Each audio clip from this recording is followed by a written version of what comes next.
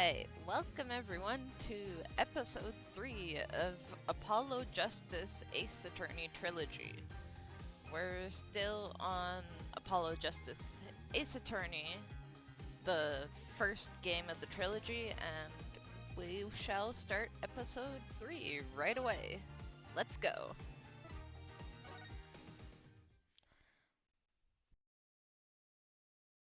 Episode 3, Turnabout Serenade. Let's rock.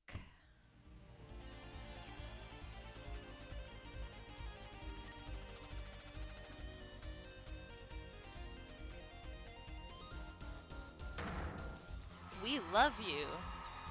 I was gonna say, is this Caliver's band? Or Clavers. Rock on, everyone. This party's not over yet. Get your handkerchiefs for our special guest. That's right, baby. The night's just getting started. Thank you for coming to the Gavineers, guilty as charged. This ends the first part of tonight's show. There will now be a 20-minute intermission.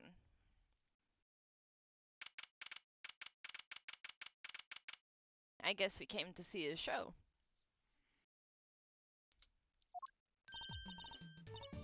This is so cool. Us at a Gavineers concert? Huh? Did you say something? My ears are still ringing. The Gavineers putting the sick back in music. Well, I thought Mr. Gavin was really nice. Sending us those tickets at 20% off. They're hard to get a hold of, you know? When you invite people to a concert, it's usually free. Let's head to his dressing room, Apollo. You know, like we're a couple of VIPs. I've always dreamed of being a VIP at a Gavineers show. Trucy? You didn't know who Prosecutor Gavin was before that case. What kind of fan doesn't know the lead vocalist's name?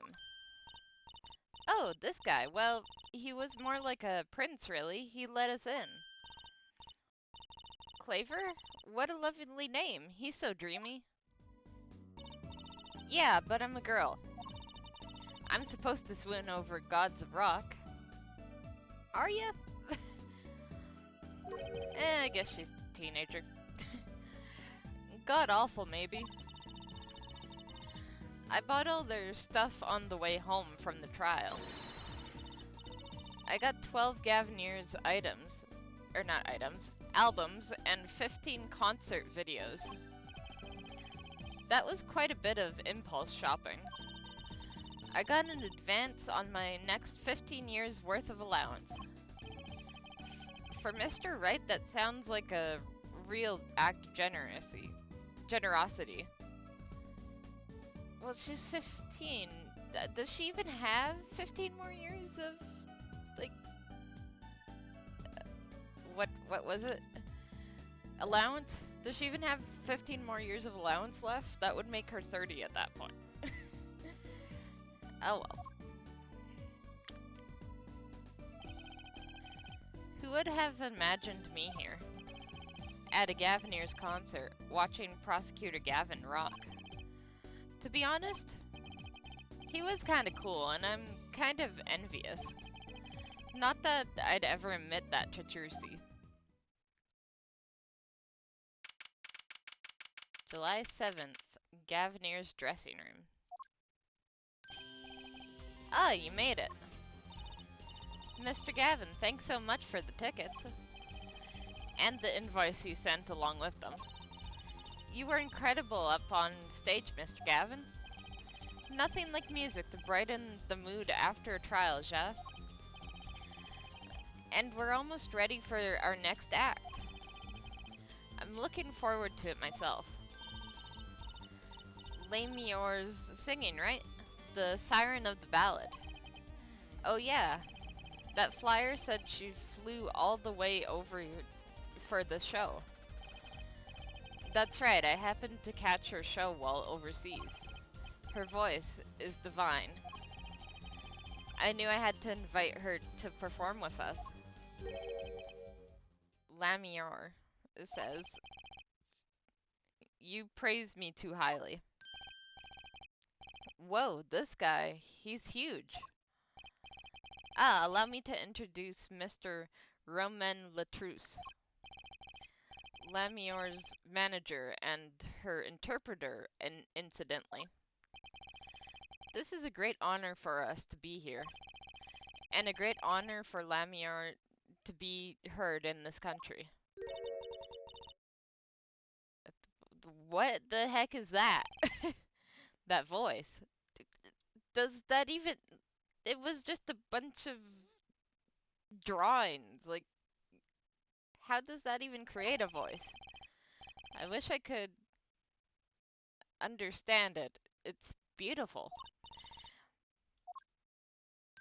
Okay.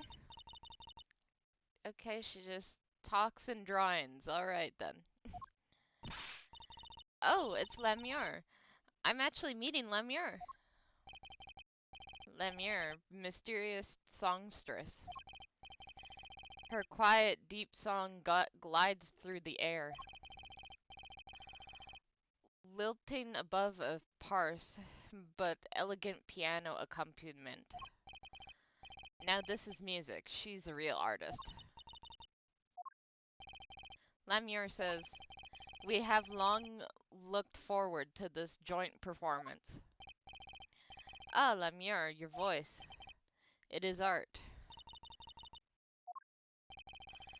Yet without his piano to guide me, it is but a voice.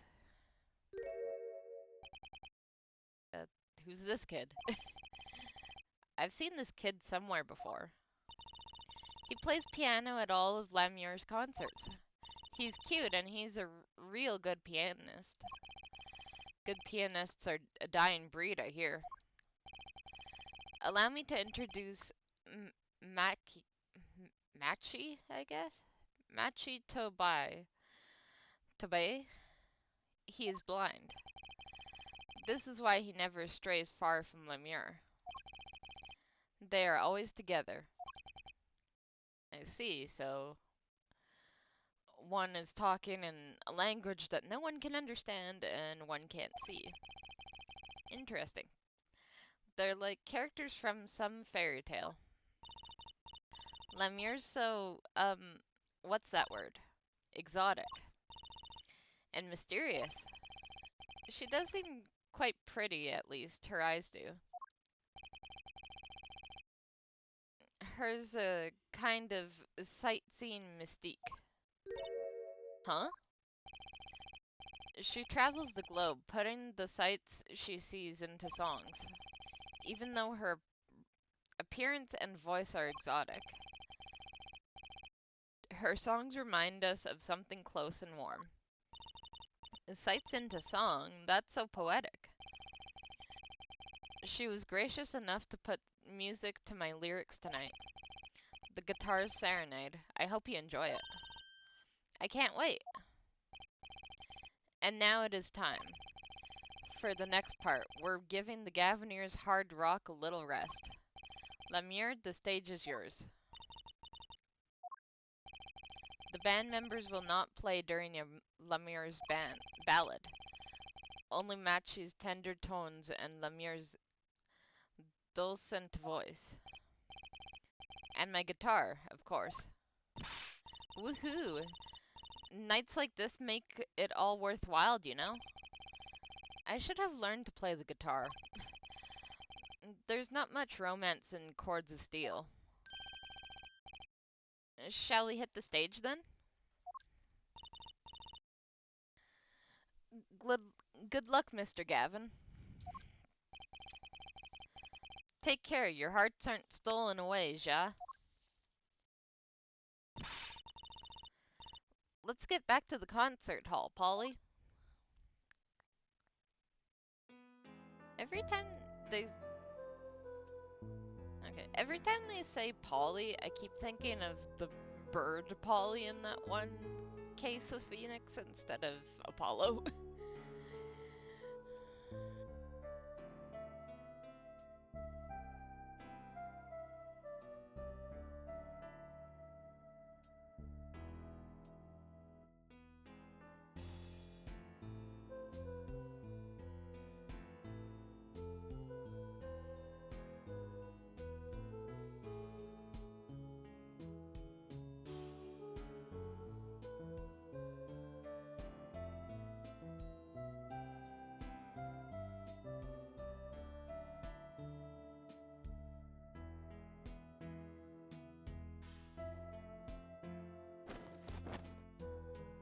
What the?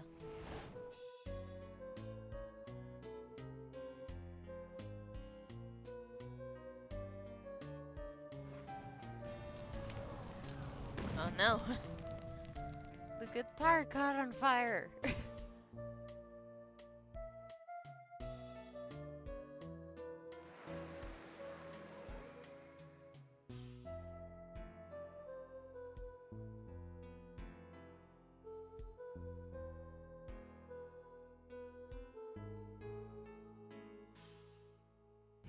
What is a guitar?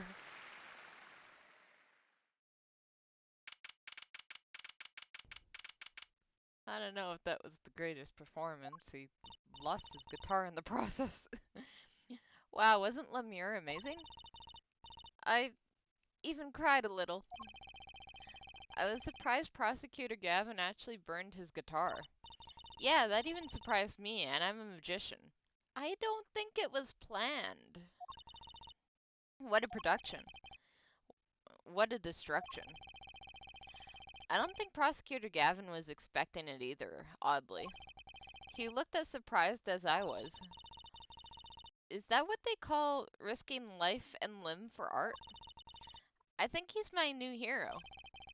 I'm not sure I'd call it art. Well, what are we doing here? Let's get going to Mr. Gavin's dressing room. There's 20 minutes till the last part of the show. How many breaks does this band need? Actually, that is a good point.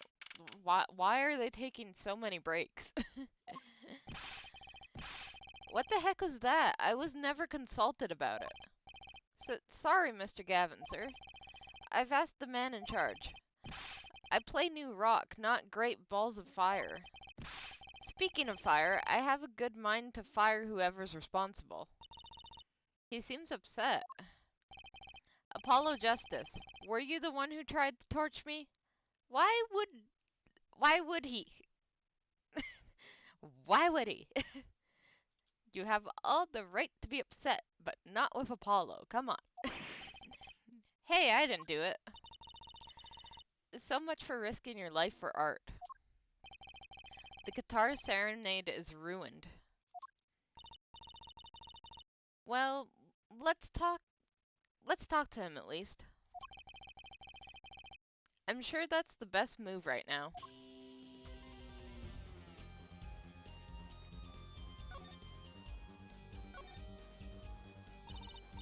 You mean the guitar?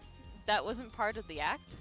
Of course it wasn't. Who would set their guitar on fire on purpose? Well, I guess some musicians are crazy enough, but still. Part of the act? Who'd burn up a guitar on purpose? Crazy people. But it worked really well with the lyrics just then. Burning on in my heart, fire, burn my love away, alway. Wait, you think the audience thought it was... It sounds like he got lucky. They probably thought it was part of the act. At least I did. He got lucky and he didn't realize it. Anyway, that guitar was the Ferrari of guitars. All the speed, all the sound, and all the price. If I burned one of those at every show, I'd go broke. Unusually frugal for a rock band. Try saying that to Mr. Gavin. Ugh. Today's been one disaster after another. My hog won't run, my guitar case broken. Daddy told me there's been days like these. Wasn't Lemire's song incredible? You worked on it too, right, Mr. Gavin? Ah, yes, thanks. It was a collaboration. I wrote the lyrics and she wrote the melody. You know, I was surprised she could sing in English. I'm sure she practiced a long time for this day. Ah, here.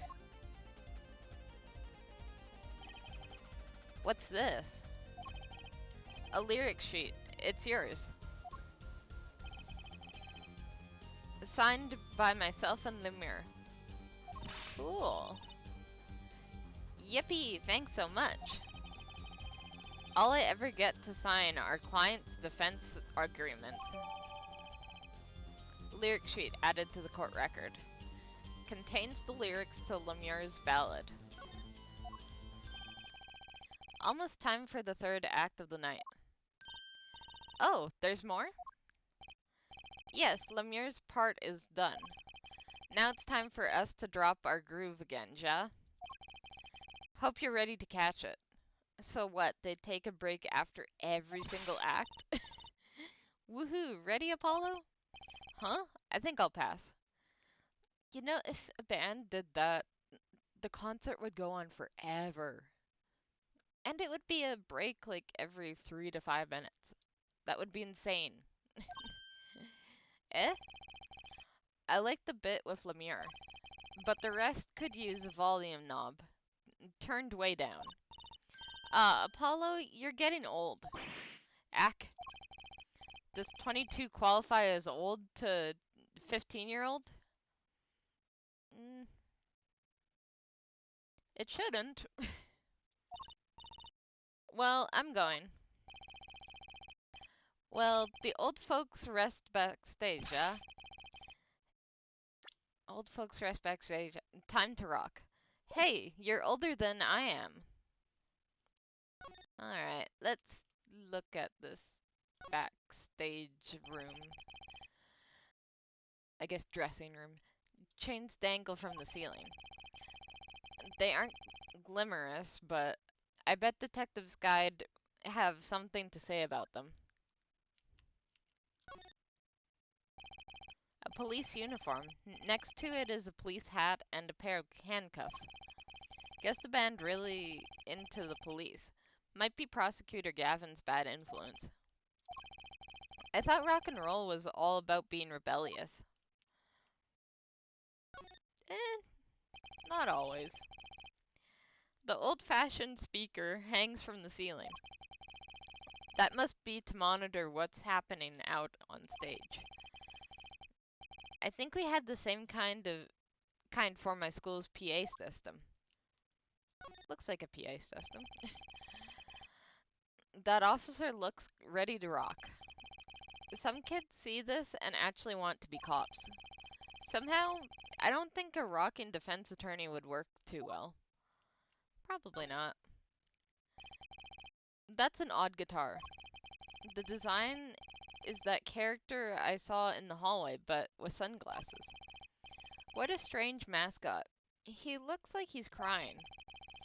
Since when was rock about crying? They should name this guy Emo. I feel like you're looking too much into it. Thick leather gloves and sunglasses. Guess I'll try these on. On second thought, no.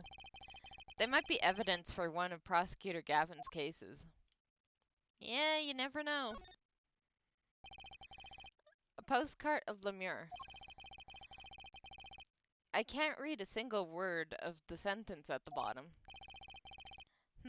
Trucy might want one of these. I'll show it to her next time we're here. A delicious bowl of stew. Made of plastic. Huh? The bottom of the bowl has a G on it. They sell these at concerts? Whatever happened to t-shirts? That's very weird merch. That guitar looks like it was made out of a cop car door. That's right. Trucy's not here to set me straight. Now I feel kinda lonely.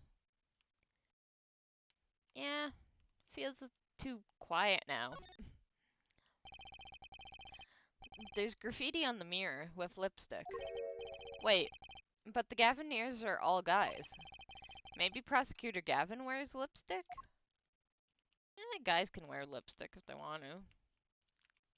Could be Gavin's, could be one of the other guys. Who knows? Okay, well, I guess that's it.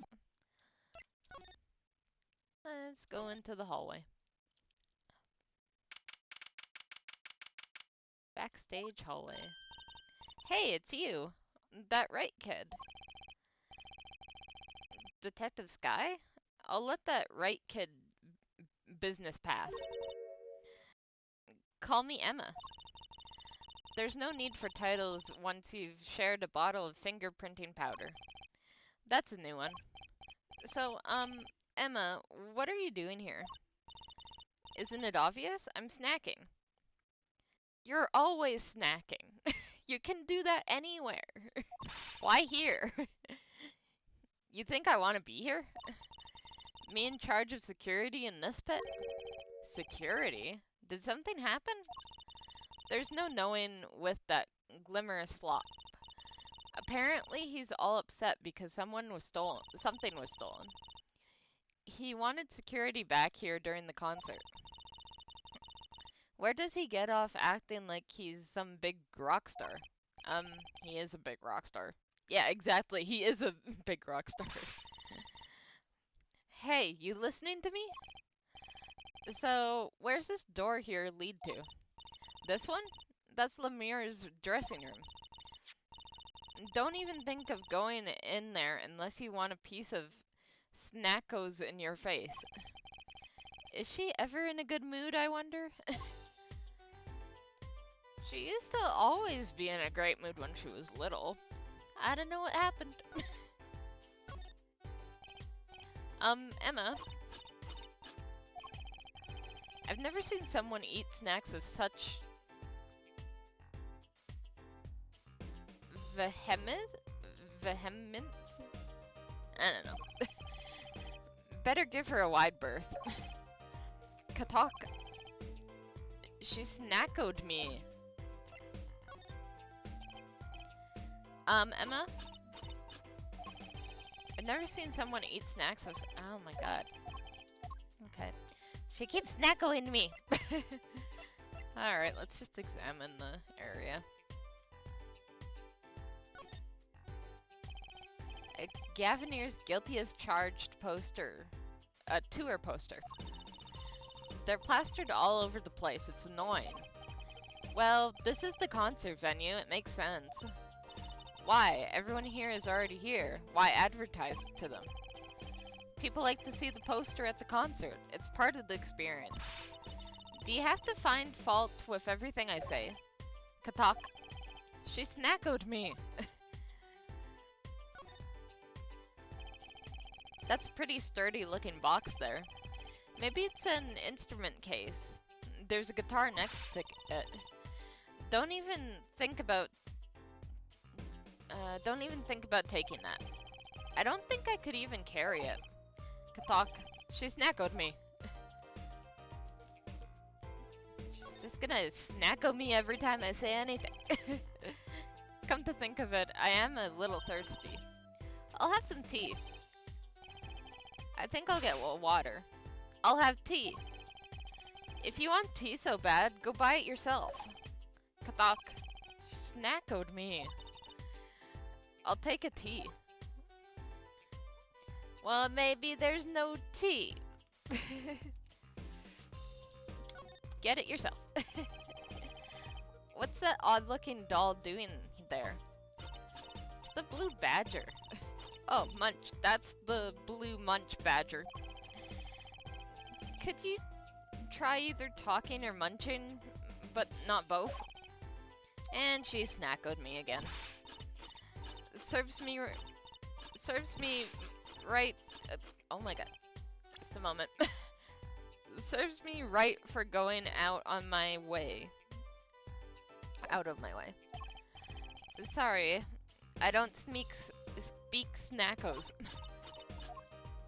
Okay. What's this on the ground? What's this? Some kind of headset earpiece? Why would somebody leave this in the hallway? Maybe Lemire's bodyguard dropped it? Emma! Will you stop eating those snacks for 1 second and listen? Ha! If you think you're going to pull me away from my snacks just to hear your mumbling? On and on about whatever you're going to be... be sorely disappointed. At least I got her to stop munching.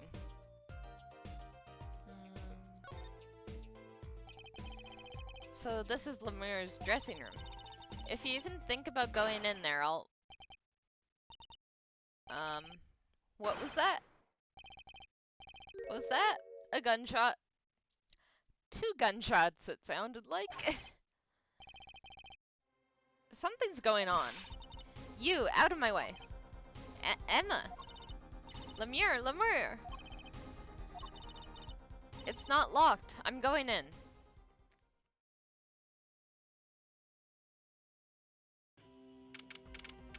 What happened? Okay, well there's the 2 gunshots on the wall over there. What's that awful noise? Oh, it's the concert. Oh, Apollo. You really don't like rock and roll, do you? Oh. It's Lemieux's manager. Mr. What's his name? Latruce. Oh no. Hey, you. Me? Watch this room for me. I have to call for backup. Right, understood. You want me to make sure no one comes in, right? And don't touch anything. I'll be right back. What's going on? I just talked to him and now... Chad? I think I'm gonna touch stuff. He's alive. Mr. Latruce, can you hear me? Shot. I was shot. Who shot you? I don't know. Ask what? Ask witness. Witness? There was a witness? Who? Cold, so cold. Witness. You're cold? Don't worry. You're going to be fine. Help is on the way. Can't see. Hang in there, Mr. Latruce. Tell me, who was the witness? The witness is Ren Siren? How can a siren witness anything?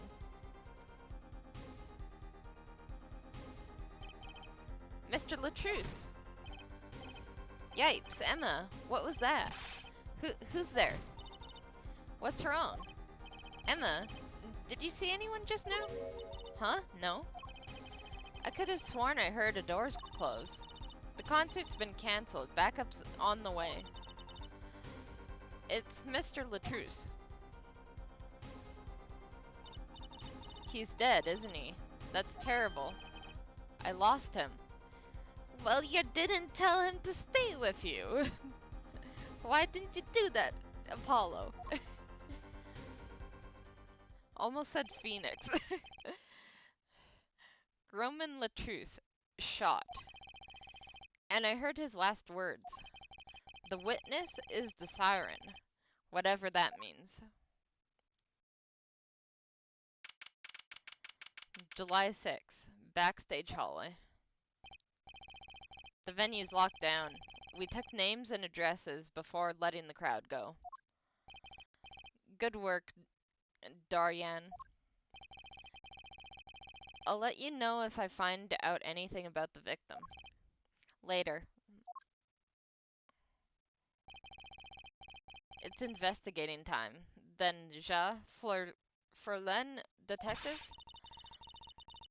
I don't need some rock and rolling prosecutor to tell me that. One request I must make. Tell no one on staff or otherwise anything about this. Oh, a gag order. No word gets out other than that Mr. Latruce is dead. No word of the cause of death or of the murder. Tell no one, not even Lemure. Not even her. We must keep everything under wraps. One more thing. I'll need your signature on this.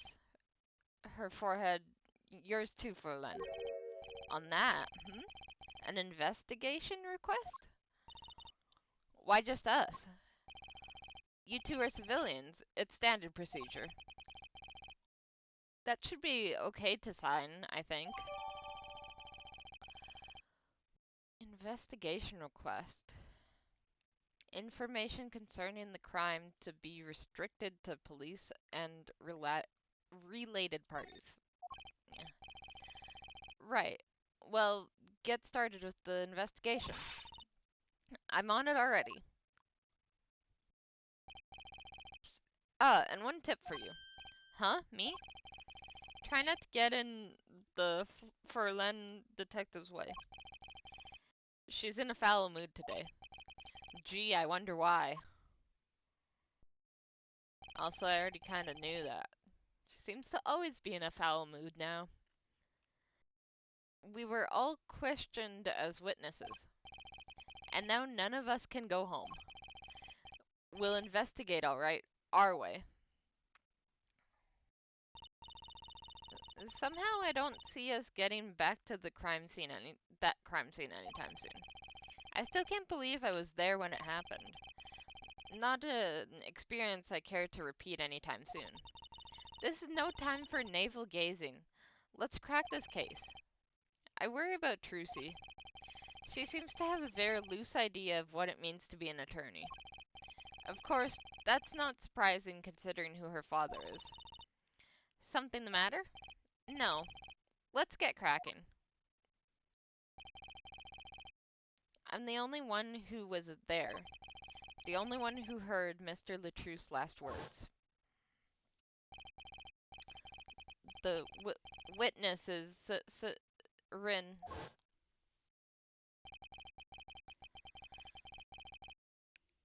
First order of business is to find out what he meant by siren. Alright.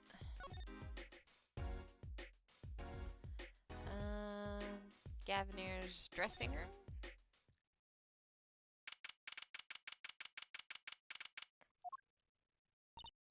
Huh, looks like nobody's here. Prosecutor Gavin probably busy with the case too. No rest for the wicked. No rest for us either, Apollo. Let's get rocking. Rock, rock.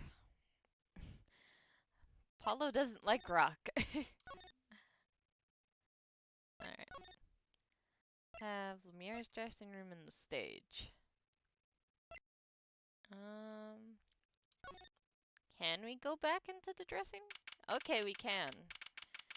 I thought they said that we couldn't. Oh, it's you. I figured you'd come. You have to let us investigate the scene, please. Your attorney. But there are 2 holes. Wouldn't that mean 2 misses? The murder weapon is a .45 caliber revolver. It's very powerful. I believe that we're seeing here is the mark left by the second bullet after it passed through his shoulder.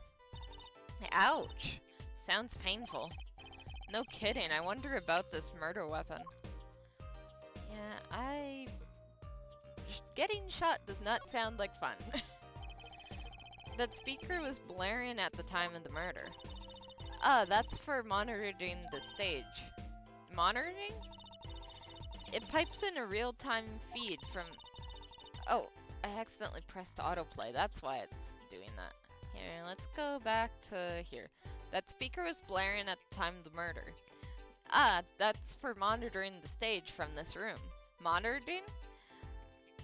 It pipes in a real-time feed from the stage microphones. Useful for knowing when your set is coming up. Makes sense? Yes, I seem to recall being loud and vaguely musical. It made it hard to hear Mr. Latroux's last words.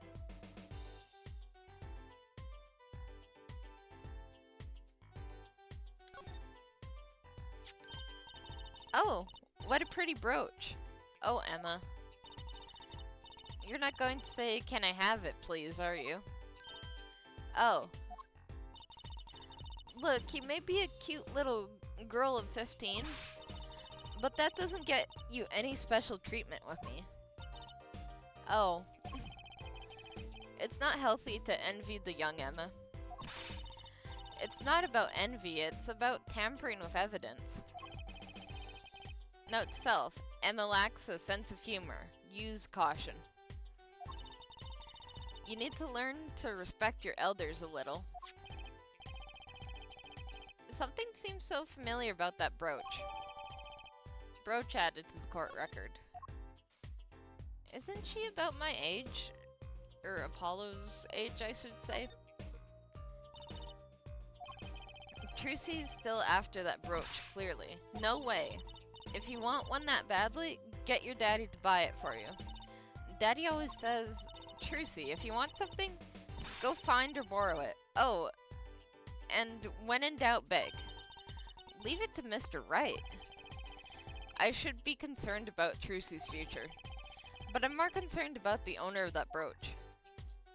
I didn't realize we were pointing at that again. Ladder! Here comes the ladder dialogue. Huh? Another ladder? Actually, it's technically a step ladder. Well, hello, Miss Fancy Pants. Please forgive me my lack of ladder discrimination. I'm less worried about the step ladder and more worried about why it's there. Why is the ladder there? Well, to climb, right? To reach something on the ceiling? I still say it's a step ladder. Maybe the vent?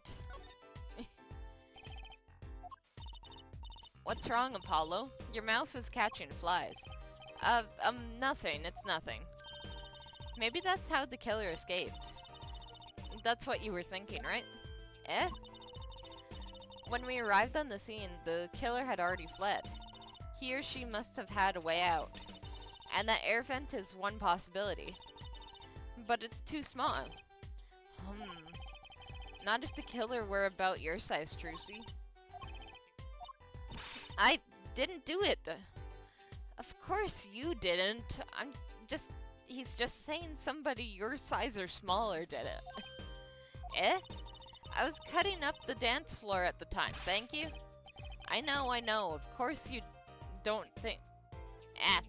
Of course I don't think you did it. It's hard to tell with you sometimes, Apollo. Hey, what have I done?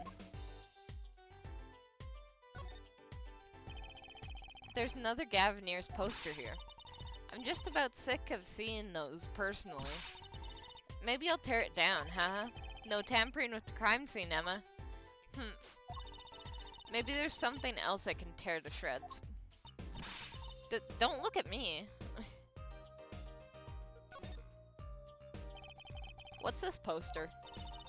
Let's see. This summer, Illegal Eagles production of Case Salt closed. Looks like a poster for a different show. One I wouldn't mind seeing real soon. Yeah, sounds like a good show that Apollo could maybe find interest in. More interest than the rock and roll, anyway. Apollo. Look at the thing. It's huge. That's a TV. Yeah. A wide flat screen TV. I want one of those. You'd be wanting for a long time on your salary, Junior. Wait till you're as famous as Mr. Right was, then dream. I don't think Daddy was ever rich, even when he was in law. Great, just stomp on my dreams, why don't you?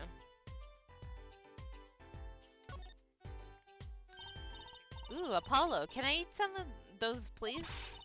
Absolutely not. I know, but still, I yearn. Look, you're not the only one eyeing that fruit there. Well then, what are we waiting for? Let's eat. Right. Whoa, stop it. Are you too crazy? Emma, you of all people should know better. But she tempted me. She's a temptress. Please grow up. Let's see. What else is there? Ooh, what's this do not open? Look, there's a little window over there. Maybe the killer escaped through that. It's barely big enough for me to get my head through. Not to mention, it only opens a crack. What? I was just saying it's possible. Right, no harm in that. Except I'm pretty sure it is impossible. You could peek into the room through it though, you know? Well, that's good to keep in mind. Sorry, the words escaped me for a second. Look at all these presents. Lemure sure is popular. Oh, I wonder what's inside. We can't open them, can we? Probably not a good idea. You never know what you might find in one of those boxes. Bombs, razors, ransom notes. It could be anything. I'm never having a birthday party again. Well, it's different when you're a star getting a bunch of gifts from a bunch of fans. Like, you don't know those people. Seeing these mirrors lined up like that makes me think I'm really in a dressing room. I didn't even click on the mirrors, I clicked on the stool. You are in a dressing room. This must be makeup. I've never heard of most of these brands. Maybe they're Borginian? All I know is they sure don't make for much of a clue. Okay. Rack. I want to leave him till last if I can. This is one of those things, right? At the barber's? A permanent dryer. Want me to curl those bangs of yours? No thanks. Better not mess with his hair, Emma. It's part of his identity, you know? Yeah. Okay. Just giant flowers. What an amazing bouquet.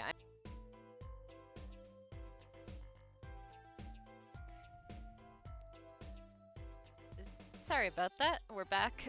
I lost Wi-Fi for a second there. Well, I actually don't know. For how long? Hopefully it wasn't very long. We were just talking about how Mr. Latruce didn't know anyone in the country because it was his first time in the country. Here, I'll even go back a bit, just to give a little bit of a refresher. Let's see. Mr. Roman Latruce, wasn't it? He was Lemure's manager and interpreter, apparently.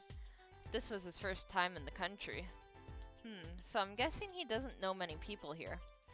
It doesn't seem likely. Nor can I think of anyone with a motive to murder him. Except one person, of course. One person? Who? Lemure. No one here might have had a motive, but she's from... What are you talking about? Urk? Hey! It was Emma's idea. I said nothing. Always with the snacks. He's a big man. Or was. I don't think even I would win a fight with him. Which is why whoever it was used a revolver, I'm guessing. We've sent a request to the Borginian embassy for more info on him. Alright. Well, you and I know more about the crime than anyone. You do? That's true. It was us who found the body. What? Guess that's what I missed for watching the concert. Hey, I wish I was watching the concert. Anything would be better than this. Well, we know the crime took place during the concert. And when we heard the shot and entered the room, the killer was already gone. What? But that doesn't make any sense. You know, it could have been Lemure. Or the other person that they didn't name was the little boy, the Lemure's pianist. So, I know he's a little boy, but that doesn't mean that we shouldn't have him on our suspect list either. You came in when you heard the shot and no one was here.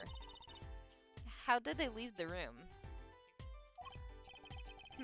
The window is a little too small, isn't it?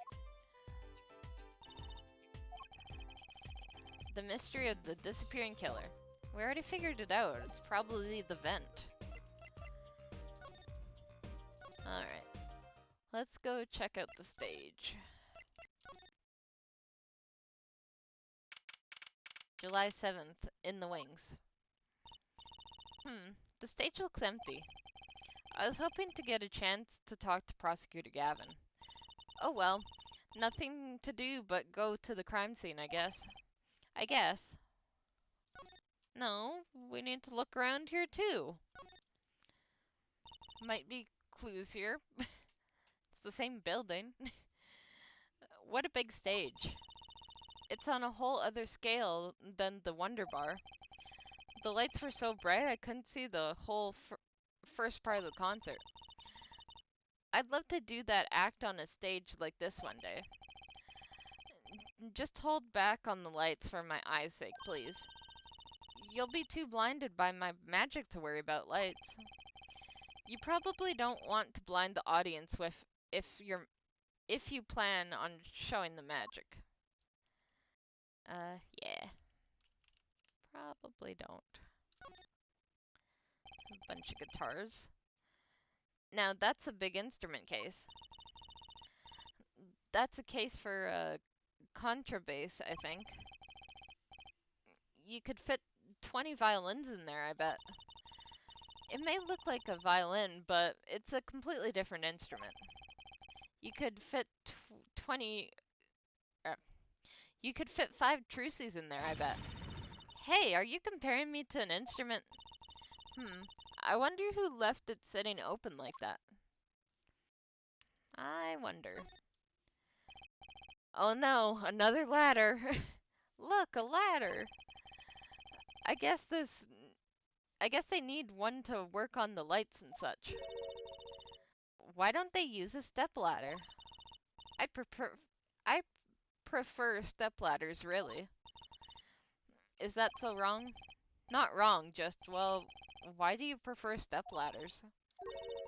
They're so much more flexible than plain old ladders. I prefer my ladders rigid and stable, thank you.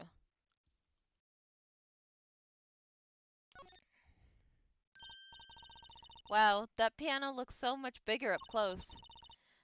Maki played so beautifully. Yeah, like a real pianist. That's just silly, Apollo. How can you call someone as good as Maki a pianist? Why, that's like throwing him in the same class as Daddy. Good thing Mr. Wright didn't hear that one. Yeah, good thing he didn't hear that, or didn't just appear magically. Look at all these electronic devices. I'm guessing they have something to do with sound. Well, I do see a soundboard over there. Why guess when we can fiddle? Let's see here. Don't touch that. A healthy curiosity is the key to a good investigation. When in doubt, fiddle. That's what Daddy always says. They should require parental testing, clearly. Maybe. Maybe they should. I don't know. Well, let's go back. I don't think we missed anything. I guess we didn't click on that door. That's the Gavineer's dressing room. The crime scene was in Lemieux's dressing room. Next door. Never know where clues might be hiding, Apollo. Let's case this joint. After you, true CPI. You know what? That is a good point. Maybe we haven't searched his room enough. Also, we were gonna show her this. Look, it's a postcard of Lemure. What are these letters at the bottom? I've never seen this before. It must be her native tongue. Borginian. Borginian, Postcard added to the court record. Oh, so I have to look at everything with Trucy here, too? Those are some pretty heavy-duty gloves. Maybe they have to carry around heavy pots or something. They're a little thick.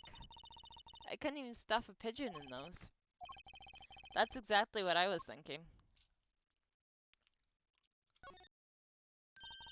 That guitar, that's the legendary AA400, the Red Badger.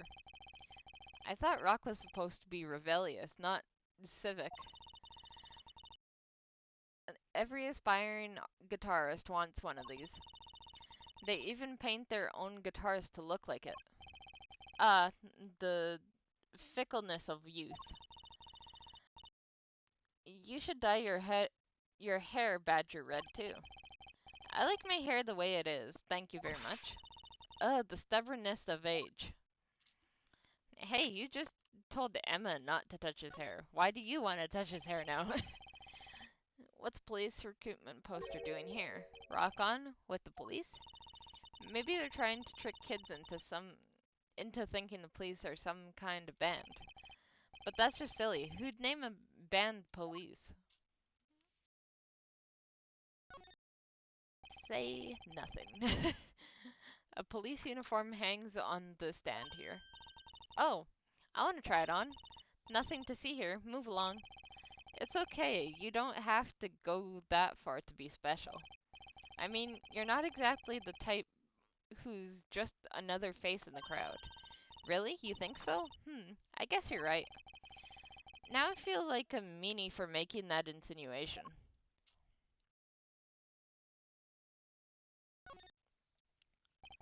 This place is decorated like a high school dance. Though I think our decorations were paper, not chains. The Gaviniers are into chains, it's part of their image. Huh, no kidding. Ever since they used chains on the cover art for Gonna Lock You Up, they're really into the whole police thing, aren't they? It'd be cooler if they turned that red light on. They don't have to turn on the red light. Oh, whoops. Eh. Okay. Someone drew the Gaviner's mark on lipstick here. Lipstick? I'd like to wear lipstick someday. Oh, you don't use lipstick yet, Trucy? Daddy won't let me. Not until I learn to play piano, he says. You'll be waiting a long time then, I'm afraid.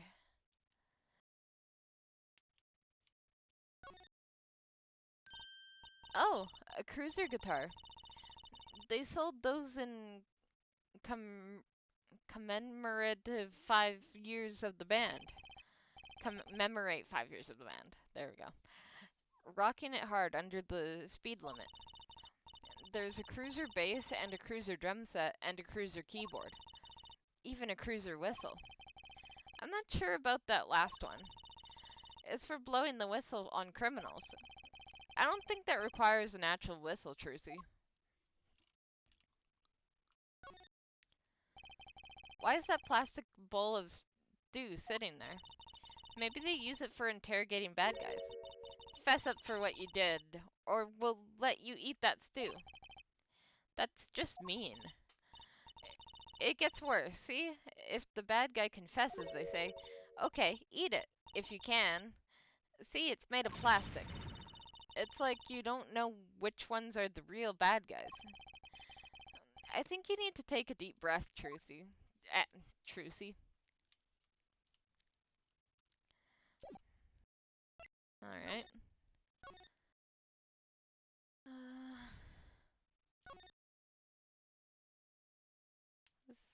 I don't know. Looks like an instrument case, a big instrument case. There's a great magic trick you can do with one of these. Huh? What kind? The miraculous beautiful girl escapes the case illusion. So it's the girl who's miraculous, not the escape. So picky. I'm thirsty, Apollo. Want something to drink? How about this one? A steel samurai soda. Now in real steel flavor. Huh? Here, my treat. Hey, this isn't enough change. The machines outside are cheaper. This one is highway robbery.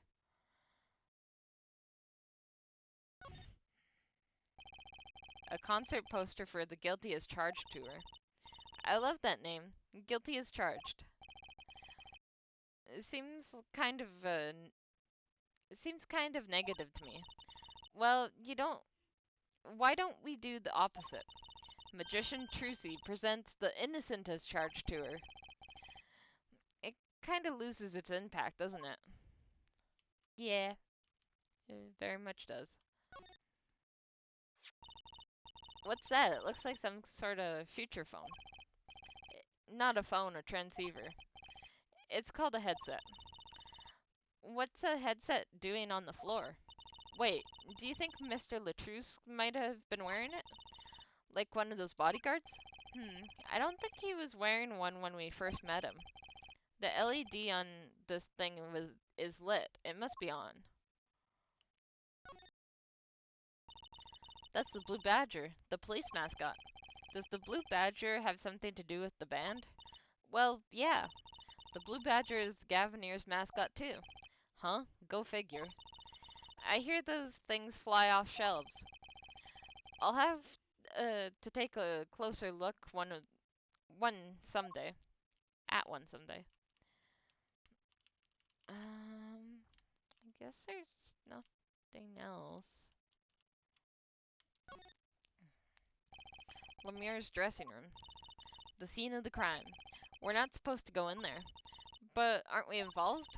Aren't we duty bound to investigate? Sadly, no. Though the situation being what it is. Now may our best chance to do some snooping.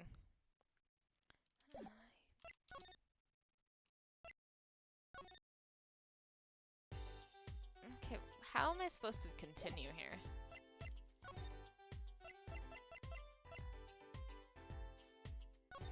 Just show her stuff? Sorry, I can't comment on everything not scientifically relevant. I am a forensic scientist, after all. A self-styled one, at least. Sorry. Okay, no.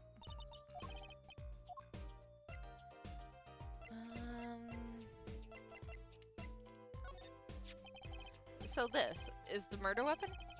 This revolver is incredibly heavy. It's been fired twice, so you can still smell the gunpowder. That's odd. What's odd? Oh, nothing. Hey, no fair, tell us. It's just something about this revolver seems strange. Strange? What's strange about it? What do you think about this revolver? Well, it's pretty big and heavy. That's right, it's a .45 caliber, as you keep saying. That makes it one of the deadliest revolvers around. Even the police don't carry guns this big. Really? Yeah, it doesn't make sense. You don't need so much power to kill at such close range. It's overkill. I'm not sure I see the problem. I mean, whenever I go out to eat curry, I order it extra spicy just to be sure it's spicy. Of course, I only ever eat 1 or 2 bites. And that's not a problem? There's another thing about a gun this big. It puts a lot of strain on the shooter. Strain? Yeah, say if you were to fire this revolver. The recoil would probably dislocate your shoulder. Ah, we're looking for somebody who has a dislocated shoulder now. Ouch. It's like the shooter's a victim too. Yet the killer used this revolver and quite well. And twice. I'm guessing whoever did it was used to shooting. I wouldn't say that. They missed their first shot. Used to shooting a high caliber weapon. Well, that's about it. I think we've looked at just about everything there is. I guess you're right. I know how you're feeling. It is hard to know when to stop. But anything more involved has to wait until the squad gets here. I suppose. I'll go report the evidence. Sorry, but could you wait here till I get back? Huh? Oh, actually, we have to... Great, thanks. She left. What do we do now, Apollo? Well, we're stuck here. She told us to wait. Great, how am I supposed to investigate? Oh well, I guess it can't be helped. Let's go. Huh? Go? Time's a wasting, Apollo. We've got a lot of ground to cover. Well, that's true, but on second thought, why not? I'm sure everything will be fine. You just jinxed it. Something's gonna happen, and it's gonna be your fault for leaving. Of course it will. Let's go. I'm already regretting this.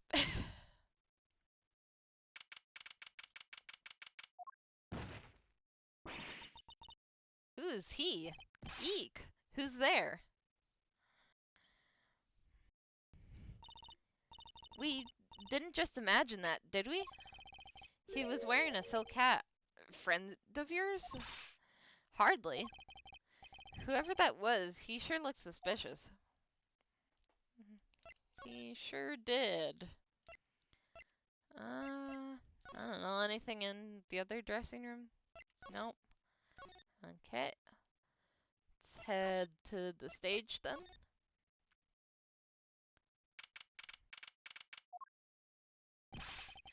What is it with today?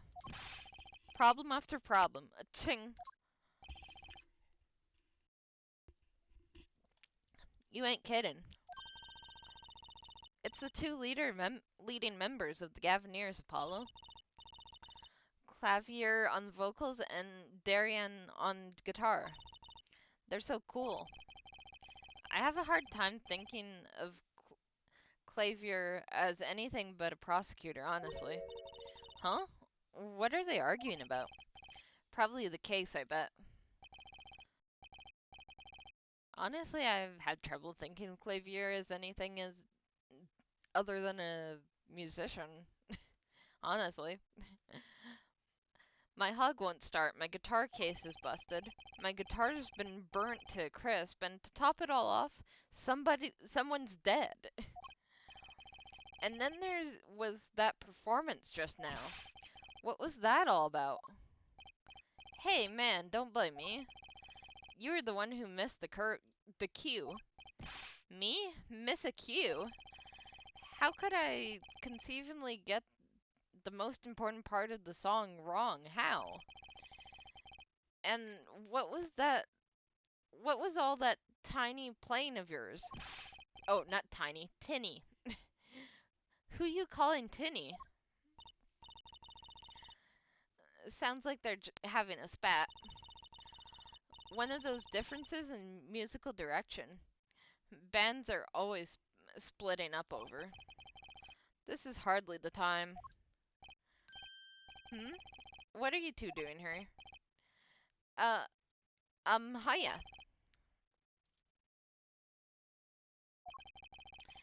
We were just discussing the investigation, if you don't mind. Sorry, wait, you were what?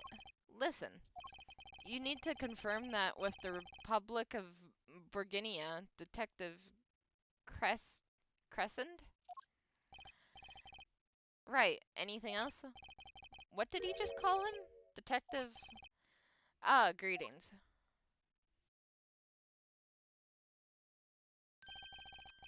Darian Crescent, Criminal Affairs, Division 3.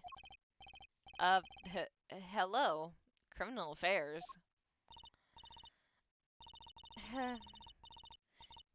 You really don't know anything about the Gaviniers, do you? Something tells me that it's about to be remedied. About the crime. Which crime do you mean? The murder. What else? Oh, that. For me, today has been a hit parade of crimes, you see? Prosecutor Gavin was singing the blues earlier, wasn't he? Something about his hog and his guitar case. Anyway, I'm afraid you know more about the killing of Mr. Latrousse than I do. For now, at least. Huh? You were the one who found the bodies, yeah? While we were in the middle of a performance, no less. Aren't you going to examine the crime scene, Professor Gavin? Or Prosecutor Gavin? What? How did I read that as Professor? I just realized what I said. uh, I'll leave that to Ferlin, Detective. Wouldn't want to step on her toes. They're not exactly best buddies, are they? Emma and Prosecutor Gavin, I mean. Well, what to do next? We've already checked out the crime, or the scene. Prosecutor Gavin may be right. We might be the most informed for once. Maybe Prosecutor Gavin can shed some light on things we found. Well, I want to hear about the Gavineers first. I don't believe you, Apollo. How can you come to this concert and not know anything about, and not know about the Gavineers? It's not surprising. Why, even our ancestors knew nothing about America's existence once. I know America exists. The Gavineers aren't just an average rock band, Apollo. Each member is connected to the police somehow. The police? The real police. By day, they pack heat. By night, they heat up the stage. By day, those lips interrogate. By night, they sing songs of unrequited passion. Okay. That's kinda cool, to be honest. They debuted... They debuted 7 years ago with 13 years Hard Time for Love. Then came Love with No Chance of Parole, and My Boyfriend is the prosecution's witness. The list goes on and on. This here's my right-hand man, Darian Crescent. I made the melodies and he attacks them with his guitar. He's a bit of a rogue, really. Heh, and this guy's a bit of a perfectionist. When a performance goes the least bit wrong, he goes into this funk, just like today. I'd hope murder would be a bit more off-putting than a ruined concert. The concert today? A disaster. I'll get to the bottom of this and then we'll see who missed a cue. The missed cue, they were arguing about that before. Great, I love nothing more than questioning tormented artists. What was the missed cue about? What's this missed cue you keep talking about? Aha, you heard it, didn't you? From the audience? Actually I didn't notice anything. See? No amateur is going to pick up on that. Can you guarantee an entire audience of amateurs? No. Now take a listen of this. What's that? A mixing board. We used it to record our concert tonight. Aren't we supposed to be investigating a murder? Well, we've come this far, might as well go all the way. I've always wanted to learn about the recording industry.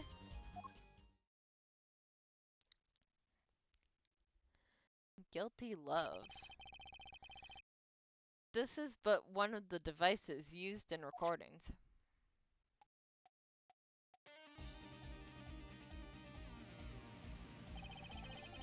We're a 5-part band. This lets us record each member's performance separately. You use the sliders to adjust the volume for each part. Check it out. Okay.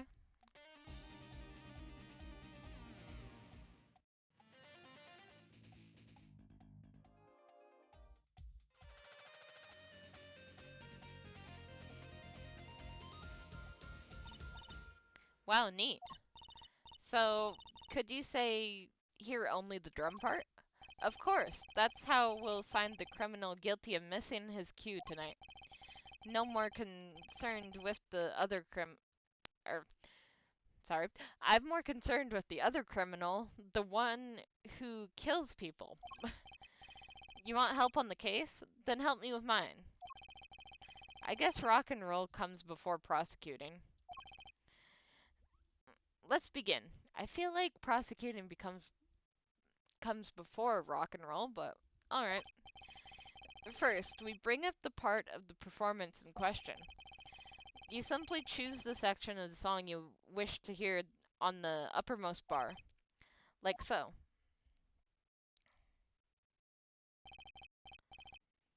And there it is. Now listen. Okay.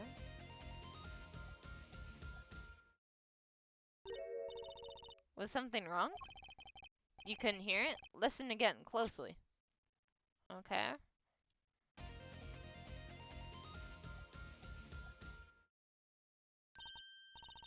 The timing's a little off, isn't it? You see? There, right at the most important part. And even an amateur can hear it. An amateur with a mixing board, maybe. You're missing the point. We'll never stamp out crime until we're perfect. Perfect. Here he goes again. Right, here, amateur, you will prove my point. Huh? Me? You will find the missed cue. You will tell us which instrument, which part is the guilty party. But how? Did I not just explain it? Move the sliders with WS to adjust the volume for each part. Then you will find the part that hopelessly buggles the cue with A and D. You'll find it with your untrained amateur ears. Nothing to do but try, Apollo. I guess. I'll admit, this looks kind of fun. First, a quick review. Use W and S to adjust the volume parts. Jump around another section of the song with Q and E. Okay. And use A and D to switch parts. Got it. Once you've found the guilty part, press R to point it out. Time to rock. Alright. I have a bad feeling about this.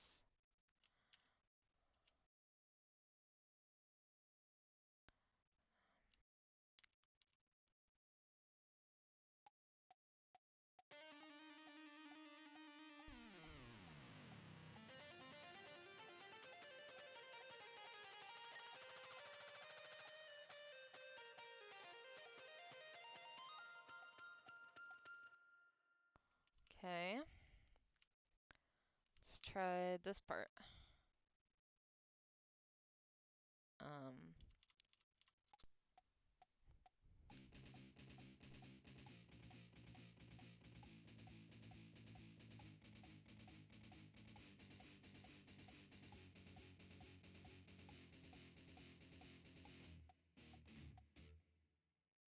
Oh. I found it, I think. Let's try this. This part is off. Which is that, Second guitar? Ah. It was you, Darian. Well, looks like the cat's out of the bag. Oh, well. That's all you have to say. That kind of attitude lets killers walk free, Darian. Here we go. Here they go again. Maybe it wasn't such a good idea to ask about the concert. It's starting to feel like we're just wasting time. It's all experience under our belts. That can't be bad. I guess not. Allows music to be played in separate tracks. I still can't get over the title for that song. Guilty Love. Yeah, it's a weird title name for sure. Let's show him this. I was wondering if you knew anything about this. Does it look familiar? Familiar? It's mine. That's my keyring. I've been looking all over for it. What? This is yours, Mr. Gavin? I knew it. Apollo, how can you make that I knew it face? This is the keyring that was... Yeah, I know. Thanks, anyway. So, where did you find it? Actually, the victim was holding it. Like he was trying to keep it from the killer, even if it meant his life. What? The victim? You mean Mr. Latrousse had my keys? Indeed. When will my trials be over? Speaking of trials, I'll never hear Mr. Gavin whine in court like he has been today. Emma's right about the fop. I'll give her that. Apollo. Mr. Gavin, maybe we can help. Tell us about your troubles today. I really don't think that's... Tell us. And we'll keep Mom about the keyring for now. Are you blackmailing me, Frolin? I think she is.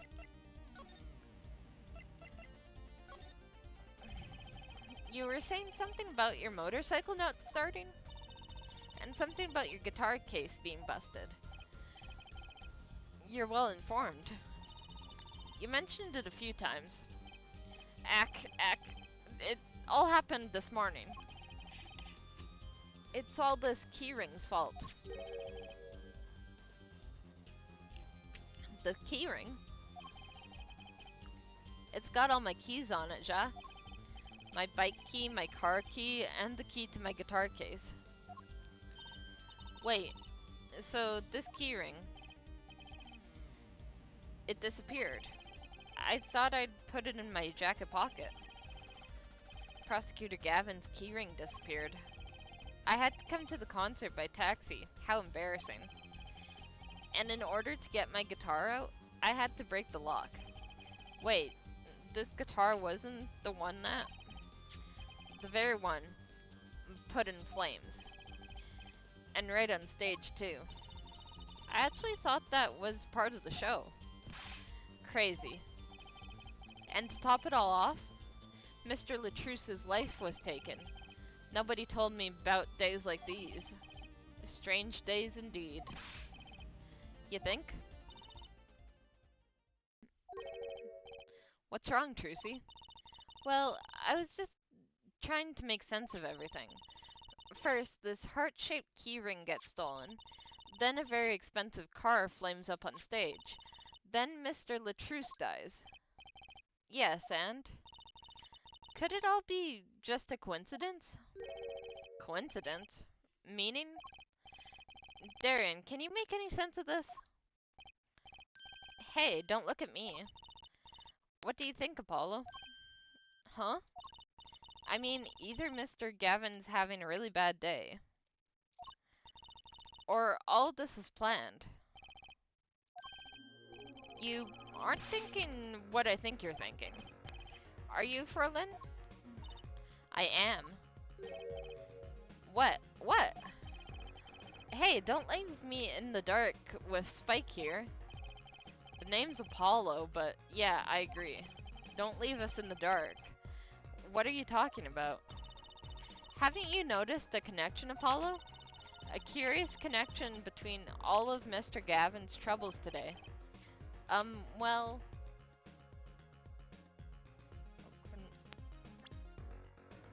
Connection.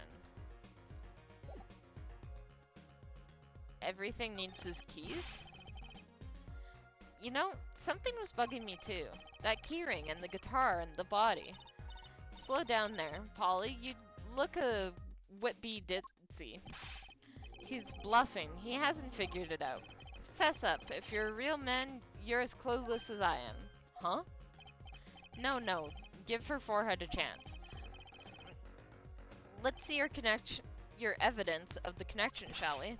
Evidence? I'd better think of something pronto. Come on, let's see it. What's the connection between all of Mr. Gavin's troubles? the keyring. The connection is this, right? I would say you were close, but really, you're kind of far. Remote, even. Oops. Try not to anger the Trucy, Apollo.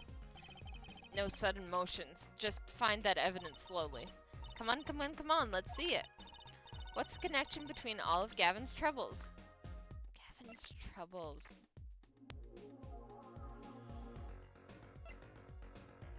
Well, you'd think it would just be the keys.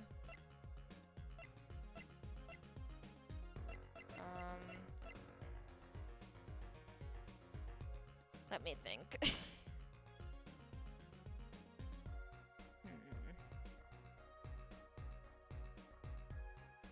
What would connect all of his troubles?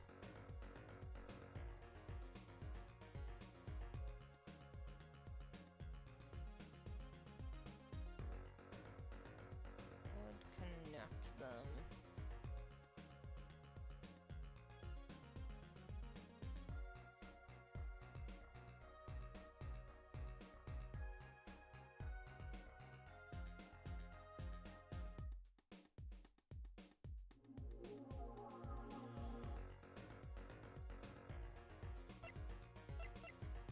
Maybe it's something else.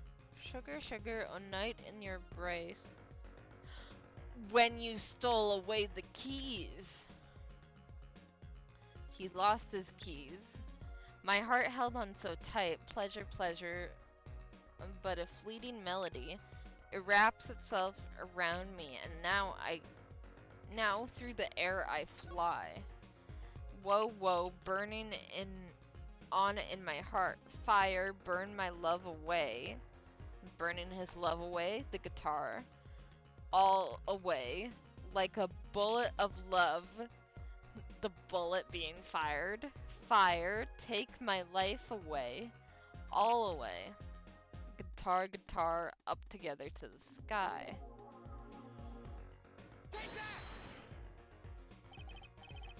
It's this, isn't it? A lyric sheet? The Guitar Serenade?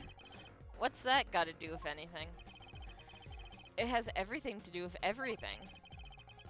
Though, I wouldn't have believed it if the Fraulein hadn't pointed it out. What are you talking about, man? Enough with the riddles. Maybe it is a coincidence, or perhaps it means something. Don't you think, Fraulein? I do. Everything that's happened to Mr. Gavin today, it's predicted in the songs, in the lyrics to the song. What? No way. Look, just think about everything that's happened to Mr. Gavin. Let's list them in order that they occurred while reading this lyric sheet. First, the keyring was stolen. And not just any keyring, a heart-shaped keyring. That's right here. When you stole away the keys, my heart held on to so tightly. This is a heart holding keys. And next, his guitar burst into flame. Burning in my heart, fire burned my love away. And then, Mr. Latrousse was killed. Like a bullet of love, fire, take my life away. But that's crazy. Hey, no kidding. So, everything that happened today here, that song predicted it all? Or perhaps it was the other way around. Huh? The criminal could have based the crime on the lyrics. But who would go through all that trouble?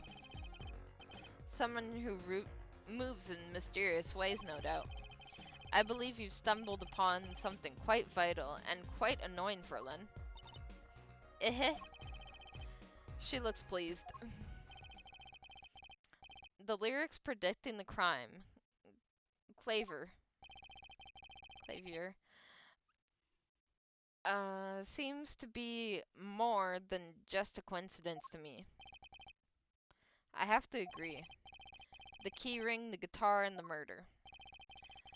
The keyring might have been dropped by accident. yet the victim was holding it. Hard to think that it was connected. That's true. Pr- Prosecutors Gavin's as calm and collected as ever. So the criminal matched their actions to the lyrics? That sounds likely. Why would anyone do that? While we think about it, I'm going to get cracking on the biggest crime here. I'm going to talk to the Borgian embassy about this Mr. Latrousse. Ah, right. Thanks, Darian. I'll leave the pondering of mysteries to you. I'm out of here. Alright.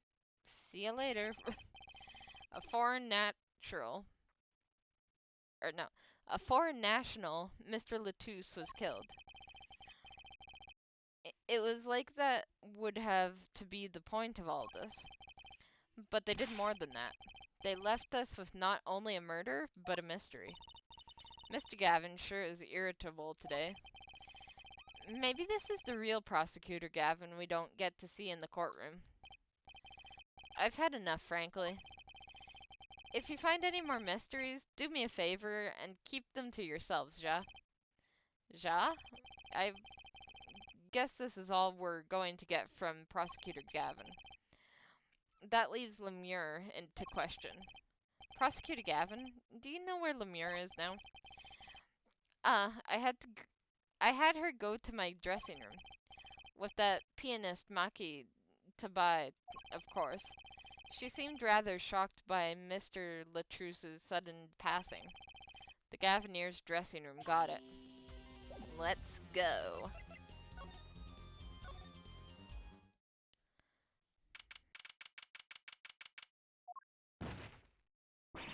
This guy again. Eek! Who's there?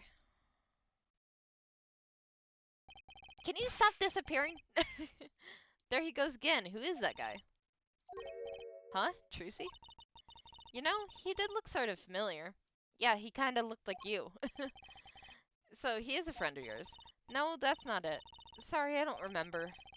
Curiouser, Curiouser and Curiouser. Alright. To the Gavineers' dressing room. How can we question them? Well, one of them can at least talk. We can't understand Lemure, though. What has happened? Or maybe we can. I heard that Mr. Latouche has died. Lemure, you speak? I mean, you speak English? Ah, yes. I was invited here from the Republic of Borginia, but I am not Borginian by birth. But wasn't Mr. Latouche your interpreter? Yes, well, it was Mr. Latouche's idea. He thought it would add to the mystery, you see. Then your pianist is also... No, Maki Tabai is Bogorian. He does not speak English. Now, please tell me, what has happened to Mr. Latouche? Why did he... Actually, Mr. Latouche was... Trucy. Huh? Remember what Prosecutor Gavin said, not a word.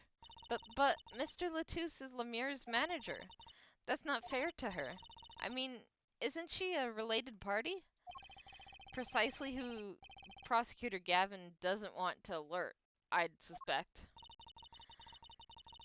All we had been told is to wait here in this room.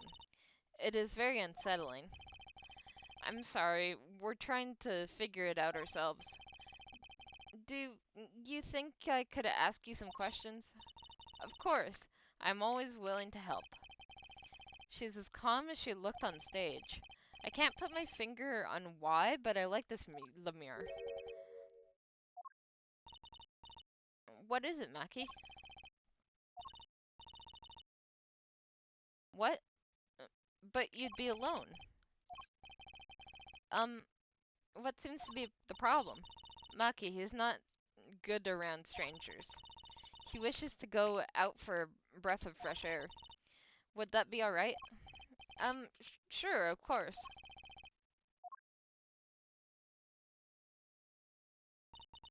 Very well. What is it you wish to ask me about? The Republic of Borginian. That's in Northern Europe, right? I never even heard of it. I started out singing in a restaurant. Then a producer called me. Before I knew it, here I am. You don't say. You know, my daddy plays piano in a restaurant. Producers tend to look for talent, Trucy. Lemure, you're not from Borginian, Borginia originally. Were you born here? Well, oh, is that supposed to be a secret? Image is everything when you're a star. I know a bit about that, of course. Ah, yes. It is something like this. A contract, you might say. I'm also not to speak anything but Borginian in public. Image is important, I guess. She's not all image, though. Her songs are lovely. A real landscape painter in sound.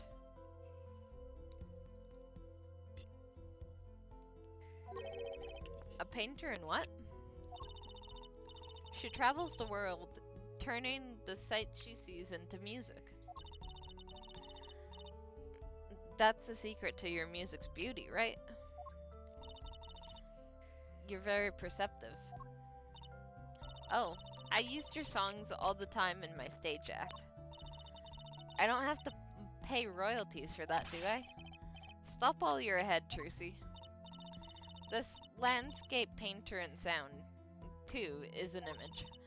Yet without it, my songs would not be so widely heard. They even call you the siren of the ballad, right? Yes, in Borginian, Lemure means the siren. I fear that I already... Wait, I fear that perhaps already I am not the siren I once was. Shouldn't she be the person who, saw everything? Then? The person, Latrice was trying to tell us about? The witness? Your pianist Maki, was it? He's cute, like a porcelain doll. He's very European. I met him while singing in restaurants in Borginia. He is an orphan, yet his playing is exquisite. Soon he came to live with me. It's like a fairy tale almost. I notice he hardly leaves your side. Yes, well, he is blind. At first I hesitated at dragging him across the world. He doesn't speak English either, does he? He had never left Borginia before we met. I made his presence part of my contract. Maki and I together are Lemure together always. Mr. Latrice was my new manager. New? Sadly new. Yes, from 3 months ago. Around when I received Mr. Gavin's invitation to come. I met Mr. Latrice at my office. He was to be my manager and bodyguard, and as it turned out, my interpreter. Interpreter? Even though you speak English? Yes, but we were to finish more places than just here. We had a concert in Japan scheduled after this one, though I fear that may have to be cancelled now. Was Mr. Latrice from Republic of Borginia too? Well, he was only with me for 3 months. I'm afraid there is much I don't know. I don't know about him. I see. And now I shall never know. No one will ever tell me why he has died.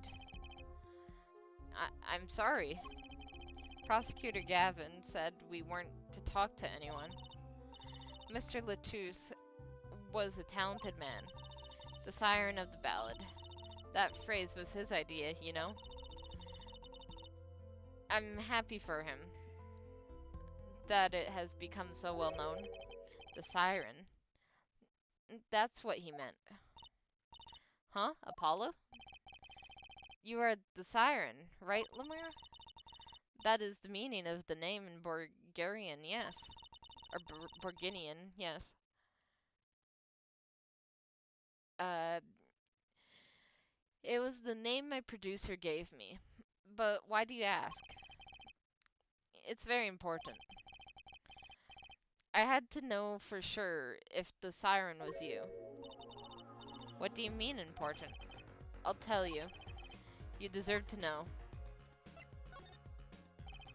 Siren. It turns out that's a very important word in this case. How? When I found Mr. Latouche, he was still alive. What? I heard him say something. His last words.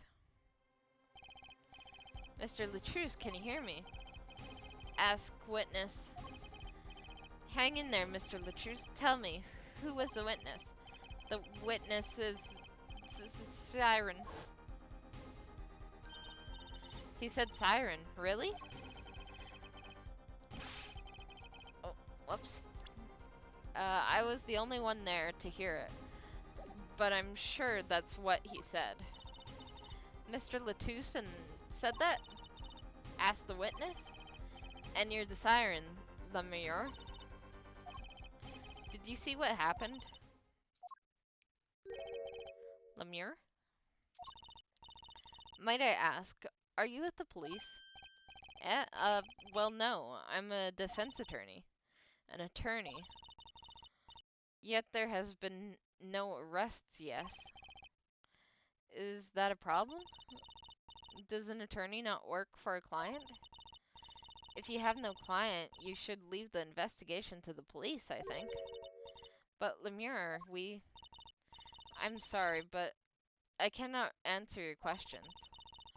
I'm afraid you lack the authority to ask them. Why? If she witnessed the crime, why won't she tell us? I believe we are through here. I believe so. Alright.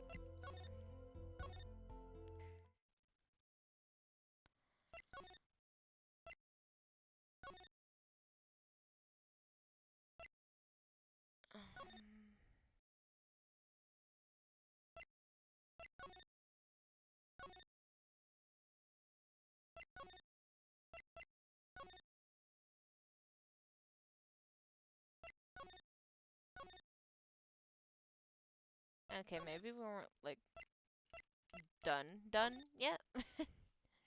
Maybe we're done talking, but not the whole thing yet. Can I ask you about this? Would you mind taking a look at this, Lamar? I'm sorry, I'm not sure what to say. I wish I could help you. Don't worry about it. It's certainly one of the most pleasant refusals I had. Yeah, for sure.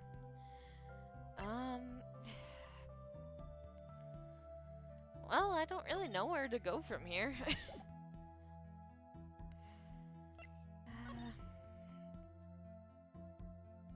Well, nothing's changed. What's the point of examining?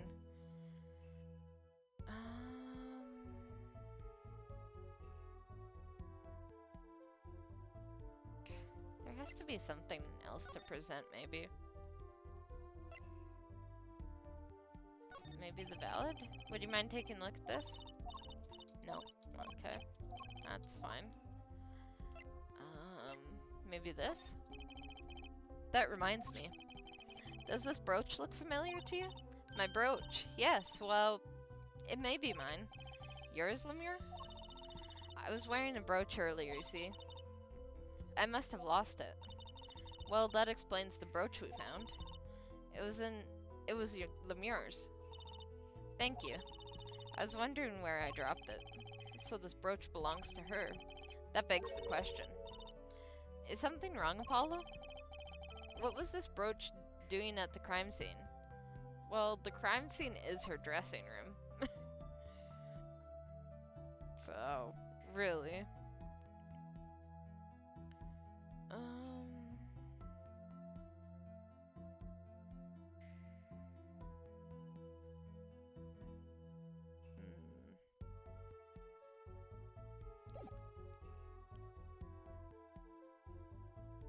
I wonder if I examine the postcards, maybe if I examine them again instead of just showing her, I'll get more dialogue. You see the words written upon the postcard. They say a landscape painter in sound. A landscape painter in sound. That's a nice image. Well, I guess that solved the question of what was written on the postcard, but yeah.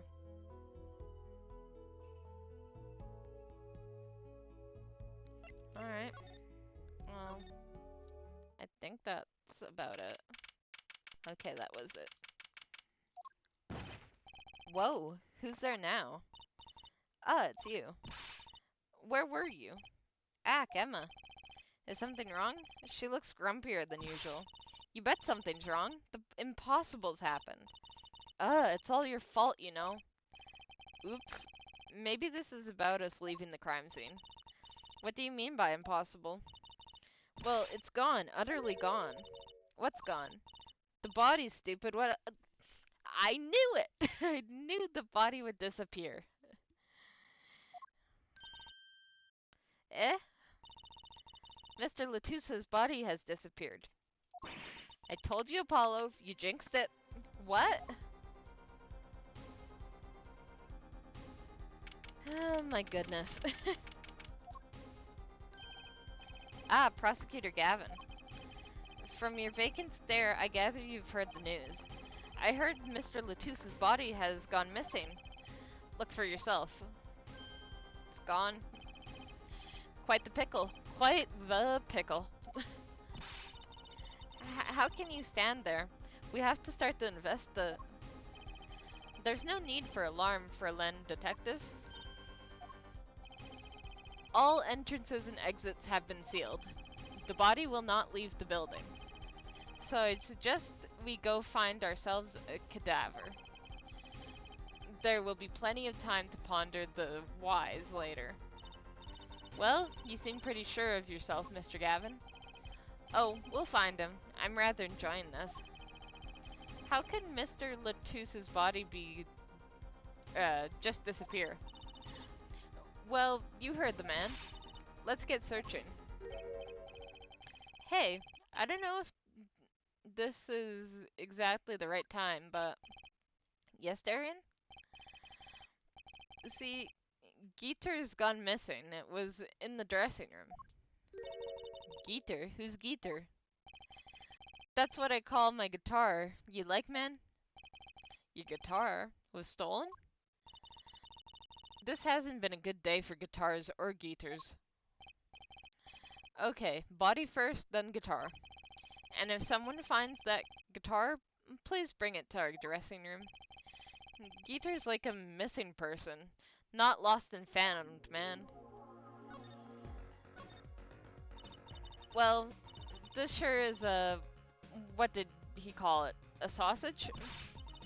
No, it was a pickle. And it's your pickle. I told you to stay in the room. Well, we had to go investigate. Well, actually, I told them not to leave, to be fair. But I knew it was a bad idea, I'll admit. I do want a pickle now, though. Sorry, not much else I can say. It's alright. Top priority now is finding that body. Actually, in particular, I think I would want some, like, of those pickled flavored potato chips right now. That would be nice. You can make it up to me later. 10 bags or so of chocolate snackos. Should do the trick nicely. You should watch your sugar intake, Emma. All I want is snackos now. Anyway, let's go search for the missing guitar and body.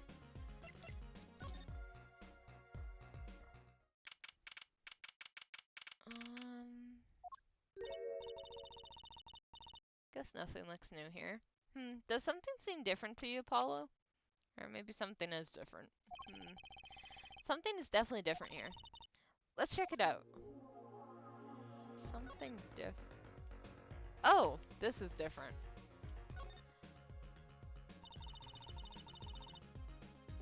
That stage there must have been lowered before. That's the tower that Lemure and Prosecutor Gavin were singing on. Someone must have raised it. I don't see a way to control it from here. Apollo, what about that ladder there against the wall? We could use that to take a look up top. Maybe we should get Emma. What are you talking about? We have to get the sort of thing for ourselves. I'm not so good with heights. Stop whining and start climbing. Irk. But he's not good with heights. It doesn't look that high from below, really. But when we got to the top, I felt every one of those 15 feet down. Of course, I wasn't thinking about the height anymore. Not after what we found up there. Eek! We found two things we were looking for. The one thing we never expected to find. The body and the guitar. Oh! And the pianist. The body, guitar in hand, and the pianist, Maki Tobai.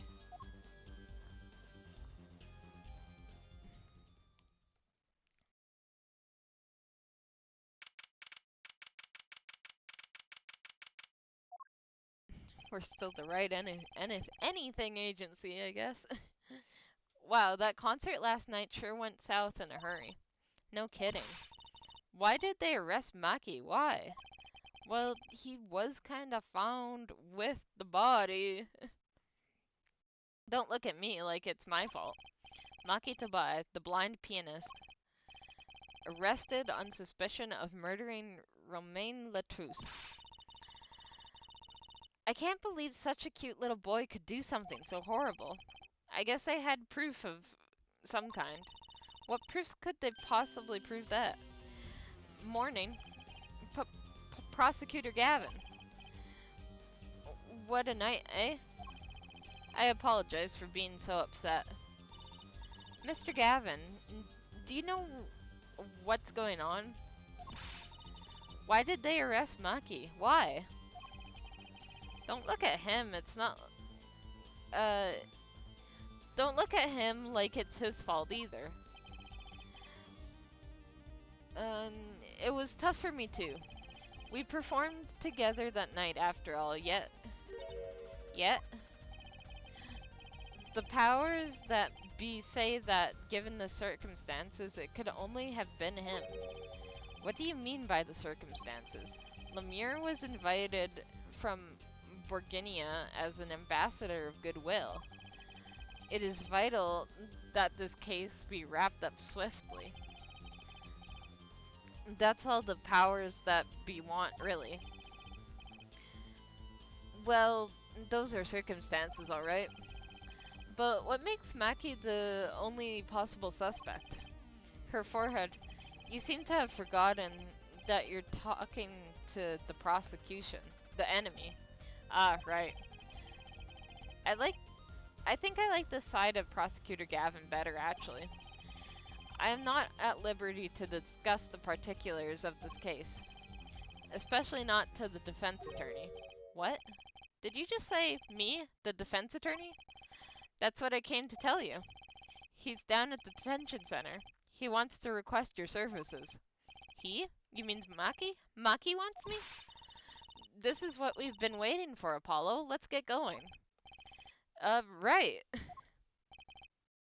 Good luck. I'm off to question Lemure. Right, later. I hope I'm up to this. I'm surprised Lemure's not gonna be with Aki. If but alright. Do we have a translator? Well, I just don't get it. I refuse to believe a cute little kid like that could do something so terrible. Well, there has been kids who have committed murder before, sadly. Hard to believe, but it is true. You said that already. Maki, everything's going to be okay. We're here for you. Hi. Maybe you can tell me about last night? Yeah, he can't speak English. Huh? Um... That was when I realized how tough it must be. A little kid like this. In a country so far from everything he's ever known. Maybe Lemure can help. But didn't Prosecutor Gavin say she was with him? Yep. Good luck. I'm off to question Lemure. Well, what are we going to do? That's, a good question. I can't think of anything we can do but go with this. And hope for the best at the trial tomorrow. Oh boy. I think we're in trouble. If we can't have a translator for our client, how are we supposed to defend him?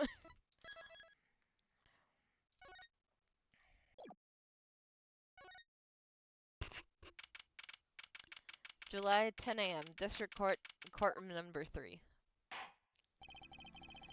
Court is now in session for, how do I say that? Maki Tobai, Your Honor. The pixie of the arpeggio. Right, his trial court is in session. The defense is ready, Your Honor. Wow, we really just go into court. We don't even get the chance to talk before. But at the same time, I guess we can't talk before because he doesn't understand. Well, he might understand. He doesn't speak English, so yeah. The prosecution is A-okay, Her Judge. Very well. Prosecutor Gavin? My opening statement, yeah? No, actually, there was something else I wanted to ask you about. Yes? Say you're going to visit someone in the hospital with an incurable disease. What do you say to them? Eh? I mean, you wouldn't want to say get well soon, right? Well, definitely not. You'd only be kicking them down when they're down. What are you talking about? Actually, I'm going to visit someone who is terminally ill. Right after this trial. The Chief Justice's son. The Chief Justice? His son is afflicted with a most terrible disease.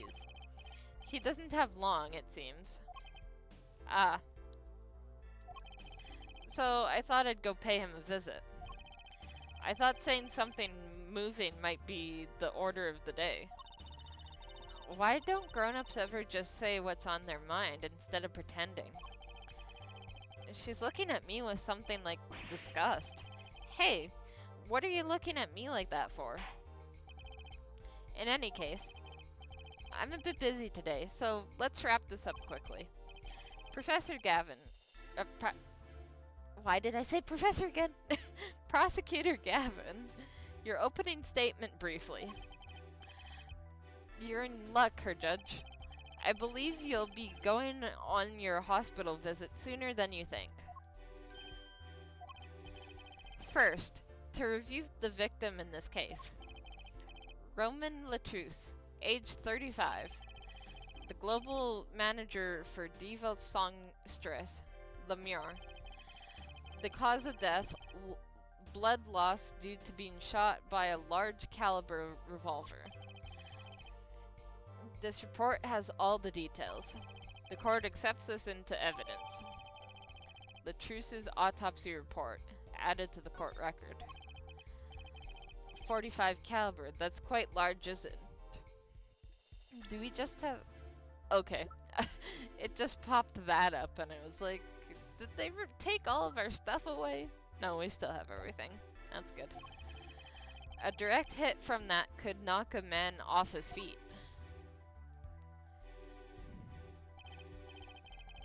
However, the bullet struck him in his shoulder. The damage to the body was slight, and death was not immediate. Sadly, his blood loss was such that he could not be saved. I suppose the victim's condition could have been much worse considering. 2 shots were fired. 1 shot missed, the other penetrated and passed through the victim's shoulder. Both bullets were found in the wall at the scene. Observe the diagram. Alright. This is where the bullets hit. I see, the court accepts this evidence. If we're talking about a .45 caliber revolver, we must assume that the killer was adept at the weapon's use. Really? Yeah, apparently weapons that size have a powerful kickback. If, say, the judge tried to fire one, it'd break every bone in his body. The defense will take more care in choosing examples. As I was saying, the victim was shot backstage in a dressing room. This dressing room has only one entrance, this door. That does seem to be the case, yes. However, there were witnesses who heard the gunshots. He's talking about you and Emma, huh? Yeah, when the witnesses entered the room, it was empty, save for the victim's body, of course. But that's impossible. Nothing's impossible. Exactly, this murder was impossible. For all but one person. One person. That is, of course, the defendant, Maki Tabai. Only this defendant could have committed the crime? But how? It's quite simple. The circumstances of the crime scene make it clear. Very well. I assume you have testimony to back this claim? Please show the witness to the stand.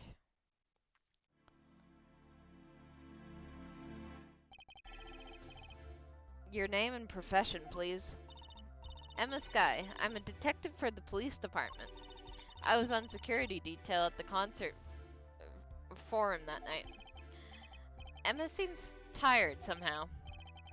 Security at the concert, you say? Some security I was. Couldn't even stop a murder. Now, don't blame yourself. Things like this happen. I've made even bigger mistakes in my career, you know? I'm sure that makes her feel much better. I want to hear about these bigger mistakes. In any case, because you were on security detail, the crime was quickly discovered, and we were able to identify the killer.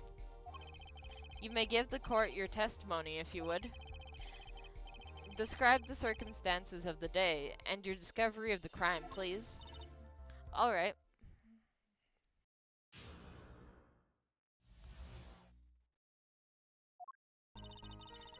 The night of the murder, I was on security backstage at the prosecutor Gavin's request. Only people involved with the concert in some way were allowed backstage.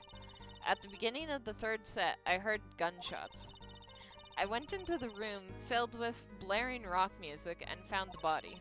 I examined the scene and determined that only the defendant could have done it.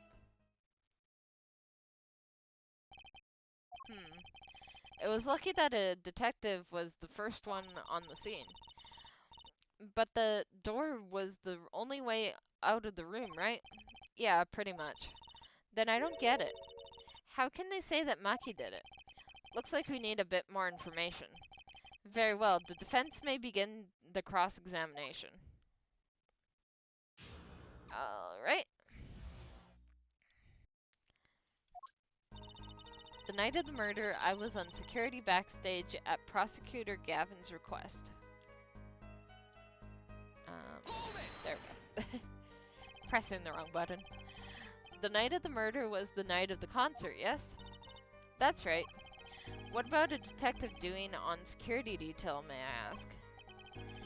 If it was only a concert.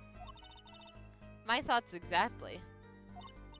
But orders are orders, even when it comes from rock gods.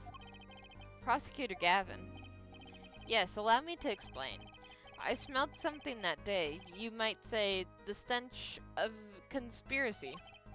That day at the concert hall. Conspiracy? Well, isn't it obvious? My keys, the whole morning, no? The whole day was ruined.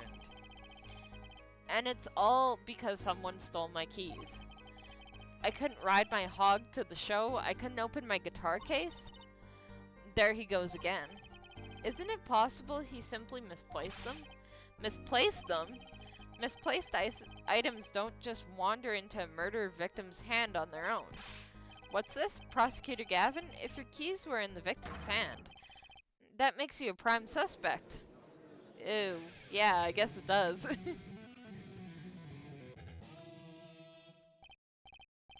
Love, slow acting and new atroquinine is waiting for you. He's singing something. Does something with this guy have to be so over the top? The killing happened in the middle of my concert. I was like a sailor,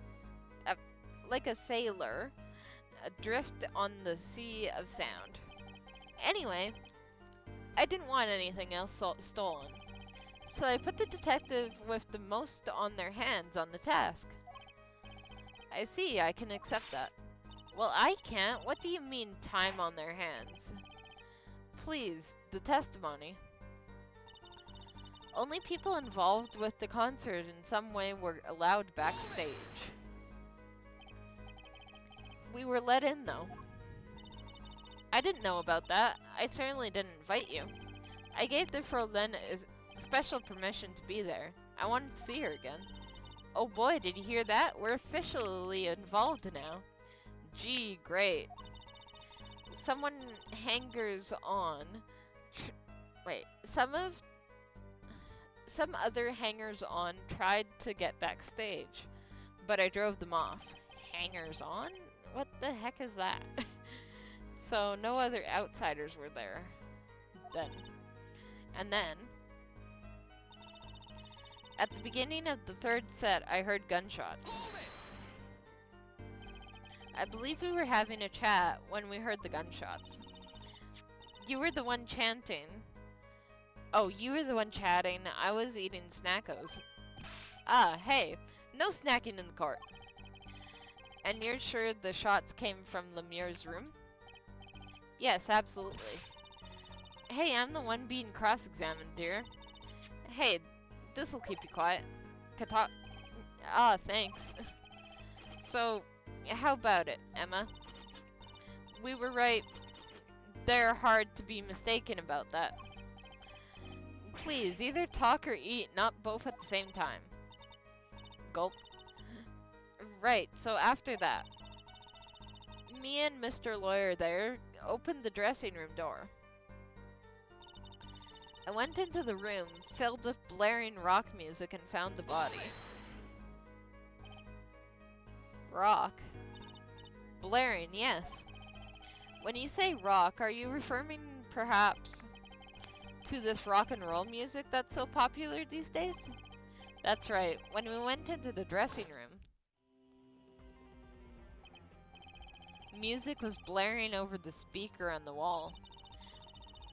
They pipe sound from the stage into the backstage through speakers. That way people in the back can hear when they're supposed to be on stage. Did it have to be so loud? You don't listen to the Gavineers with your ears. You feel it with your entire body and soul. I always have the backstage monitors at full volume. When we walked into the room, the band was playing Guilty Love, I believe, making it easy to determine the time of the crime. If you could hear that music playing, then everyone on stage for that song has an alibi, including myself. Anyway, I closed off the scene and started my investigation. I examined the scene and determined that only the defendant could have done it. How could you have known something like that? As I said, I was clear from the circumstances. Listen, we know there was only one exit in that room, that door. The small window only opened a tiny crack, and I was standing in front of that door. So, how could the killer have fled the scene? There's only one possibility, the air vent. Ah, but that air vent was too small. Who could possibly... Exactly. There's certainly no way you could get through, nor me. The only one who could fit through was a child. A child? Remember, access to those rooms was limited. Only those involved with the concert were allowed. And of all the people involved with the concert, only one is small enough to be considered a child. The defendant. The pixie of the Arpeggio flitted up towards the sky and disappeared from the scene of the crime. But that's just conjecture. Oh, there was no other way out of that room. You were there. You should know. Her forehead. And there was another vital piece of evidence. Evidence what? Marks were found on the air vent grill. Traces it had recently been opened. Wait, what? And something else was found, quite clearly. The defendant, Maki Tobai's fingerprints. What? What?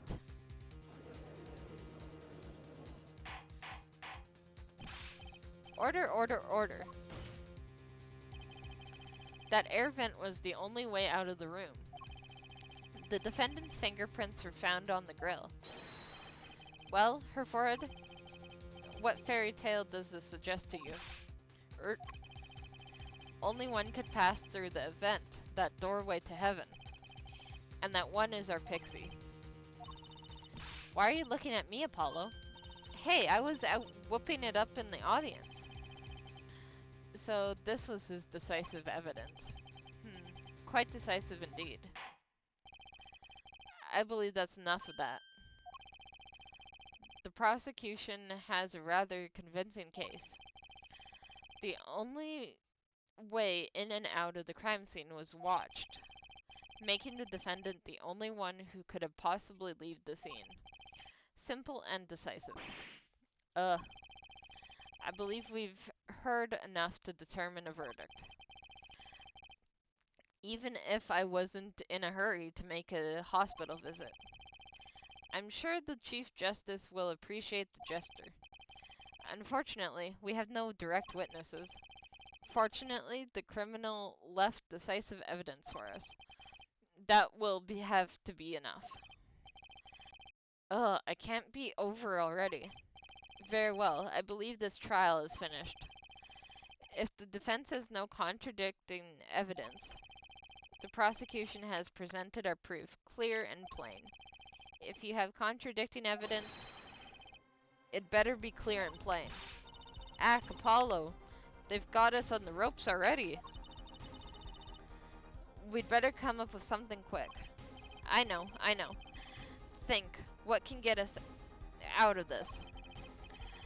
We need evidence or witness that can prove Maki is innocent beyond a doubt.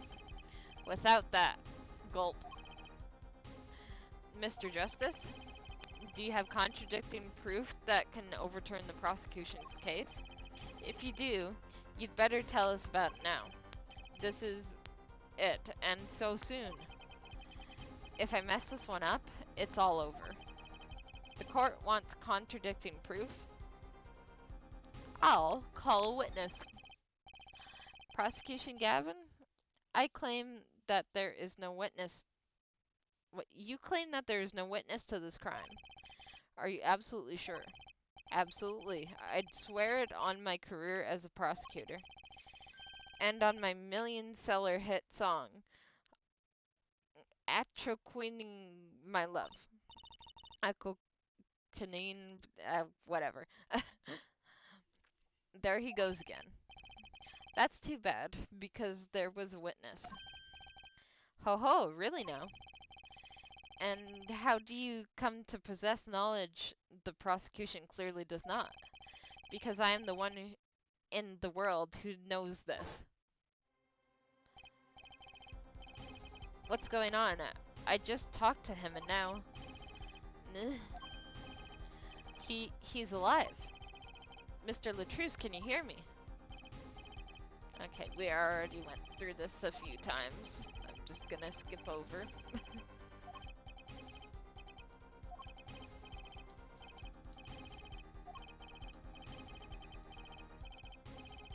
Witness a siren.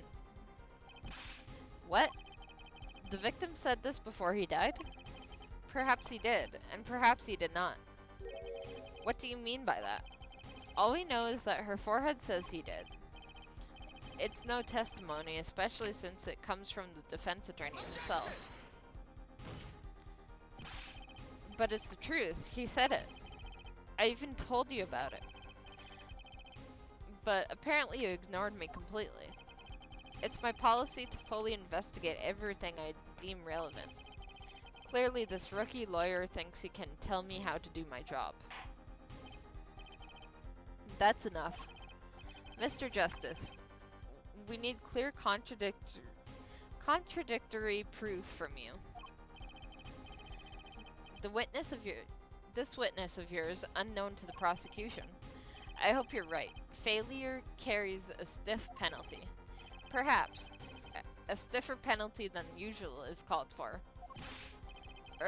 There's no backing out now. Let's hear the name of your witness. Well, luckily it's an obvious witness. Lemure? Recall Mr. Latouse's last words. The witness is siren. The siren? Aha! He meant the siren. That's right, the siren of the ballad, Lemure. Lemure was only on stage for the second set. And she had access to the backstage area. She could have been a witness. I see. Well, Prosecutor Gavin, my claim still stands. There was no witness to this crime. Very well. Let's hear it from the horse's mouth then, shall we? We will now take a break from Detective Emma Sky's cross-examination. Please show Lemure to the witness stand. Lemure would say nothing the night of the murder. Not today, though. Today, we'll drag that story out of her no matter what it is. Well, to be fair, she didn't tell you because you weren't defending anyone. You weren't somebody who's active in the case. Now you're active in the case. But the issue is that she can't speak English in public.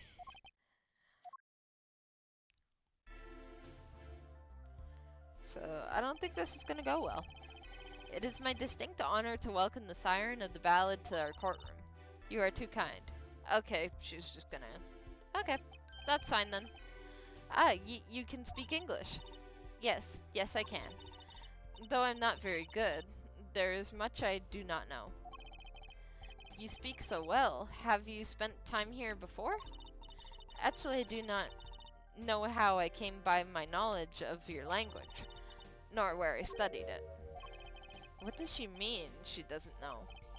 I too thought to call her a witness, but I did not. I had a reason, of course. What's that? Lemure suffers from amnesia. Amnesia?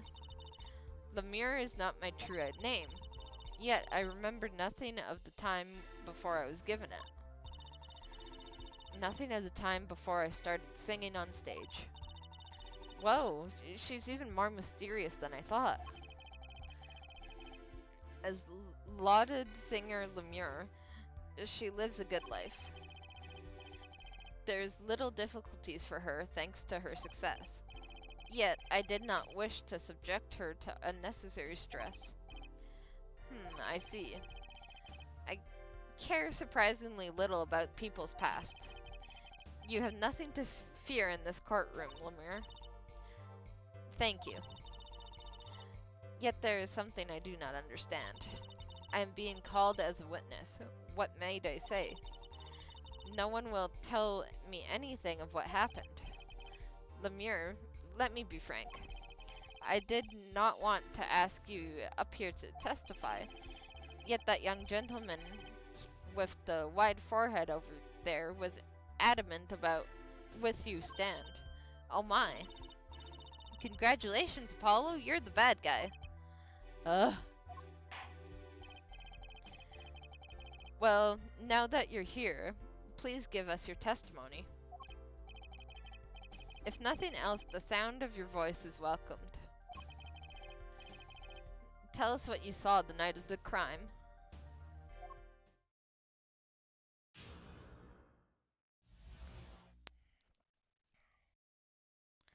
What I saw.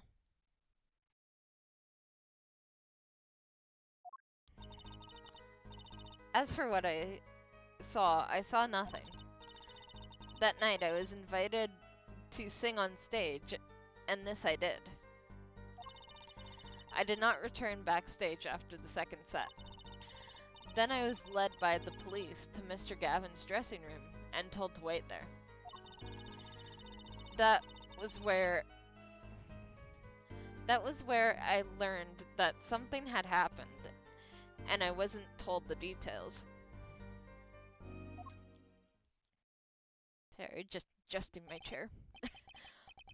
I say, you sound wonderful just testifying. I hope he was too distracted to hear what she was actually saying. There you have it. She saw nothing that night.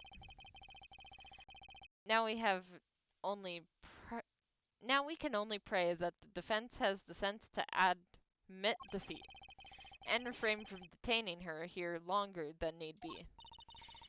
Wow, you just got better, Apollo. Way to go. Grr.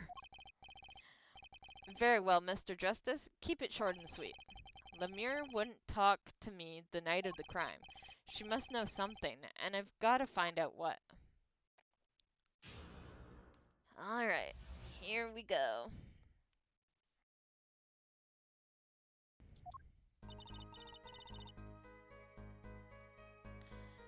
As for what I saw nothing.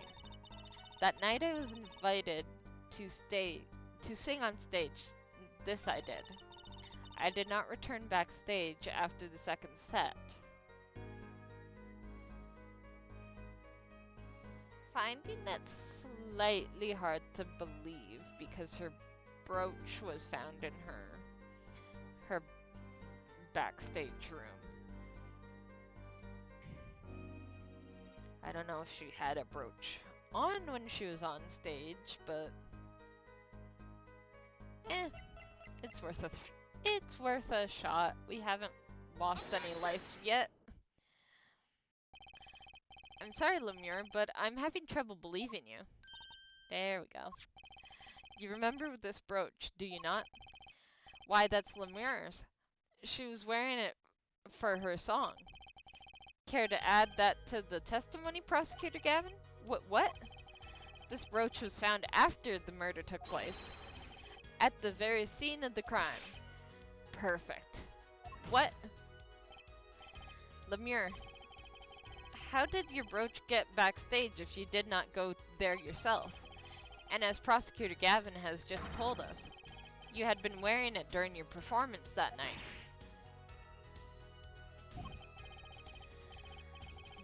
What is the meaning of this, Lemure? Please explain. Lemure? She says English is quite difficult. That trick's not gonna work here. Come on, girl. Like, you know English perfectly. Your forehead might be large, but you are a lawyer, truly. But you have missed one important fact. What now? In fact, at the time of the incident, I went backstage, but only for a moment. What? Think back to the moment of the crime. I'm more questioning why does he know her language than anything else right now. You know whereof I speak. She's really saying all that. What's she talking about, Apollo? right when the incident occurred. Ah, is she talking about that? Watch this room for me. I have to call for backup. Right, understood. You want me to make sure no one comes in, right? Mr. Latouche, can you hear me? Cold, so cold. Witness. You're cold? Don't worry. You're gonna be fine. Help is on the way. The witness is siren. How many times are we gonna go over this? How can a siren witness anything? Yipes, Emma, what was that? Who's there? What's wrong? Emma, did you see anyone just now? Huh? No. I could have sworn I heard a door close. Ah, the hatch! The tiny little door. I looked into the room, just a glance, mind you. So this is when your brooch dropped. That explains that. It does. There was no other time I could have dropped it. But that's ridiculous. You only looked in for an instant, and you dropped your brooch? Her forehead. She has raised a possibility, and only thing that can counter that is evidence. So she looked in at the crime scene. Actually, I intended to go into the dressing room. I knew nothing of what had happened, of course. But the moment I opened the door, I heard a horrible voice. Emma would have seen you. Her forehead shouting, "Who's there?" I doubt it. No doubt. A horrible voice indeed. Ugh. I closed the door immediately. Well, that explains the brooch. Does it, though? Let's return to your testimony. That's too convenient. She's hiding something. The mirror. You did look into the room, though, right? Yes. Testify as to what you saw.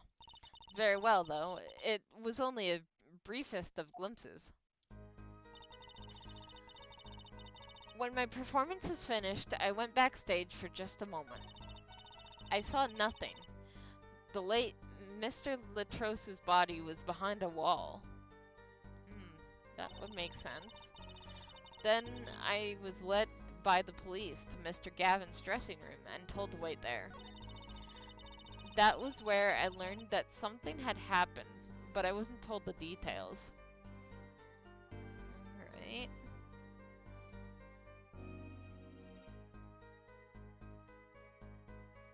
Actually, let me see that diagram again, just to double check.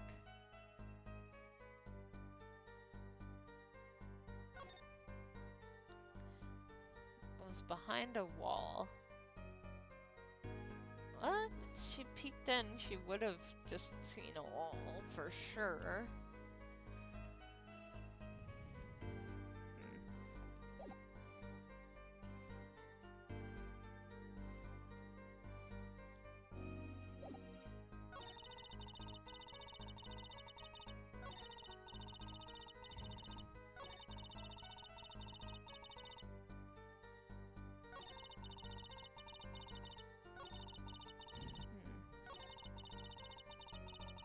To sing on stage. When my performance was finished, saw nothing. The late Latrose's body was behind a wall. When I was led by the police to Mr. Gavin's dressing room and told to wait there. The bracelet is active. Is untold the details. I don't know, for some reason, my mind's focusing on the wall, even though it should have been the case. But at the same time, I don't think she opened the door. I think it was the hatch. The tiny little door on the wall. So she would have seen the body. Let's see. Has to be something. Saw nothing. The late Latrose's body.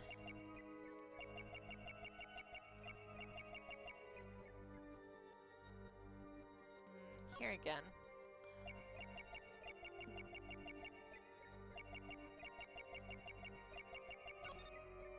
She's not...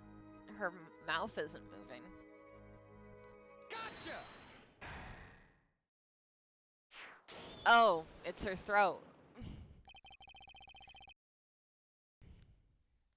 Well, her mouth stopped moving as well.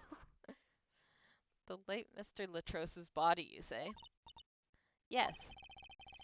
You know something more about Mr. Latrose's death than you are saying. What? I could see you trying not to remember, but the effort made you swallow. You can't fool my eyes. It is true. It was so terrible after all. Why did Mr. Latrose have to be shot? One moment, Lemire. Yes? What was that you just said? Why did Mr. Latrose have to be shot? Yes? She was hiding something, I knew it. Lemire, I'm afraid you you haven't realized it, but your words just now contradicts your testimony. Eh? How could that be? Take this. Lemire contradicted her own testimony, and I have the evidence to prove it. Alright. Oh, the request not to tell her anything? Tell me, Lemire. How did you know he had been shot? Exactly, no one told you. Well, immediately following the incident, a gag order was placed on the scene. This was the document proving that. In your testimony, you told the court. No one told me anything about the incident. Ah, furthermore, you testified that you had seen nothing. Yet you knew that Mr. Latos had been shot. How could you have known? Yuck.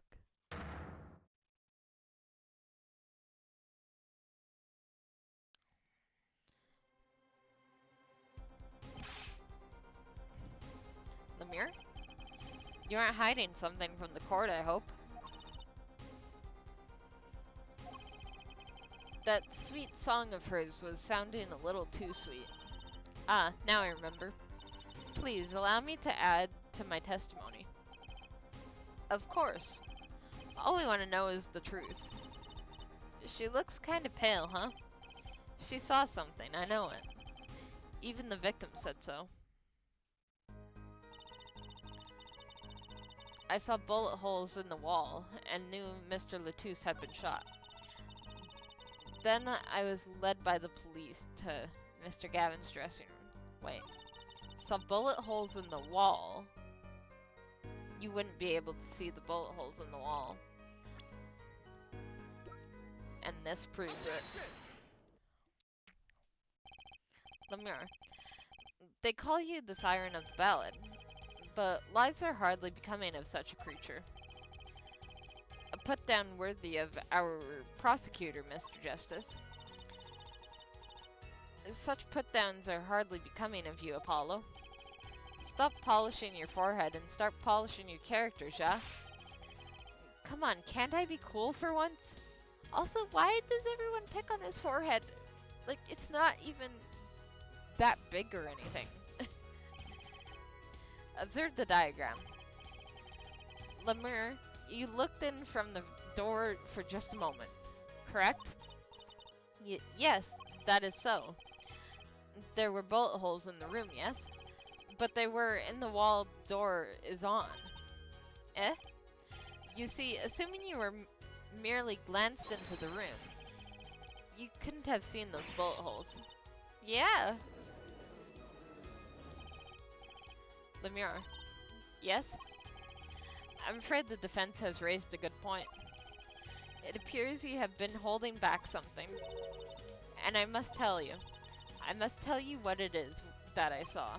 Yes, the happenings in this trial are being recorded, and I'm certain it will be on the news in Borginia. You understand your reputation is at stake. It falls to you to avoid tarnishing it. Personally speaking, I still believe that cross-examining her will yield us absolutely nothing. but she knew about Mr. Latos, how Mr. Latos died. And he named her as a witness. You must have seen something, Lemure. Very well. Lemure, please continue your testimony. Very well, I shall.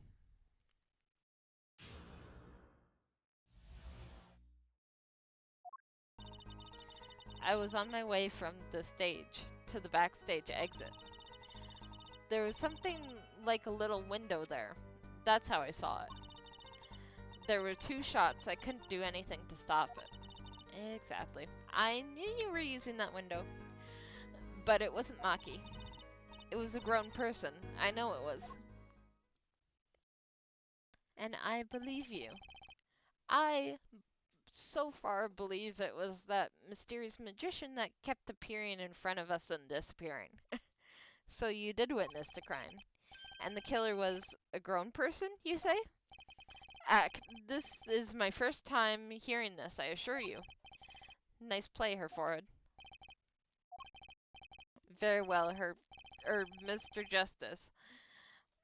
You may begin your cross-examination. Great going, Apollo. You were right about Lemure. What's wrong? You don't look too happy. This whole thing smells fishy. That's what's wrong.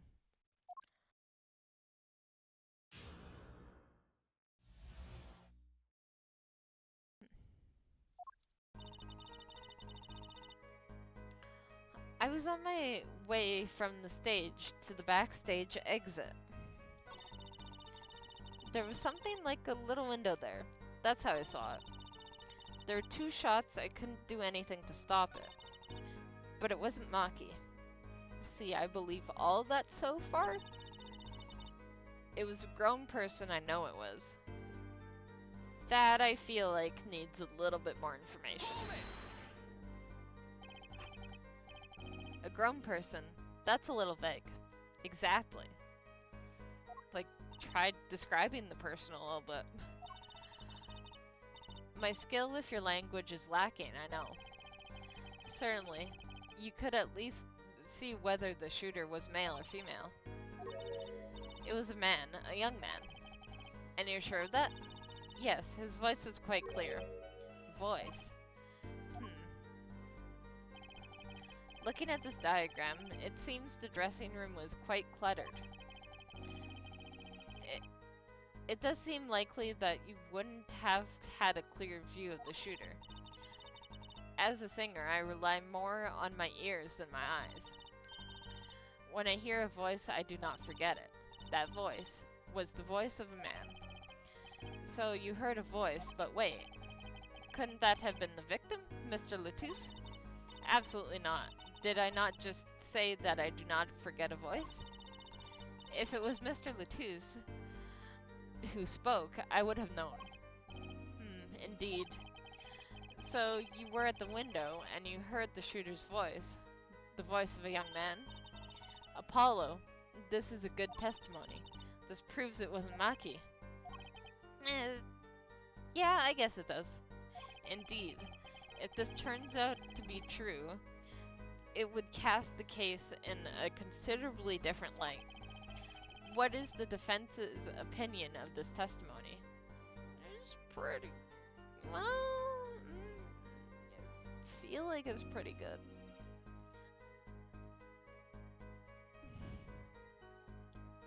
I want to say it's pretty good. My gut's telling me otherwise for some reason, though. I don't know, let's think for a second. What would be contradictory? Heard a voice of young. Well, how old is Maki? Could he be considered a young man, even though he's a kid?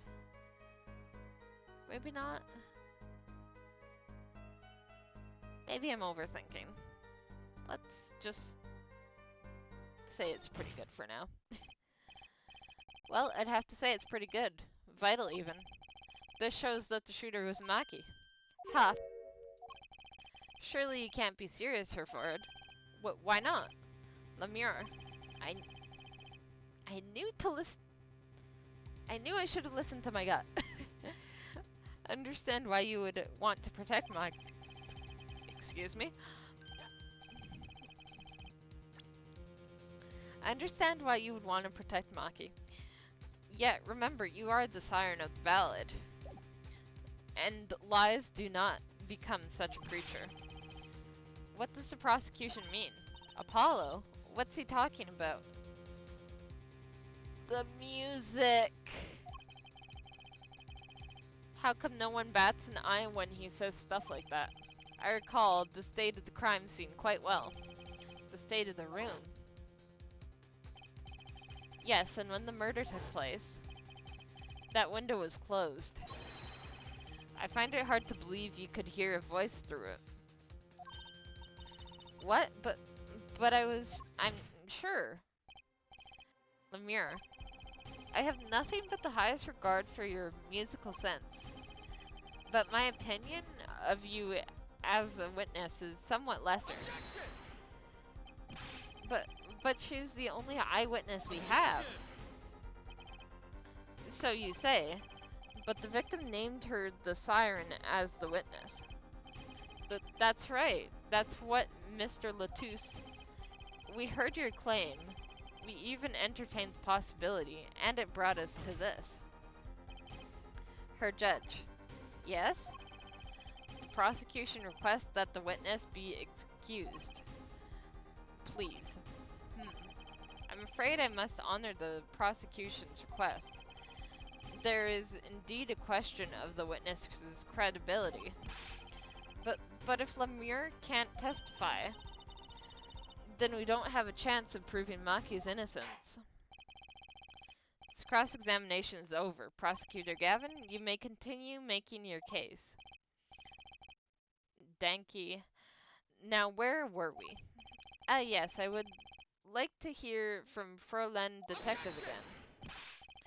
Wait, let me hear Lemure's testimony one last time. But the cross-examination is already over. Such a time as a need arises. This witness may leave the stand. I'm sorry I could not be more of assistance.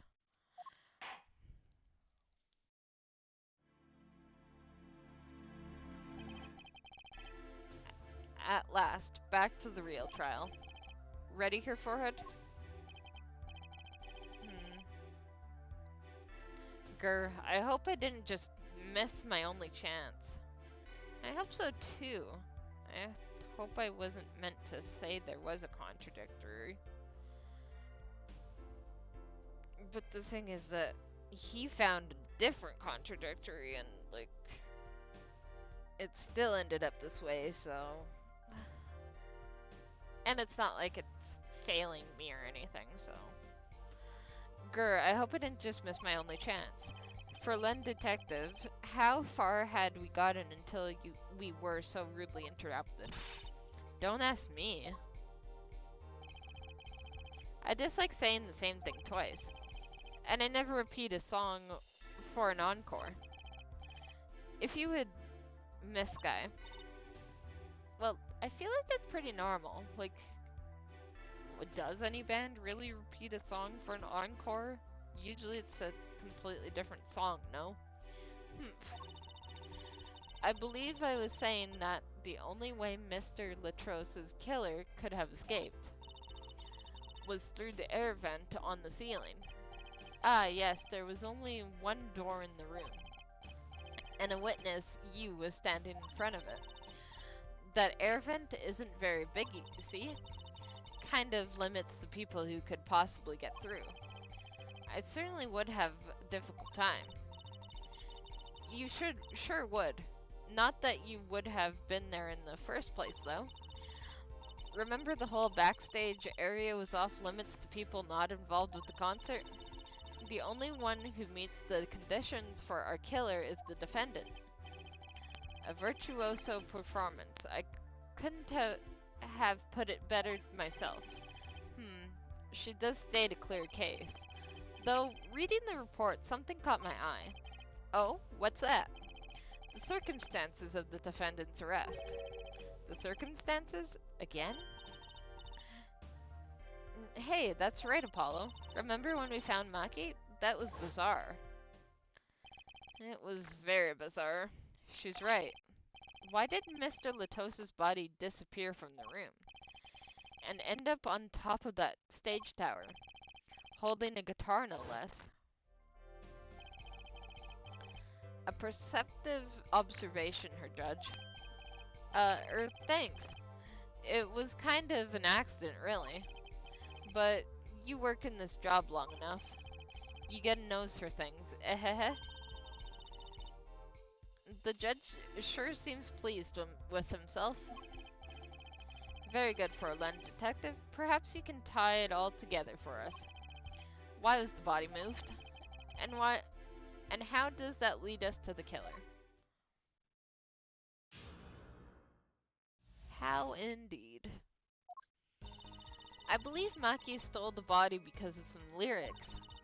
He moved the body to match Lemire's song. No one in this country had a motive to kill the victim, and Maki practically left his signature at the scene. All this evidence clearly points to the defendant. Lemire's song? Yes, the Guitar Serenade. You noticed its code too, did you not? It's code. All the events that day followed the lyrics to our song.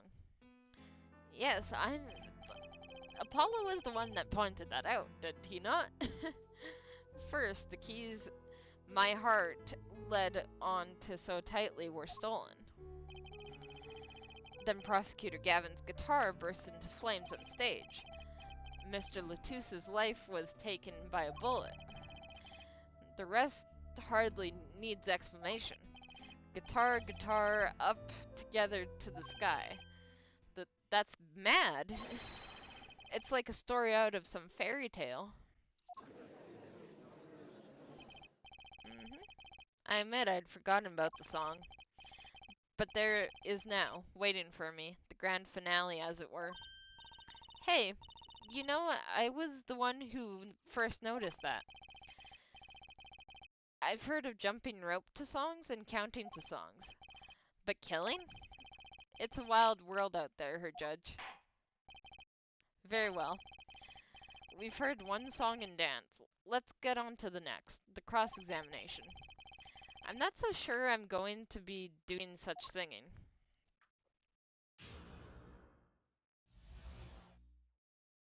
The missing body.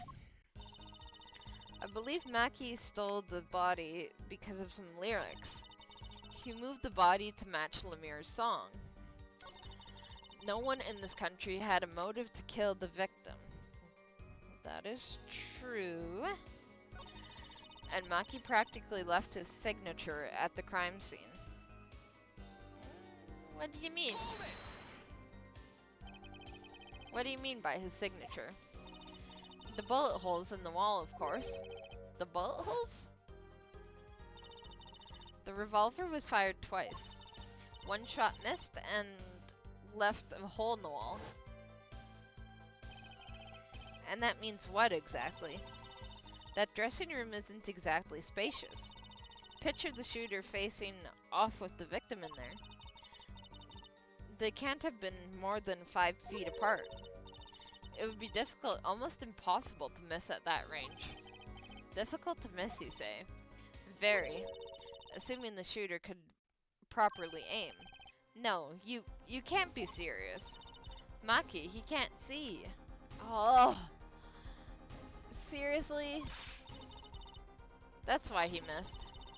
It's the only other explanation that makes sense. He used sound and other senses to fire the gun. Poorly. That reminds me, the monitor in that room was blaring at the time, Ja. Hardly ideal conditions for tracking by sound. Well, yeah, how could he even track by sound at that point? A blind shooter. No wonder he missed. I knew those bullet holes would come back to haunt me. Think, Justice, what do I do now? Raise an objection? Sure, there were bullet holes left in the wall, but that doesn't prove the shooter couldn't see. Oh, how so? Well, there could have been a struggle with the victim. That's certainly possible. And it might have been the revolver's fault. The revolver?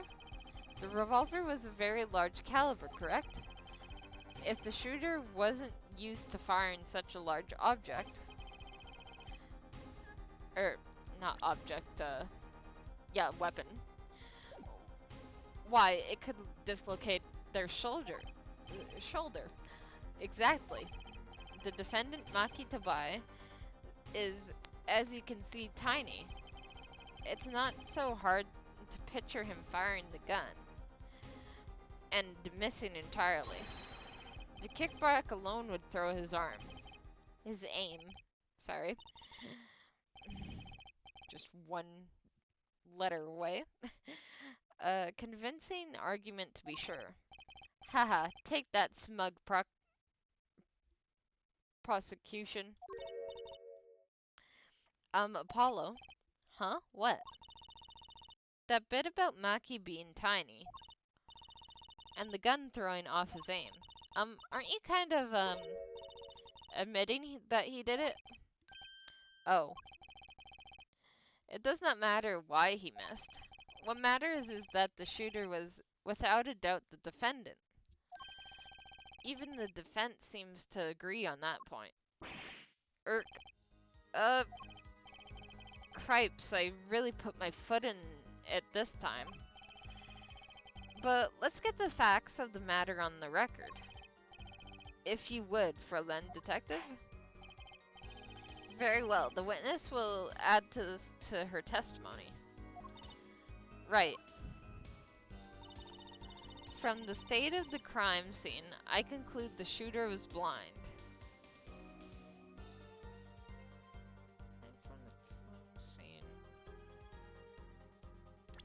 Let's see the state of the crime scene again.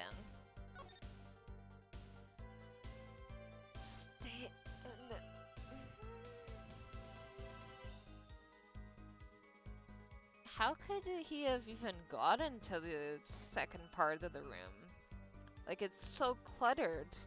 He would have had to been, like, kinda ushered and guided over there. Objection! This evidence clearly... Okay, maybe not.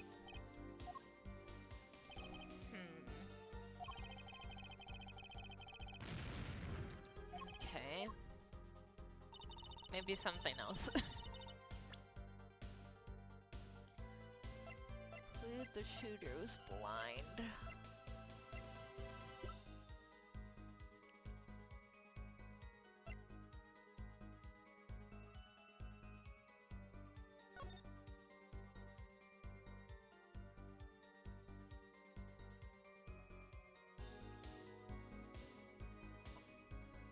He wasn't blind because he rubbed whatever was written on the floor out.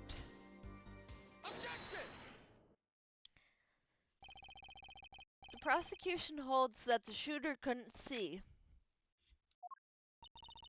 A scientific conclusion based on a thorough examination of the crime scene, yes.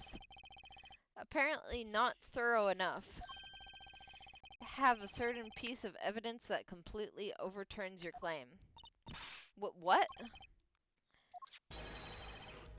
This is that evidence. The photograph of the crime scene? I don't care much for the smirk on Prosecutor Gavin's face, but this is no time to think twice. Time to press on. Yes, Your Honor, the crime scene. There is something in here that decisively contradicts the prosecution's point. Then perhaps you'd best show us this something. Get your finger out of the breeze and put it to good use, Ja. Very well. Show us what you're talking about, Mr. Justice. The contradiction at the scene of the crime is... right here. Take that!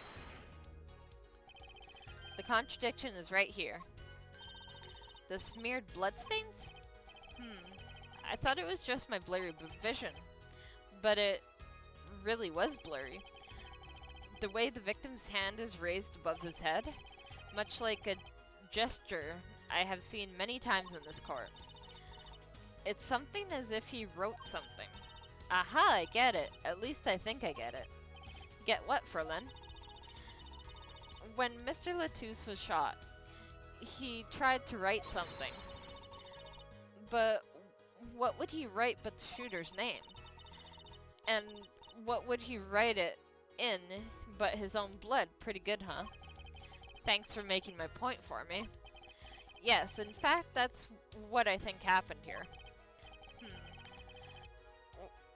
That does seem to be a distinct possibility. The victim wrote the killer's name. It's certainly a logical conclusion. Drat, I just wish I wasn't all rubbed out like that. Of course it's rubbed out. Why, if I were a killer, I certainly wouldn't want to leave my own name behind. Neither would I. No one has anything else to say? About what? So the prosecution accepts this? You agree that this was the victim making an attempt to record the name of the killer? And that the killer tried to rub the name out? What's your point? What's my point? Let me ask you this. How did the killer know the victim was writing their name? Well, Mr. Latouche was writing something in blood. Once the killer saw what it was... Wait. Once he saw what it was... But what did you just testify about the shooter? I said they were blind. Ack! Yet the crime scene itself contradicts that. The killer had to have been able to see.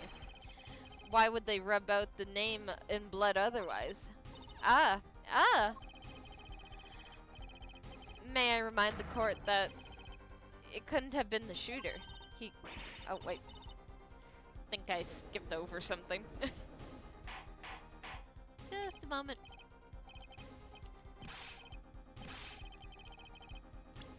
Okay. May I remind the court that the defendant, Maki Tobai, is blind. He couldn't have been the shooter. Impossible! Order. Prosecutor Gavin? Please explain to me what all this means. I mean, looking at this photo, it seems quite clear that the shooter could see. Yet, up until now, I seem to owe the court an apology. The Gaviniers are a band with law enforcement ties, yet a murder occurred during our concert. Apparently this caused some confusion over jurisdiction. As a result, some reports were not filed in an entirely timely manner. I'm not sure I get the vibe I'm not sure I like the vibe I'm getting here. Hey Apollo, look at him. Why is Prosecutor Gavin all relaxed and smiling like that? He definitely has something up his sleeve. That's usually what that means. Like he knows something we don't, and he's about to tell us. Because he's about to do exactly that, I bet. Hehehe. I've got an idea. Let's rock. With these documents, but before that, I have a question for the Fraulein detective. If I may. What? Tell me. Why do you think that Maki Tobai is blind? Huh? What did he say? What are you saying? Of course he's blind. Of course? He's the blind pianist, right? So doesn't Lemire lead him around by the hand all the time? No way. I have a report here on the defendant, Maki Tobai. According to this, Maki Tobai can see perfectly well. What? His blindness is merely a just a moment. Publicity publicity ploy by those clever Borginians. He can see quite well. But you said... What did I say exactly? Her forehead, not once in the course of this trial have I claimed the defendant was blind. The only one who did that was Ferlin Detective. But that's a significant fact, yes. Consider Makitabai sees, and he is the only one who could have fled through the air vent. I see no problems with this. But what about the bullet holes in the wall? See, the bullet holes, I believe her forehead neatly explained those for us. He didn't miss because he couldn't see. It was the kickback from the .45 caliber revolver.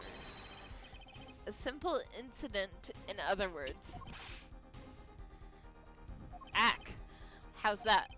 I'm afraid your objection has just flown off for brighter skies.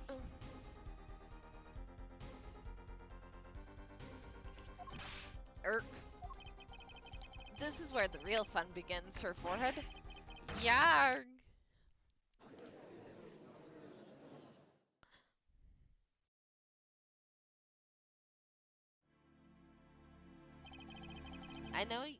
I knew you didn't have what it took. You jerk! Just, what was I here for? Comic relief? Yeah, apologize. Ahaha, I'm sorry. That's no way to apologize. He's angered the Trucy now. Look out. Ahem. If we can please end the bickering now. Whatever, I'm not leaving. I can't leave like this. I'll come up with some clue to solving this case if it kills me. But your testimony has already given us enough to convict the defendant. Don't say that. What? This bloodstain. The criminal tried to wipe it off, right? That seems to be what happened, yes? We might be able to find out what was really written here. Really? You can do that? That's right, with this. It's called luminoil. Maybe you know of it. It's a chemical that reacts to blood. Yes, have we done those tests yet? As if I'm going to tell you. The bloodstains covered a section of the carpet. In order to perform tests, that section was removed and submitted. Perhaps we should request it here in the court now. Okay. Right, go for it, Apollo. Huh? I have to do the test. You just have to spray the luminoil on it. Simple. A chemical that reacts to blood. I've heard of this somewhere. Maybe it was in one of Phoenix Wright's cases that you read of?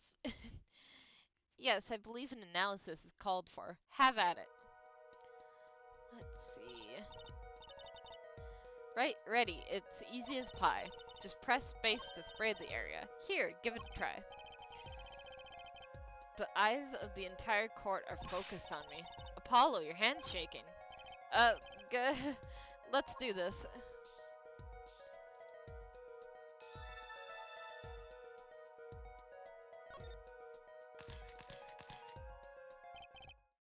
Wow, it really works.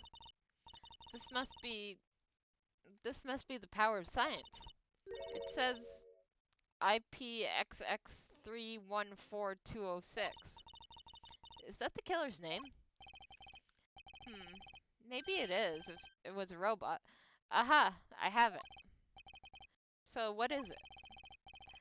I thought those letters IPXX looked familiar.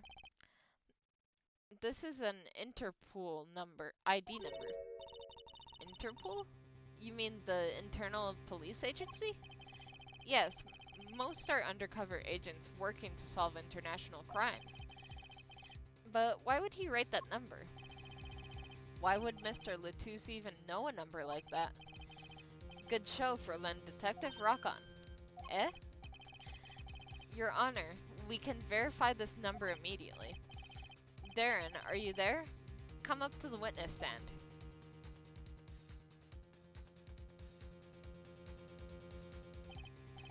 Darren, you heard what we need. Go check into this Interpol ID number. Sure thing. Give me 30 minutes. No, give me 27. I'm not sure what to think of all this. The prosecution's case is airtight, or so it seems. Yet, if this number is really that of an Interpol agent... Oh wait, I know. What if Maki Tabai is really an undercover Interpol agent? I don't think it's that. That would be a possibility. A possibility, yes. And one that would mark him as the killer for certain. Why did Latouche know an Interpol ID number? That's what I want to know. I think it's his ID number. Well, we have some time while we wait for Darian's report. Let's work on unraveling another mystery, shall we? A curious mystery concerning Makitabai. What are you talking about? Ferlin, detective, please accept my apologies. I received word that the defendant could, in fact, see just before the trial began. It seemed too much of a bother to tell you. You had me until that last bit. Does this not raise a rather straightforward question? Well, sure. Why did Maki pretend he could see? Didn't you say that it was a publicity stunt or something? Exactly, it makes little sense. What do you think, Herd Forehead? Huh? Me? Makitabai pretended he was blind. Do you know why? How could he know? Wait, Prosecutor Gavin knows why, doesn't he? He knows from the start of the trial. He's been leading us on the whole time. Something wrong? Do you think perhaps this is all some kind of game? Yeah. We are playing a game. Literally playing a game right now. Know that the moment I heard that report, I knew why. I suppose people who have sold over 1 million records already are something else. Why does that have to do with anything? There was a reason why Maki Tabai pretended to be blind, but it wasn't for his own sake. Get the picture now? It wasn't for himself. Well, Mr. Justice, can you present evidence that shows us why the defendant had feigned blindness? I guess I need to. Which means no, it couldn't be. Good show, Her Forehead. It seems you thought of something. I have something in mind, but I have to look at it again. Grr, why can't I figure these things out on my own? I hate having to take my cues from this guy. Very well. Look at this. This is why he was pretending he couldn't see. See, I think it has something to do with the postcard. Sightseeing musique.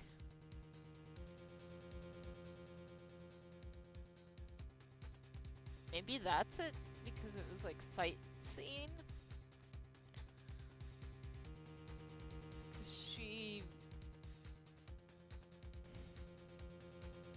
Yeah. Yeah, no, that sounds right. That is Lemire. Lemire and Maki Tabai recalled their relationship. In particular, their unique arrangement over the years has been before visiting our country. Lemire and her pianist. They would always walk together, she leading him by the hand. Even when they got on stage, she would lead him to the piano. She would walk all the way over there with him. That's right, because he was blind. She led him at all times, never letting him go. All times, Yet we have just learned something that makes their arrangement peculiar indeed. Maki could see. Why would they have to keep up this act the whole time? Well, wasn't it part of their performance? Well, no, it was part of their contract. I think there's a simpler explanation. Maki did not need to be a- Maki did not need to be led by the hand at all. That can only mean one thing. Ah, ah, really? Really, it was all the other way around. The one who needed to be led by the hand was Lemure. Huh? Okay, you've lost me. What's this? So, so you mean to say Lemure is... she's... Yes, Your Honor, Lemure is blind. What? What?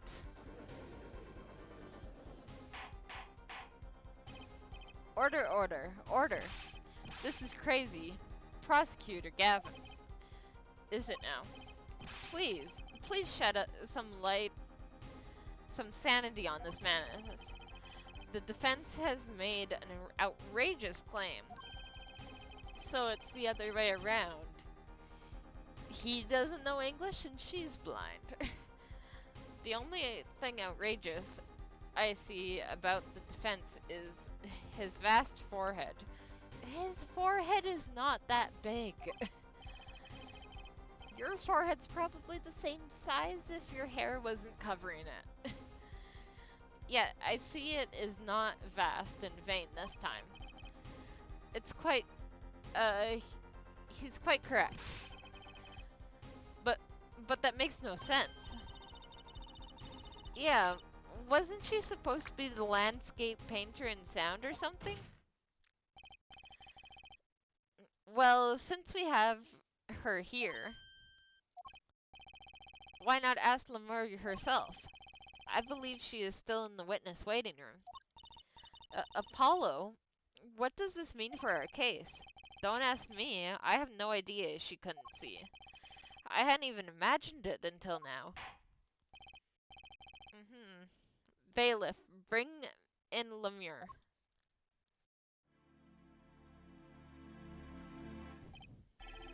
Lemur. It pains me deeply to call you before us again in this way. And yet I must. Please do not be concerned on my behalf. Those eyes, she really can't see? Really? It is true. How funny it is that a tiny lie born in the Bogorian countryside would one day grow to entangle the entire world. So you are... Yes, as I mentioned before, I have no memory of the time before I became Lemure. Know, too, that my memories begin in darkness. The word light has no meaning for Lemure. I see. We may recall me saying something toward the beginning of this trial, her forehead. What's that? I believe I said it was unfortunate this crime had no direct witnesses. Ah, she didn't see a thing! Now, Lemure, I must ask you to stand once more. Will you testify to the court about your eyes? Of course. I was never my intent to deceive any of you. May I begin, Your Honor? Ah, yes. Yes, of course. Though I admit, I'm a little lost here. I think we're all a little lost here, Your Honor.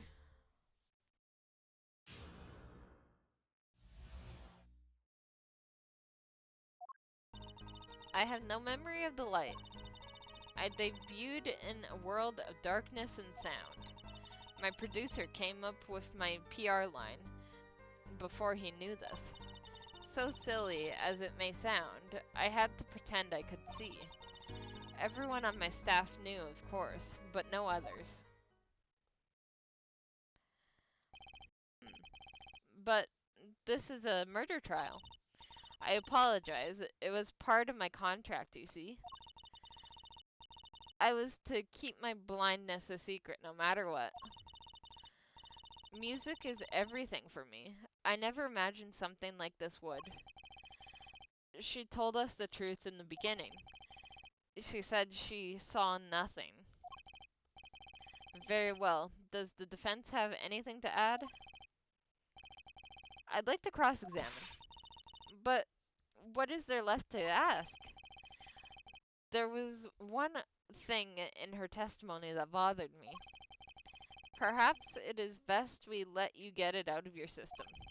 Someday you'll come to understand the importance of thinking for yourself. Very well. The defense may proceed. However, be aware this court will not tolerate any questions deemed too stressful to the witness. Okay. There was only one part that bothered me. Just let me ask about that and I'll be happy.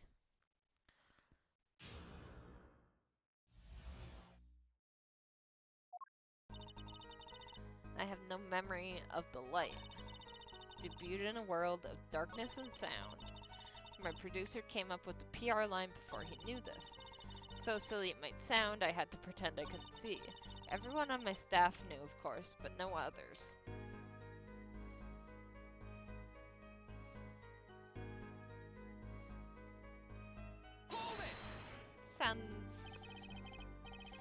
Sounds right, but odd at the same time. When you say your staff, do you include Mr. Latouche? Of course, he knew he was my manager.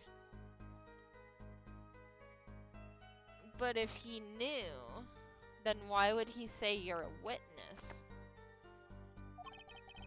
So he knew, and that's what's been bugging me. Something the matter, Mr. Justice? I believe I know what is bothering our young defense attorney. You were thinking of when you discovered the body, yes? Is he right, Apollo? Yes, I was.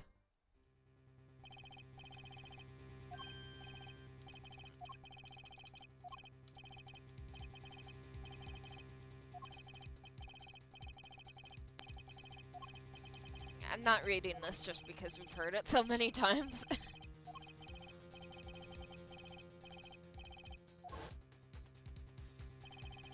Mr. Latouche told me to ask the witness, and he named you. Why would he do that? He knew you were blind. I don't know. Tisk tisk. What did I just say?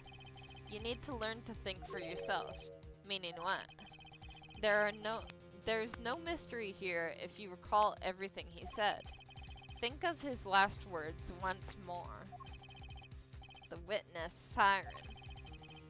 We've heard them many times, along with a little play acting by our defense. I remember them well myself, but that statement is not to what I refer. I mean what he said before that. Before? What came before that? Ack! That's right, he tried to tell you. When he said can't see, he wasn't talking about himself. He was talking about the witness. I see. That makes too much sense. Too bad the defense did not. Well, her forehead.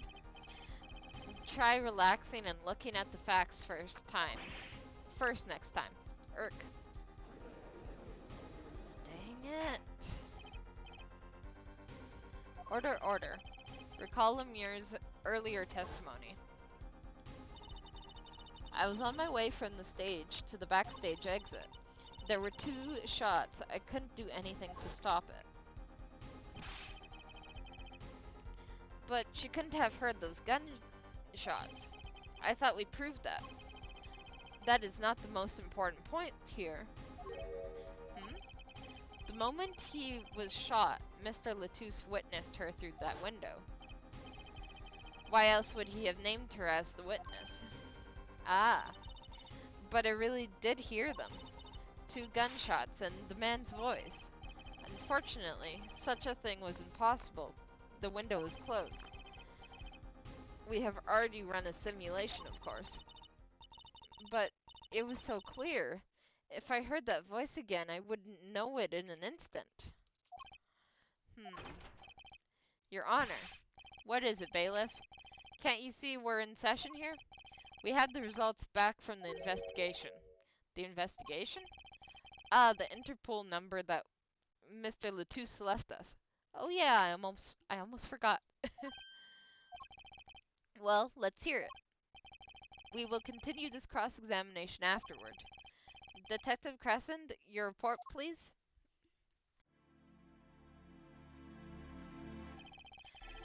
I asked Interpol about that number. I'm sure you'll find their answer intriguing. Quick work as always, Darian. Well, tell us about the number. Is the defendant a secret agent? IPXX 314206.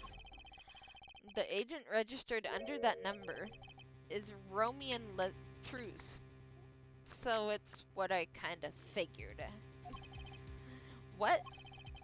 Our undercover Interpol agent was Mr. Latouche himself. He was apparently in the middle of an operation. You know, his hair is just stupid. Well, it's just insane looking, really. So, when he wrote those letters, he was trying to tell us his own identity, and a cautious killer tried to wipe them away. Mr. Latouche was an undercover Interpol agent, so him being Lemieux's manager was just a cover, most likely. There's one more important detail I found. Well, out with it. It concerned that .45 caliber revolver, the murder weapon. Apparently it belonged to Roman Latouche. He had an Interpol permit to carry firearms. I see. And the registration number of the revolver matched. Okay. So the victim was killed with his own weapon, which makes sense.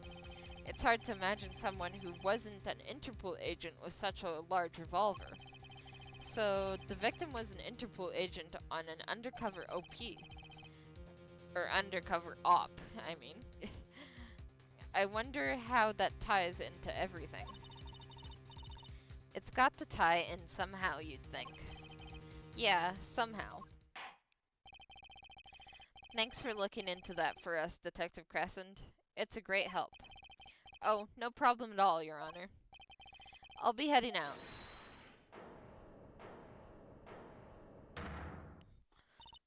Wait. Lemure.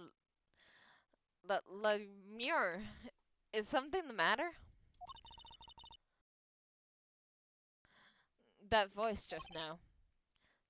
Darian? Darian, is it? It was him. I'm sure of it. It was him? You aren't saying... That voice I heard talking to Mr. Latouche when I heard the gunshots fired. It was him. It was Mr. Darian. Is that some kind of joke? What? Okay, I wasn't expecting that. No way.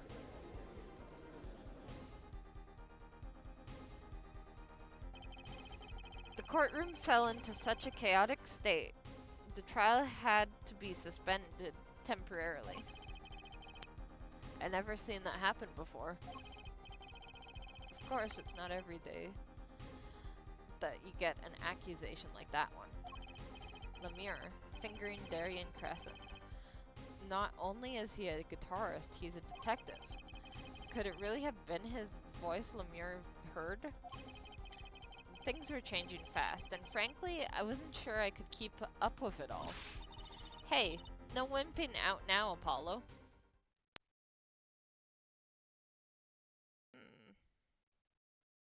Okay.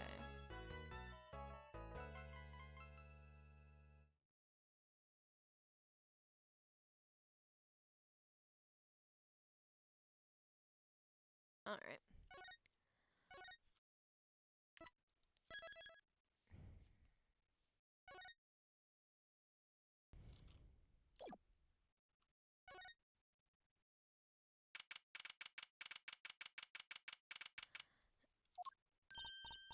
Hey, Apollo. What? Well, actually nothing. I mean, something, or maybe not. Out with it. The suspense is giving me an ulcer.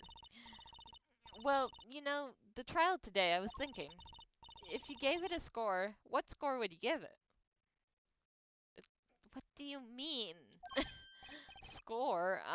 Gee. I guess it would be, or maybe, well, bah, I'm just as bad as you. See? It's so vague. Clearly. Maki avoided a guilty verdict, which is something. Though I can't say I'm any less confused about the case. I asked Interpol about that number. I'm sure you'll find their answer intriguing. The agent registered under this number was Romain Latouche, and the victim, Mr. Latouche. Who would have guessed he was actually an undercover Interpol agent? What a mess. And we don't have any idea what he was investigating. Well, true, but we know who shot him now. Lemire told the whole court. Wait, that voice just now. It was him. I am sure of it. That voice I heard, talking to Mr. Latouche. When I heard the gunshot fired, it was him. It was Mr. Darien. It's another mystery, Apollo. I love mysteries. I don't. Speaking of mysteries, what's Mr. Wright up to? I wouldn't mind asking his opinion. Now that you mention it, I haven't seen Daddy around. What is he, some kind of stray that just wanders in and out at will? I wouldn't say that, but he has been going out a lot. Some top secret mission, he said. Top secret? Anyway, you can't just rely on him to save the day. And you've got me to help you. We'll be fine. Fine, alright. Well, time's a wasting. As they say, let's investigate. That's the spirit.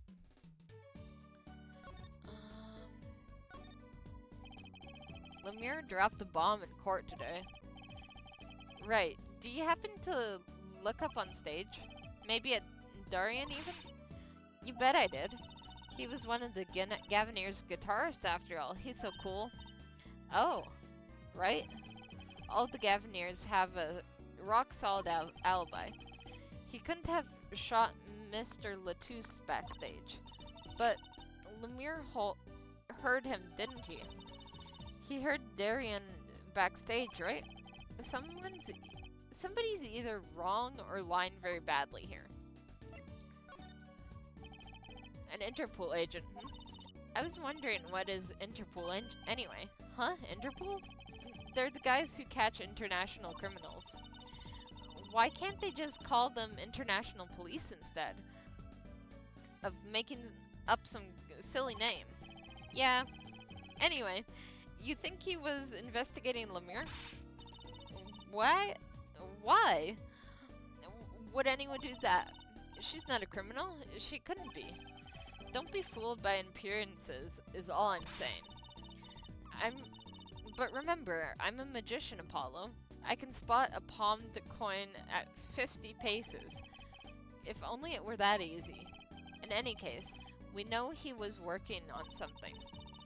I wonder if it was something that has to do with something.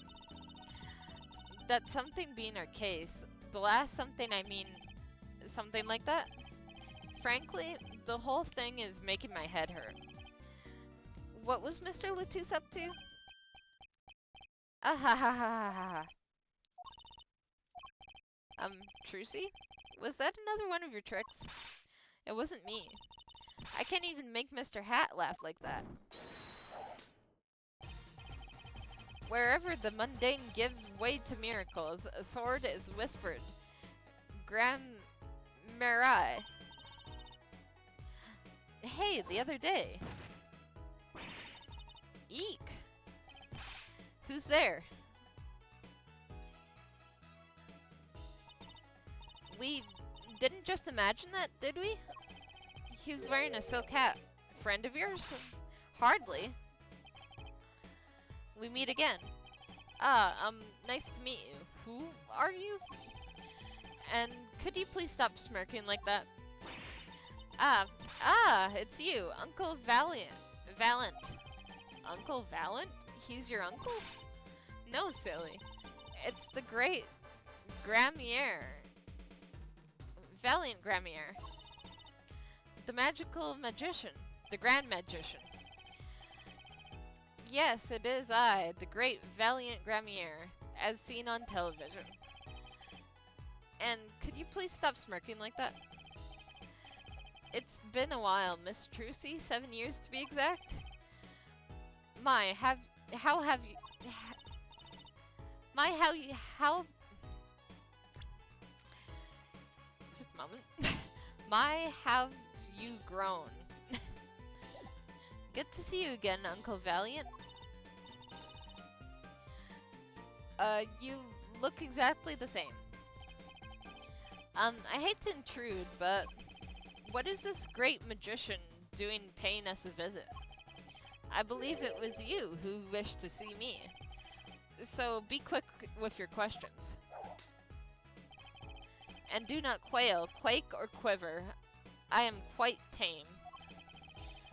Though my stardom may sear the sight, I'm quite down to earth when need calls. He does seem a certain aura to him, it's true. Let's ask him about the case, Apollo. His aura sure isn't lost on our magician in the making. She's practically drooling with enthusiasm. After all, Uncle Valent's one of Daddy's best friends. That's why I call him Uncle. What? Daddy? You mean Mr. Right? No, I mean my real daddy. I knew she was adopted. Trucy's real father? Wait, Apollo, don't tell me you don't know about the Troop Gramier? Troop Gramier? Huh? No. Grammary? That makes sense. But it does sound kind of familiar. Oh, lost life, landmently listed lad. Not to know the greatest troop of magicians on the planet. Valiant Grammary. The name began to surface in my mind. It was a name I'd heard on television as a child. You bet you've heard the name. He made a cruise ship disappear and blew up an amusement park. Oh, and he made all these gold disappear from a safe, and then escaped with a high-security prison. You said he is a magician? I opened the locks to hearts chained by mediocrity. This is the true miracle of Grammary. Wait. What, Apollo? I do remember seeing you on television a long time ago. Weren't you with someone else? Like a duo? A duo? Yeah, you had a partner. Something Grammary. Yes, Zach. Zach Grammary. A masterful maker of magic, a capable crafter of shining showmanship. Why is everyone so quiet? Daddy. Daddy, huh? Oh, no way.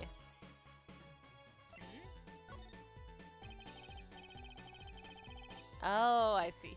Okay.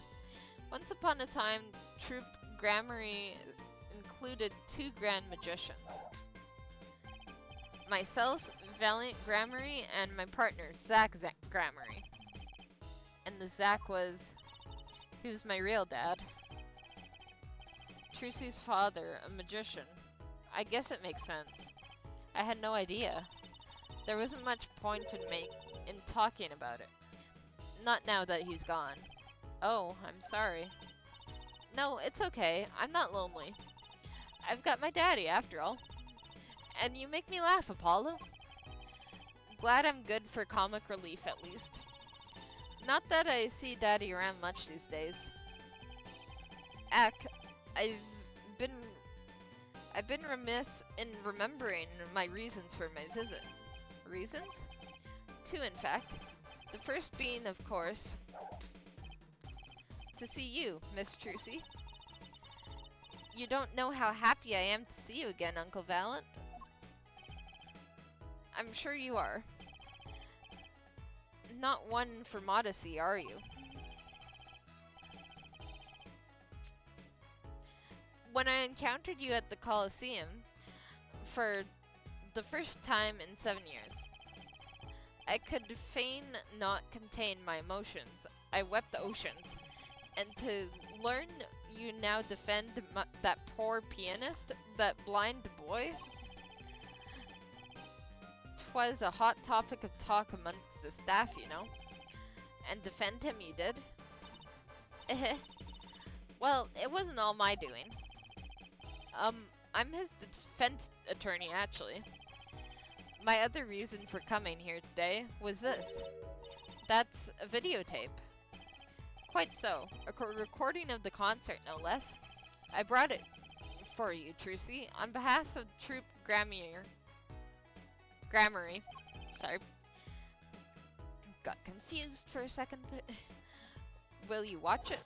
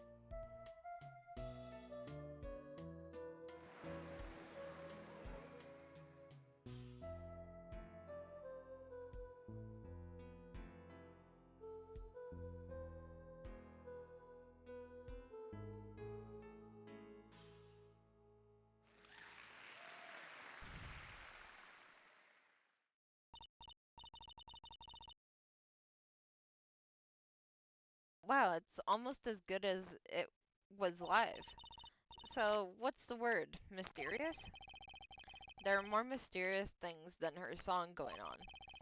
Way more mysterious. Ah ha ha ha ha. This Valent Grammary has good reasons to be here today. But I wonder what his reasons were to be at that concert. Yeah. Taped recording of Lemier's performance. I wonder.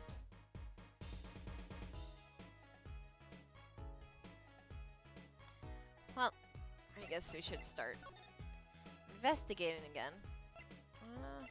Let's start with the detention center.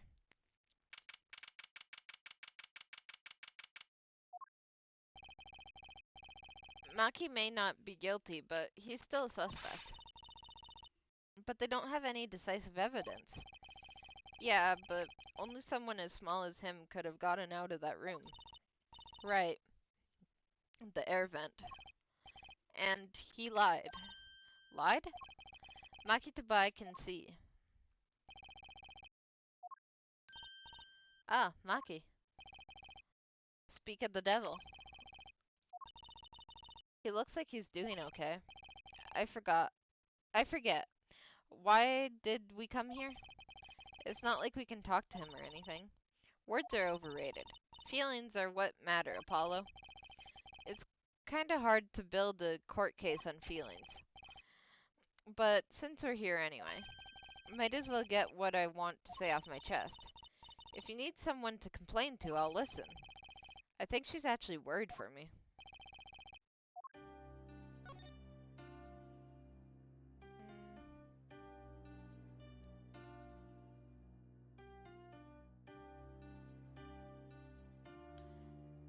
forget what the point of this will be, but I don't know. Maybe I can get something from him?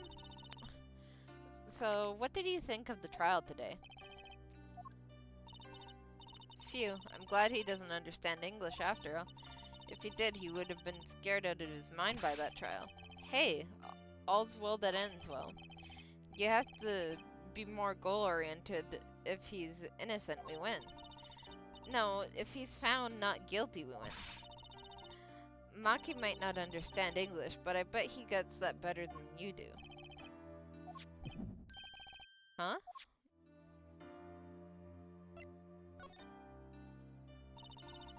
I'm glad Lemire testified. What a great person.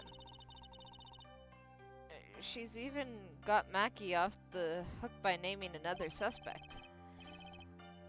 Darien of Graniers, the detective. Gaviniers, the detective. I wonder if Maki knows what happened. I mean, if he could follow how the trial went at all. If no one told him there's a new suspect, how would he know? Hey, what is it, Apollo? No, it's nothing. I must be imagining it. Imagining what, Apollo? It's just, I couldn't help but feel that, I don't know, Maki, he doesn't understand what we're saying, right? How could he? He's a young Borginian, he doesn't speak English. Yeah, but my bracelet is reacting to him. Huh? Maybe it's a malfunctioning. Or it's scared because you keep making those I'm so mad faces. Was I that bad? Maki lied about not being able to see. But what if that's not all he lied about? If you're curious about it, there's only one thing to do. You should ask him. I think I'll take something big to get him. Some kind of undeniable evidence. We'll be back, Maki. Hmm.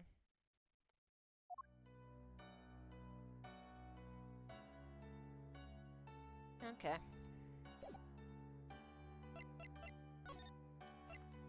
Let's move on for now, then.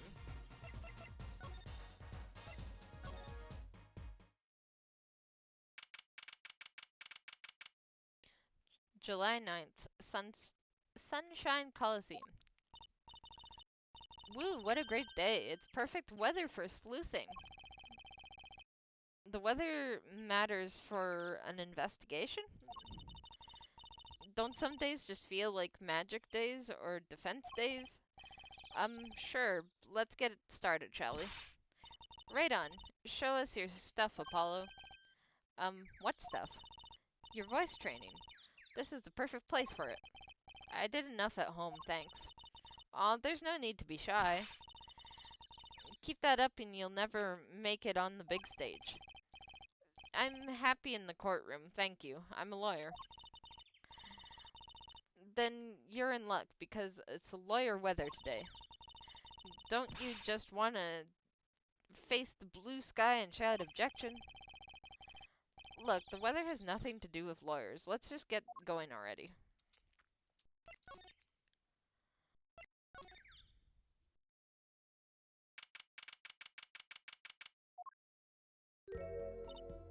Ah, Mr. Attorney. Lemire. I'm sorry about, today. There's nothing you need to apologize for. You were merely defending Maki. Um, are you okay? Alone, I mean? Humans are blessed with 5 senses. Even robbed of... Wait. Even robbed of one, we can get by. Though, it doesn't... It does make being a witness rather difficult. Speaking of seeing, you knew who we were before we spotted you just now. And we weren't even talking. I heard your footsteps several times the day before. Oh. You must have great ears. Ears that heard the crime taking place. Or so she claimed yesterday, but how?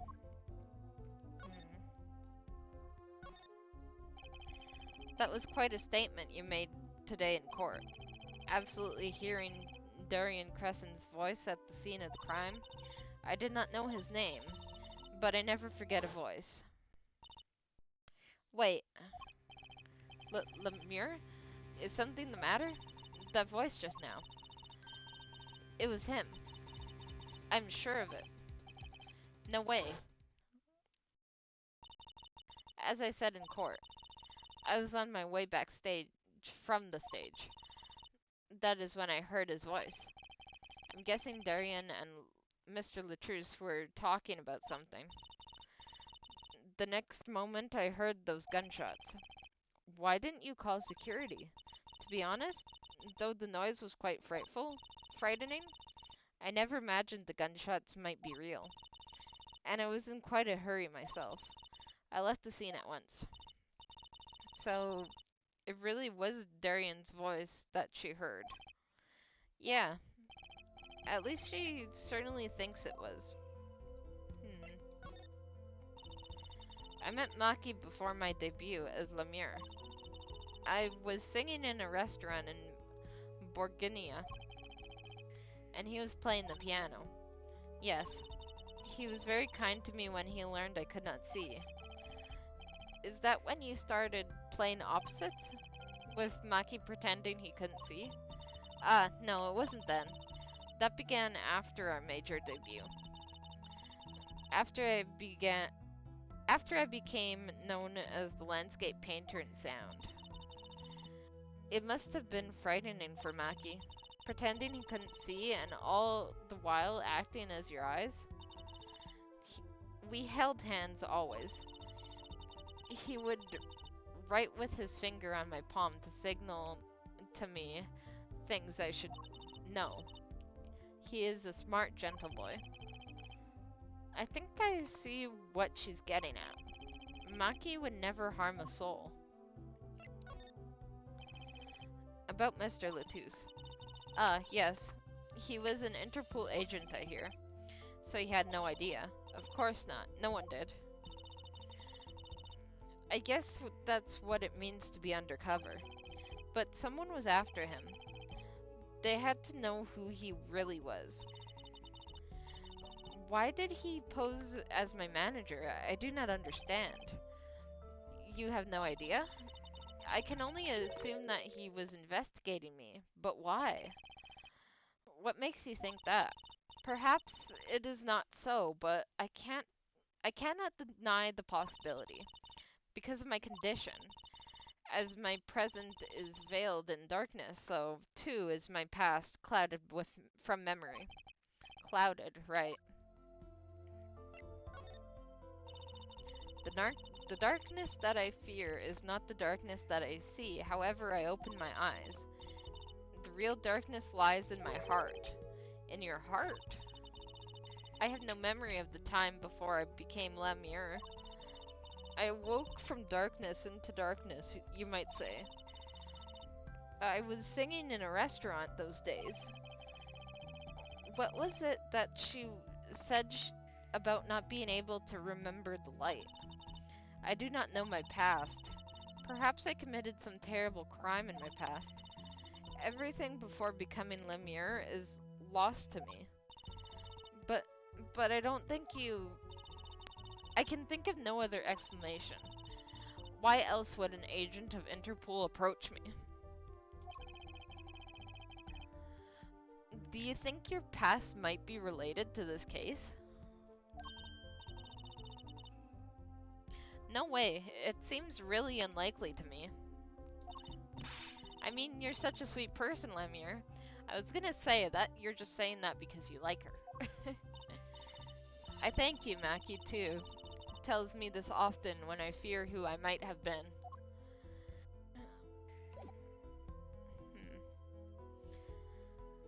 Alright.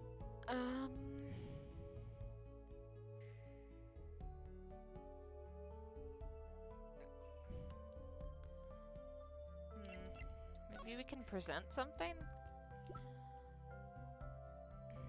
The only new thing we have is this. I don't know how it would be helpful to her. Oh, whoops. I don't know how it would be helpful to her since she can't see, but we'll see. We took a look at your performance again. It was even better the second time. Thank you. That reminds me. What was an incredible illusion you pulled off? Or that was an incredible illusion you pulled off. Illusion? When you teleported from one stage to the other, remember? Ah, yes. Apparently they've hired a professional magician. Valiant Gramarye. I was wondering, do you think you could tell us how it was done? I'm afraid I cannot. Mr. Gramarye made me swear to never tell a soul. I was afraid of that. Hard to be a magician if you can't keep a secret, you know? Ah, I was reminded that I wish to speak to you about something. Yes? When I was when I was walking this hallway before, I stumbled upon a small device of some kind. It was lying on the floor. Device? Maybe you mean this? That's been lying there since that day before yesterday. Might I touch it? I thought as much. What? What do you think? This is one of our headsets. Everyone on staff wears one during a concert. I wonder whose this is.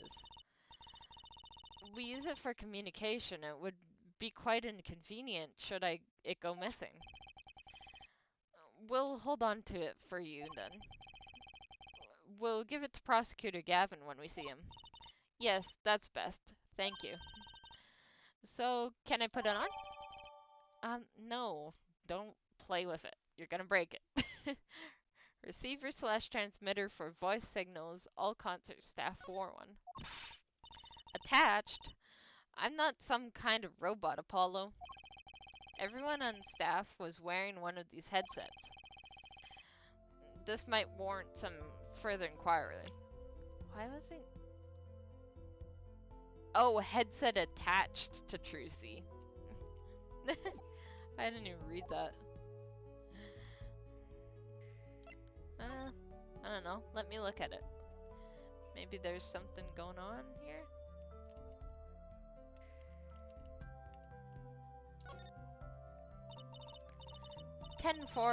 That 10-4 that, little buddy. This is Trucy reporting in, over.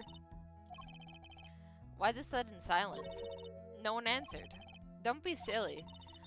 What good is a receiver that doesn't receive? That's like Emma not performing forensics investigations. You make her sound like she's some kind of forensic investigation machine. Which is just silly.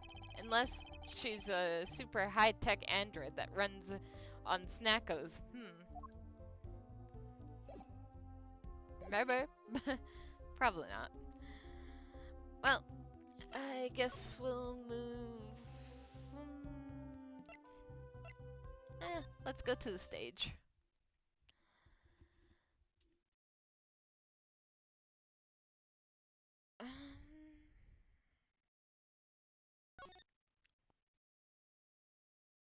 Let's examine stuff. I still can't believe you found Maki and Latrice up on top of that tower. Yeah, I used to not like high places, now I hate them. It's not like that. It's not like it would have been nicer if we found a dead body closer to the ground. Though, that reminds me. Dad's bad with heights too. Huh? No kidding. He took me on a Ferris wheel ride a while ago, you know? Halfway through, his face got all green and he mumbled, "Objection," over and over. Oh, poor guy.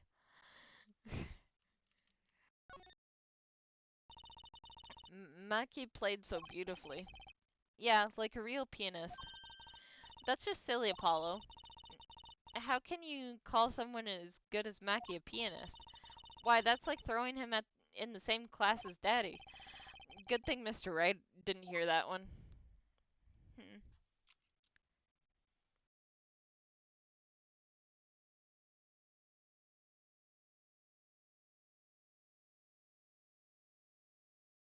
Hmm. Maybe I missed something. Or maybe I went to the wrong room. see if anything's in the other rooms. Nothing different here.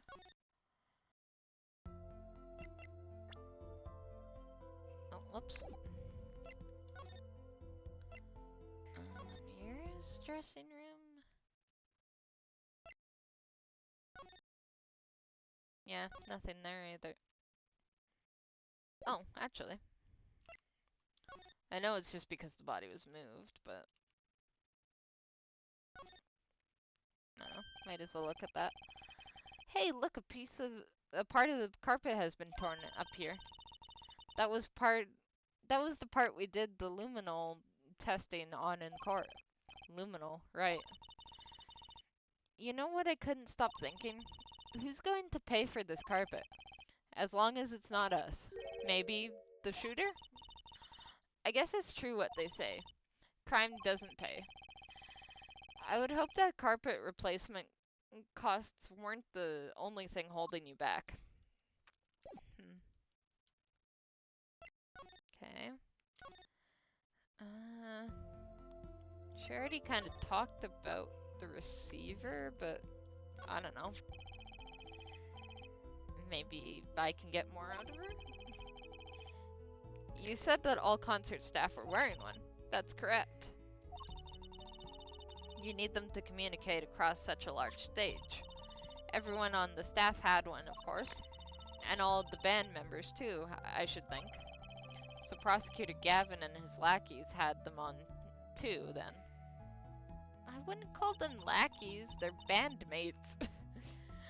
They're quite helpful, though limited. They only work within 30 feet or so. After all, they're only for use on stage. And a strong signal would interfere with the sound system. That makes sense. You'd think someone would notice if they dropped their only communications lifeline. So, why was there one line here? I wonder.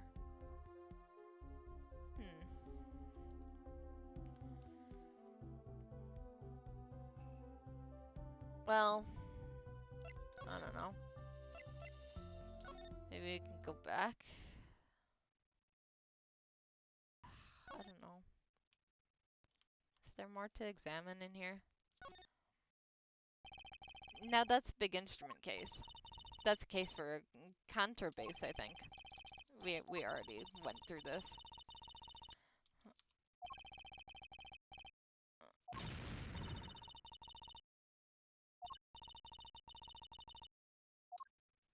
Okay.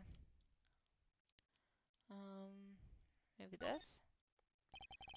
Look at all the electronics. They must be sound related. Doesn't seeing a bunch of machines like this make you want to fiddle with them? Can I, Apollo? Please? No fiddling. You'll break something. Okay. That's what Daddy always says. These eggs look kind of expensive. Alright. Maybe we can look at going back. If we go back to the agency? Yeah, this guy's still here. Which means we can still talk to him. Maybe he knows something about the earpiece. What's this? You would ask me for a miracle? Free of free? Then thy wish be granted. Thy will be done. Thy evidence evicted into the ether. Ack, no evicting, please. Are all magicians like this, I wonder? Oh.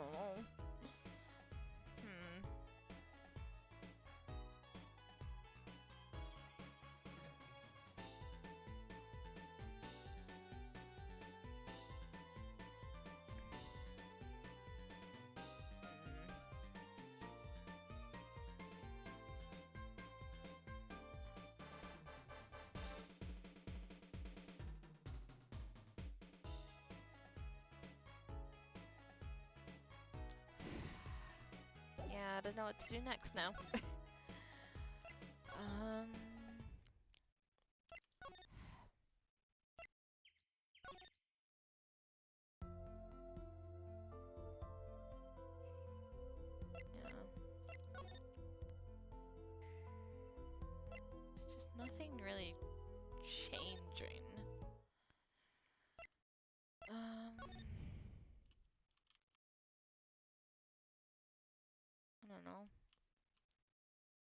Maybe I can look at the piano again. Mackie played so beautifully. Yeah, like a real pianist.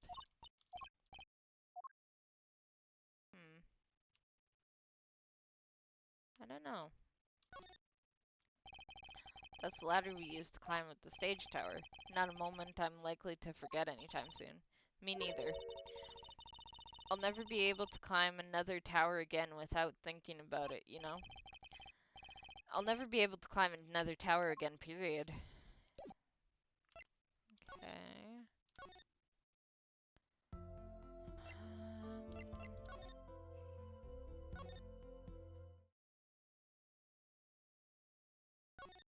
I don't know. Anything different at all in here? Feel like nothing's to do with the case in here. Maybe if we go back to her dressing room? Oh, finally. Finally, something different. Uh-oh. There's only one person I know who could munch with such venom. What are you doing here? Hello, Emma. You're looking as grumpy as ever. Oh, am I so supposed to be happy? You give me a second degree in court, and Professor Gavin makes me look like a fool. You're talking about the bloodstain, Miss Latroth left? My department chief had a field day with that one. Even a blind person could see the shooter wasn't blind. Funny guy, huh? But that bloodstain helped uncover the biggest mystery of all. Now we know that Mr. Latrouse was really with Interpol. We wouldn't have found that out without you. I suppose. Maybe that's why the chief gave me these after he was finished chewing me out. It said it was my reward. Are chocolate snackos popular down at the precinct or something? I was hoping we could check out the crime scene again. Be my guest. You're not going to find any clues in here.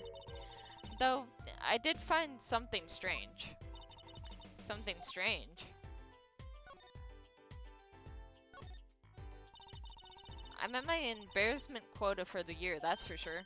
Well, that's a good thing, isn't it? How? I mean, think about it. Now you don't have to be embarrassed about anything else all year. If only it worked that way. If that bugs me to think that little kid outsmarted me.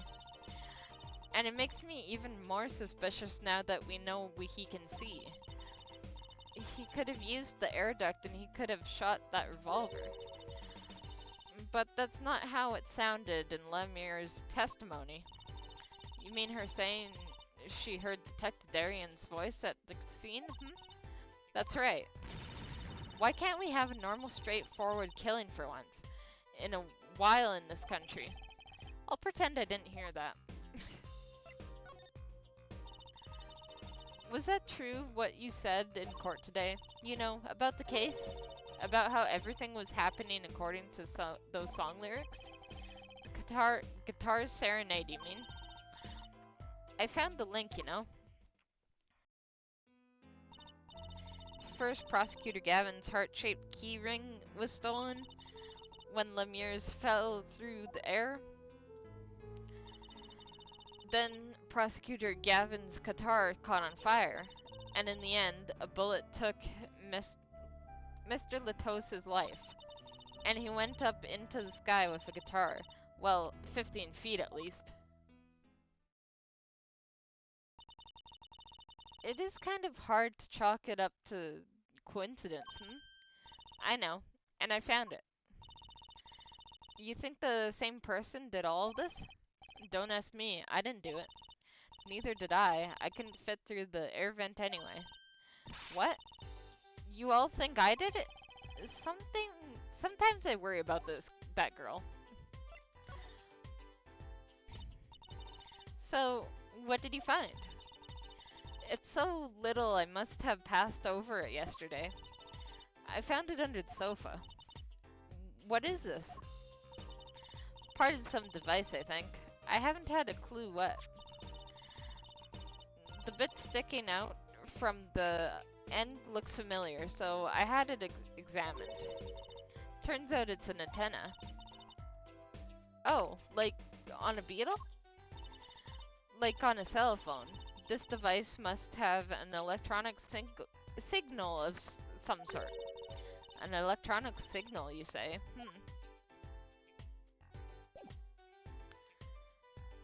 Okay.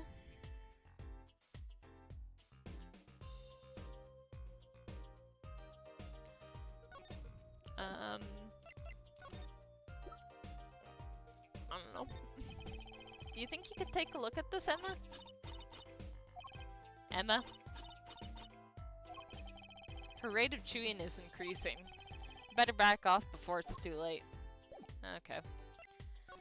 I guess that's it. I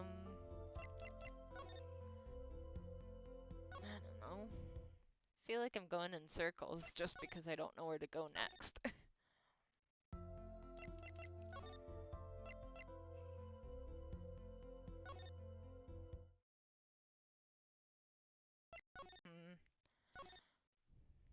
Man, this is annoying. I don't know. Maybe we're supposed to look around a little bit better. Case, something strange. Let's see.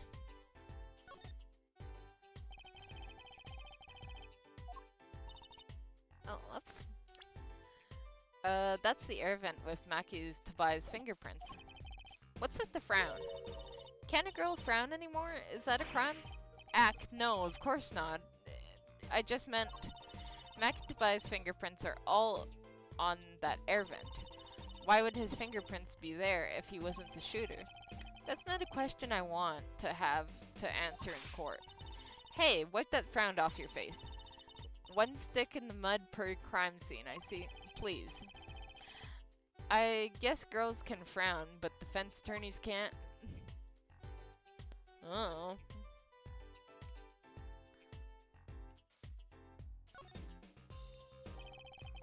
The shooter must have used that to climb up to the vent.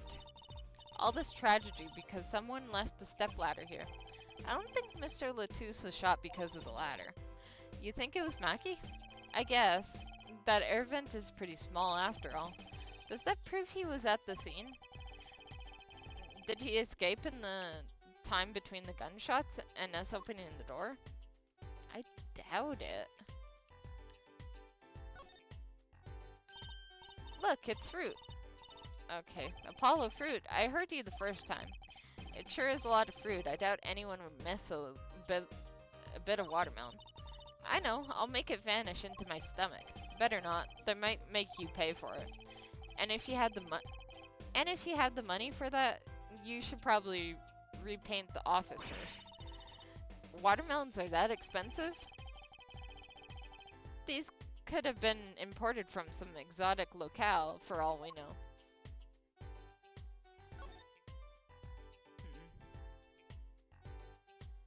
I don't know. This is the window where Lemire said the crime from. I wish it was that simple. Kind of hard to see the crime when you can't see. But she did hear it. Yeah, but the window was closed. Maybe she heard it from some other way? I don't know. I don't know, man.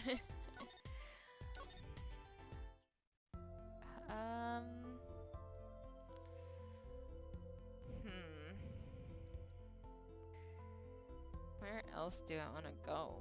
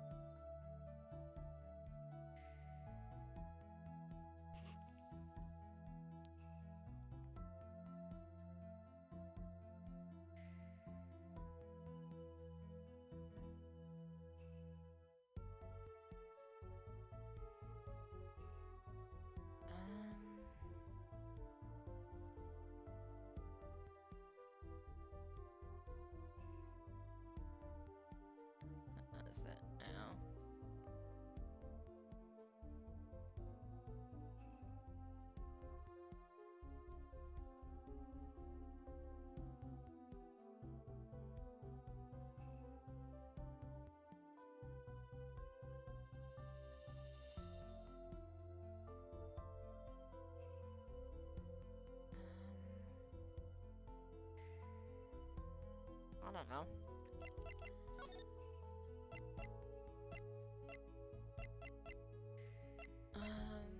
Maybe I'll go back and ask Maki that last question. I don't think it'll really do anything, but wouldn't hurt to try. So, Maki, you can't see, right? Maki can see and Lemure can't. The whole world's gone topsy-turvy. Sorry, Apollo. I don't think we're going to get any information out of Maki. Which makes sense. Yeah, I guess it does. Okay, that doesn't really...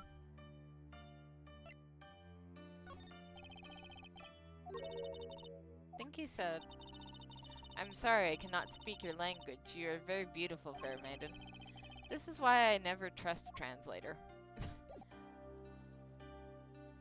Okay. Well, that did nothing.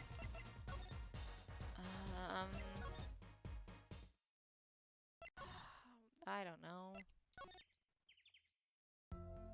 Is it time to go back to the stage again? Examine stuff again? We've kind of examined everything, haven't we? Yeah.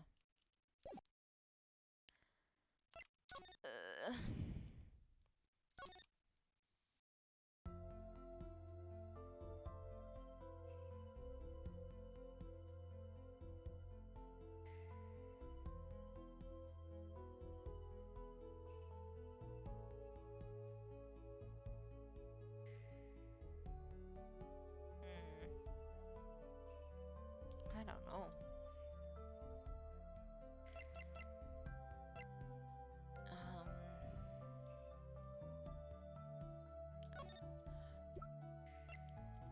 Maybe I'll present it again?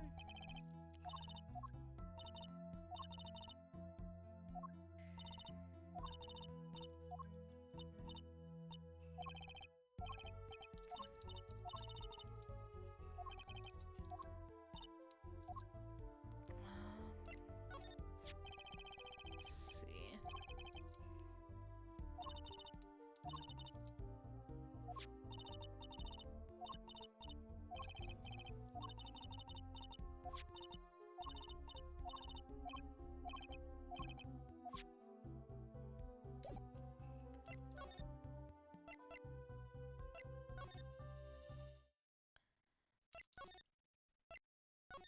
Oh, whoops. I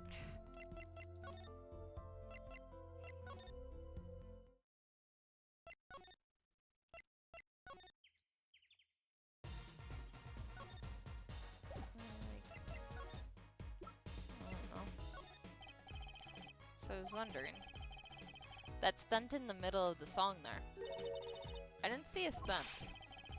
What about Lemire vanishing and reappearing? Oh, that. I guess I'm so used to seeing that happen, I didn't even notice. So young to be so jaded. A simple sleight of hand, a petite prestidigitation, a modicum of magic from me to you. So that's why you were at the concert. Yes, I was there to watch my trick take to the air. So you're the one who knows how it was all done. Of course, I'm all a deity with the stage as my domain. I suffer no mystery upon those flood-lit boards, not grasping tighty twixt my finger. It is a potent primeval power I possess. Well, do you think you could tell me how it was done?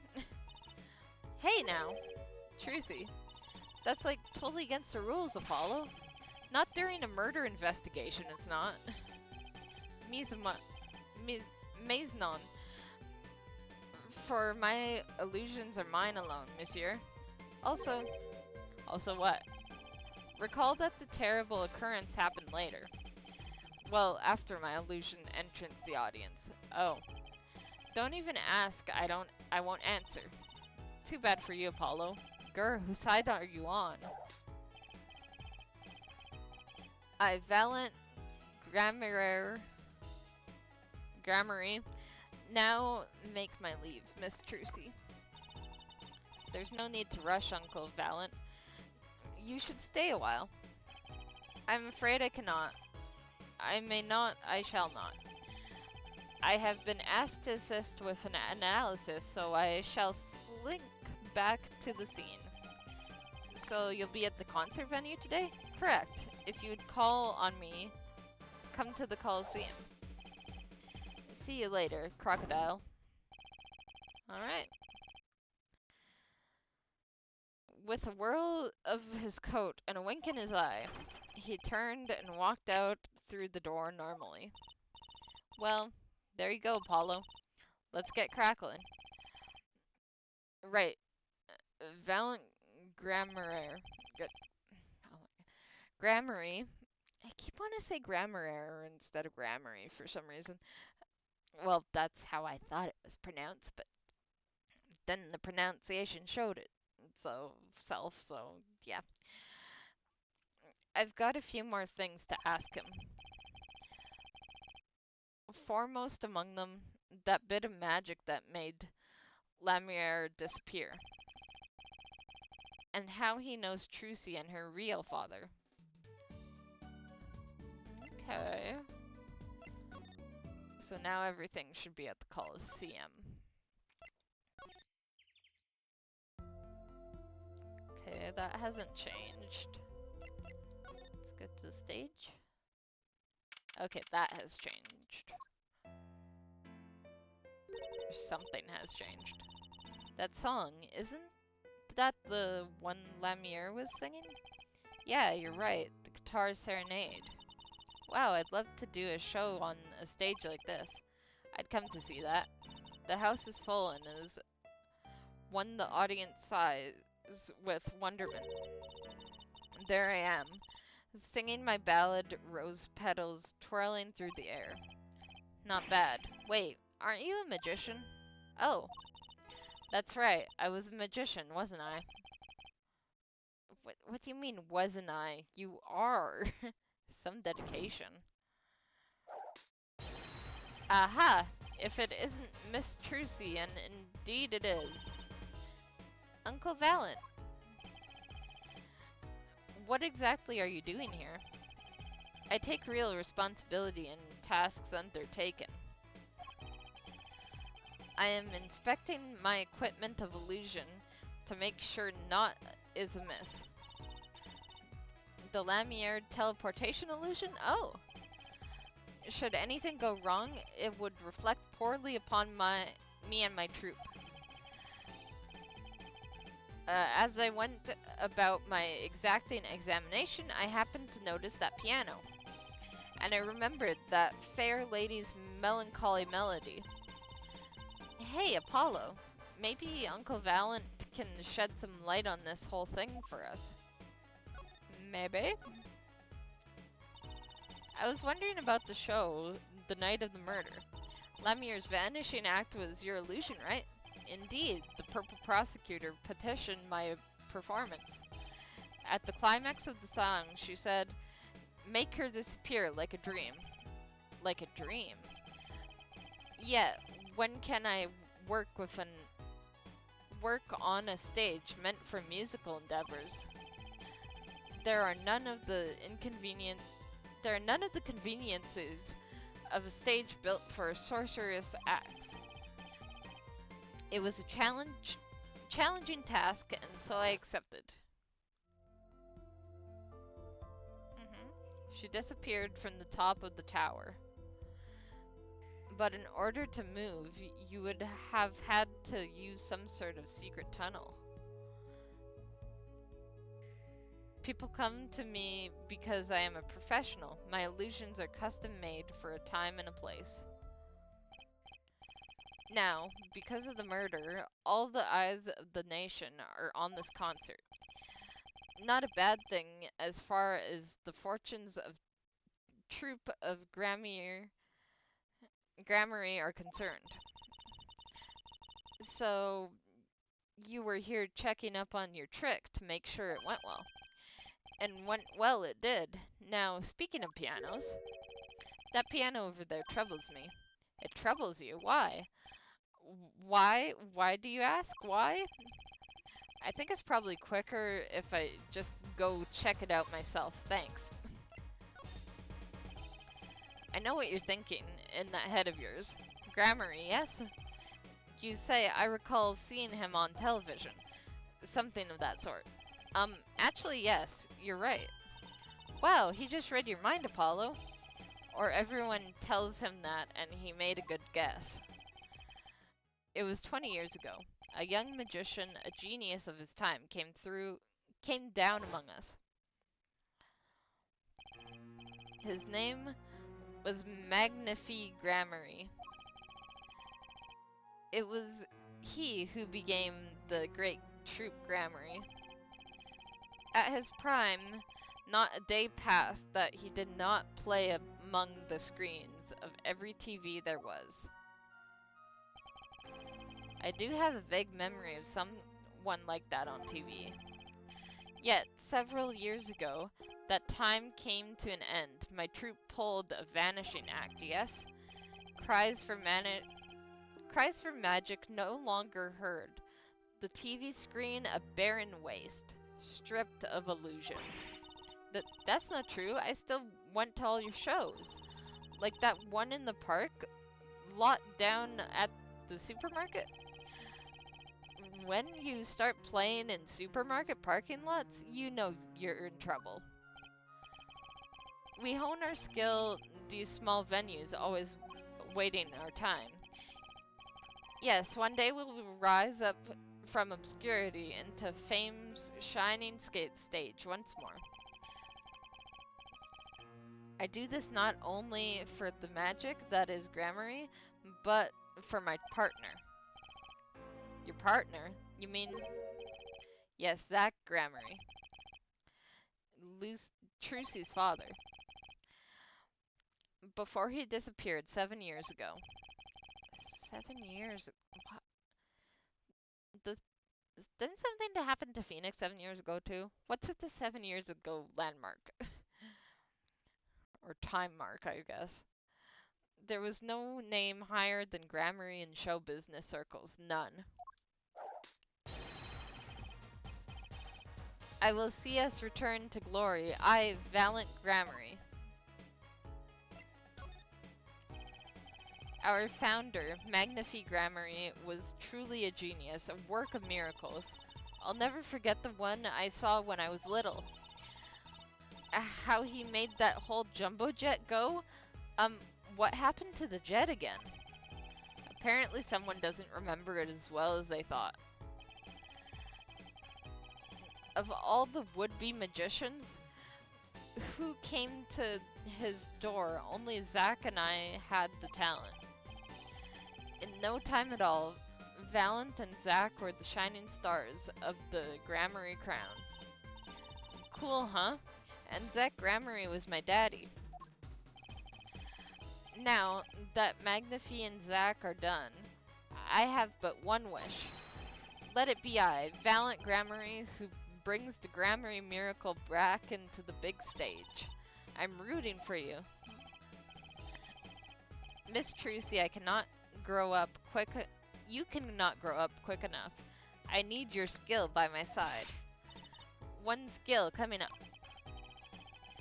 How do we manage to get off the topic of the case so quickly all the time? I don't know. Need to look at the piano anyway. That's one big piano. I've never actually played one. Heh, you should get Mr. Right to teach you sometime. No good, he can't play either. I kind of feel bad for the guy now. Maybe now's my big chance. Stand back. This should be the debut of the prodigy. Ew. Did you make that noise just now? Let me try it again. You know, I think something's stuck in the piano. Time to take a look under the hood. Huh? Look! This was stuck between the strings. It looks like some kind of switch. Something must have thrown this into the piano. Found on the stage. It's a switch for something. And that's about all I know.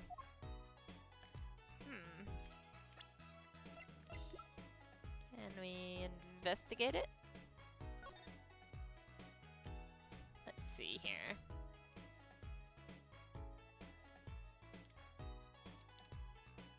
Oh, oops.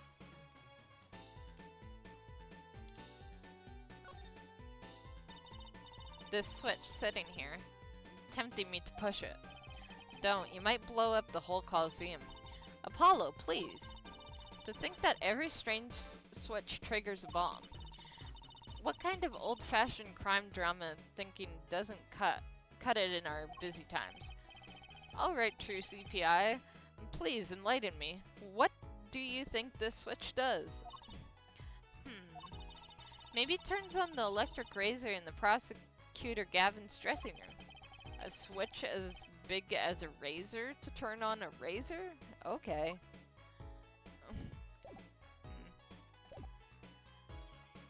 Alright. Let's go to other people and see if they know anything about it. Do you think you could tell me about this? I'm sorry, but my information... Okay, no.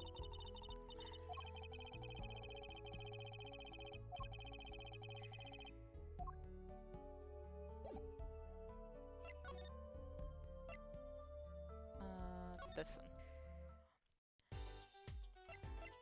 Okay, do you know anything about this? Do you think you could take a look at this? A small device. Looks like a transmitter. A transmitter? You press this switch here and it sends out a signal. No idea what it's for though. A signal? You mean an electronic signal? What is it, Apollo? Say, Emma. You know what strange object you said you found? Oh, this? Let me try pressing the switch. Youch! It is on fire. Emma's device is on fire. What's the big deal? Ack. Well, now we know what this is. An igniter. This part here must work like lighter. It nearly lit me up, that's for sure. Hey, don't look at me like that. I didn't do it on purpose. I suppose, at least we're getting somewhere in this case. Hey, Apollo. Let's ask Emma more about this switch, now that she has some first-hand experience. Alright.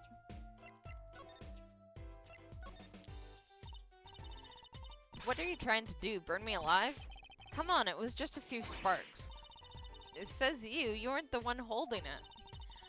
There's enough sparks flying around here just with you two talking.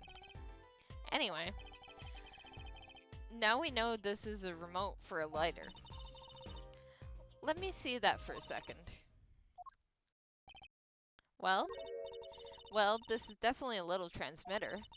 The signal's weak, probably only reaches 30 feet. A transmitter, huh?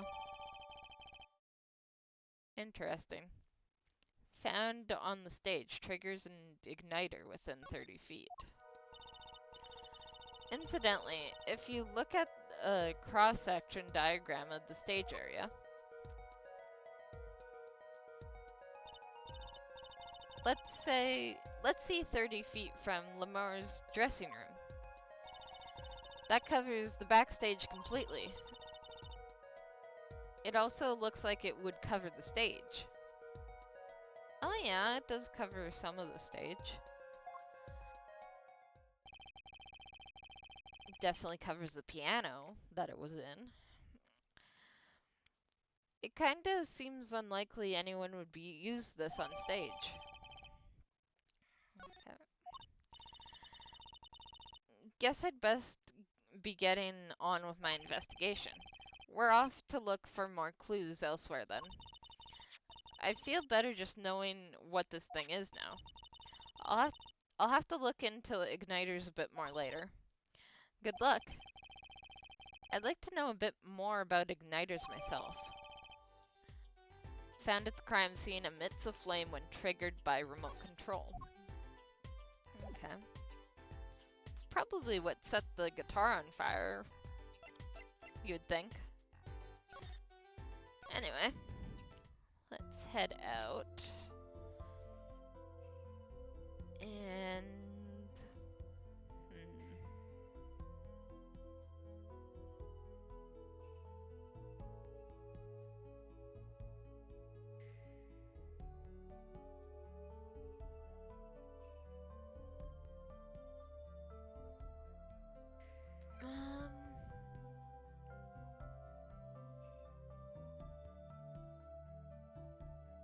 I guess I'll just leave the Colosseum altogether. There we go.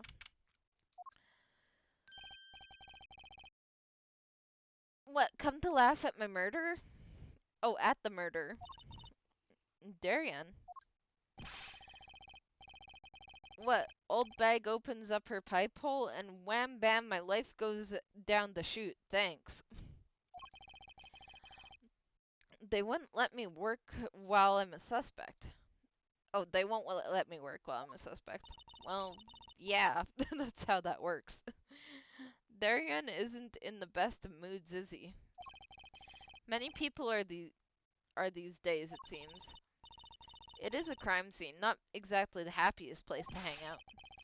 Then Gavin had to go rub salt in the wound. My alibi's rock solid. Rock solid! So, about your alibi, you have to ask. Also, if you're a suspect, why aren't you, like, kept at the court for now? The shooting happened right in the middle of the third set. That's right. The music was blaring when we heard those gunshots, and found Mr. Leteau's dead. I've got 10,000 witnesses who saw me too, right there on stage. Your guitar playing was something else. Thanks, little lady. See? This whole thing's a sham. I can't believe they aren't letting me work. There's no need to yell at me. It's Lemire's fault.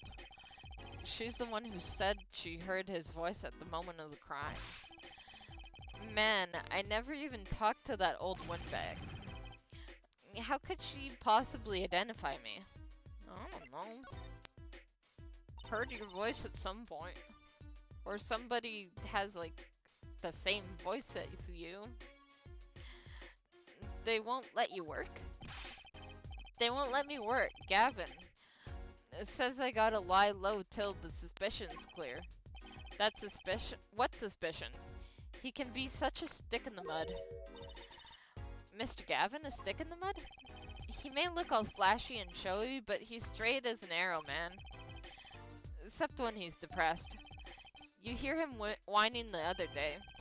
Oh, you mean the thing with the mixing board. Oh, and then there was that performance just now. What was that all about? This part is off. Which is that, Second guitar? Ah. It was you, Darian. He's just a perfectionist is all. Not a bad guy, really. Well, I think the Gavineers are the best. I have all your albums. The band's fine, too. Gavin can write a good tune, I'll give him that. Come to think of it, I haven't seen Prosecutor Gavin around much. Oh, him? He's down at the prosecutor's office, most likely. Prosecutor's office? I've never been there, have I? The data on the victim should have come in from Interpol.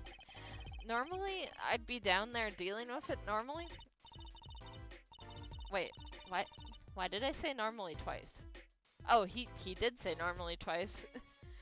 Okay. Apollo, let's go check it out. I've always wanted to see the prosecutor's office. Maybe that's not such a bad idea. Right on. Say hi for me, okay? Oh, and screw you.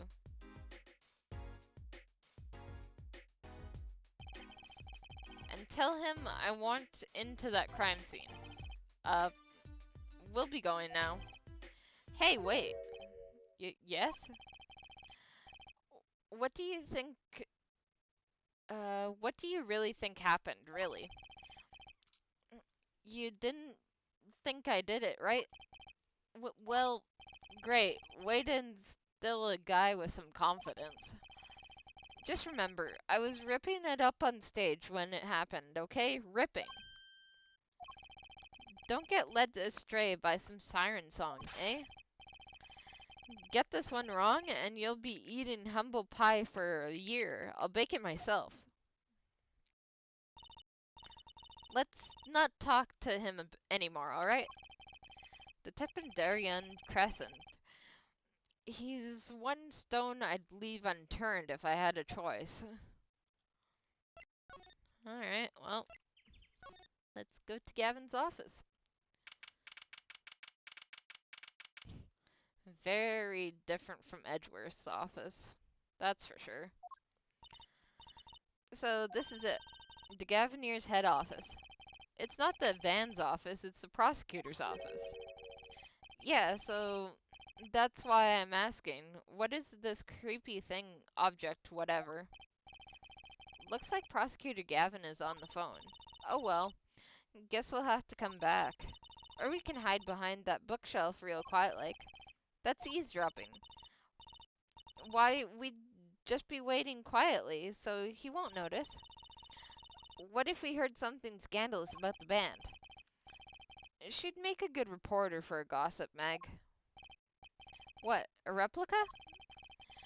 So, why was he after it in the first place? Yeah, Latros. Latros? Look, don't talk to me about those Borgians, okay? Just get me that report. Chop chop.